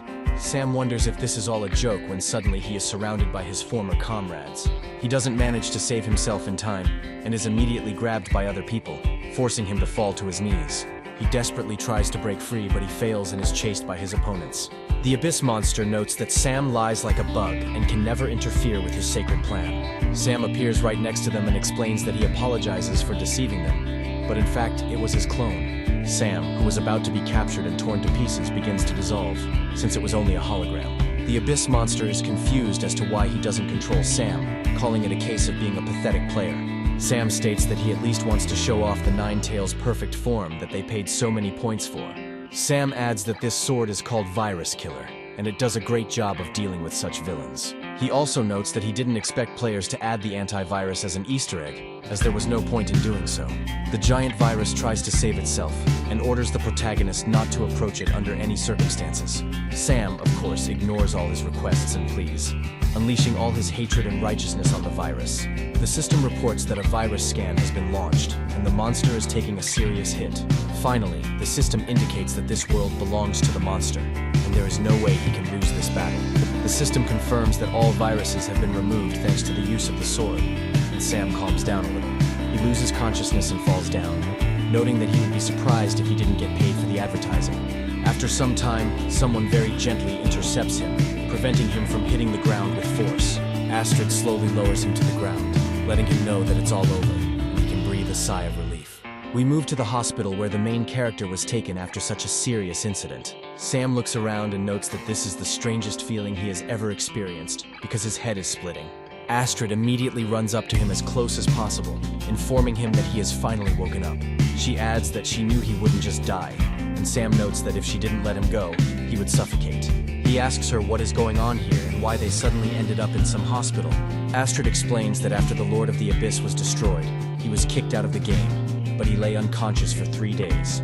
Linda and Alice say he knows exactly how to make them nervous, adding that he's a hero now. Stan notes that Sam should definitely come to their wedding when he is discharged. Sam says he's incredibly glad everyone is safe and sound, but he has to give credit to Morrigan for her sacrifice. His sad speech is interrupted by a powerful throw of a slipper, which flies straight into his face. Morrigan states that there is no need to judge him prematurely and call him a pathetic idiot who does not understand anything. Sam asks her if she didn't sacrifice herself, and Morrigan clarifies that it was just a visual effect. The CEO and other programmers enter the room to talk to Sam. He greets the protagonist and says that he wants to express his gratitude to him for everything he has done. Sam looks at the man and wonders who he is and why he decided to visit him now. The CEO explains that his name is Herman and he is the new executive director of the company. He adds that Sam's awakening was expected by everyone who played that day, and he decided to check it out by going to the window. Many people looking through the window of his room begin to praise his name and raise their fists in the air. Herman states that while Sam was unconscious, they polled all the spectators, and they decided that he should be the winner of the tournament. Sam looks at the grand prize and notes that he is undoubtedly happy that he managed to win it. After a short pause, he nevertheless announces that he is forced to refuse this gift. They ask him why he made such a decision, because he participated in the tournament only for this moment. Sam explains that becoming an early winner is very tempting, but he wants to finish the game with everyone else. After that, he goes to the balcony and asks the others who else wants to become the king of the games. He turns to his comrades with a smile and notes that they probably want the same thing. Looking at their smiling faces, he says that in this case their game will definitely continue. This is the end of an amazing story full of selfless deeds and interesting adventures.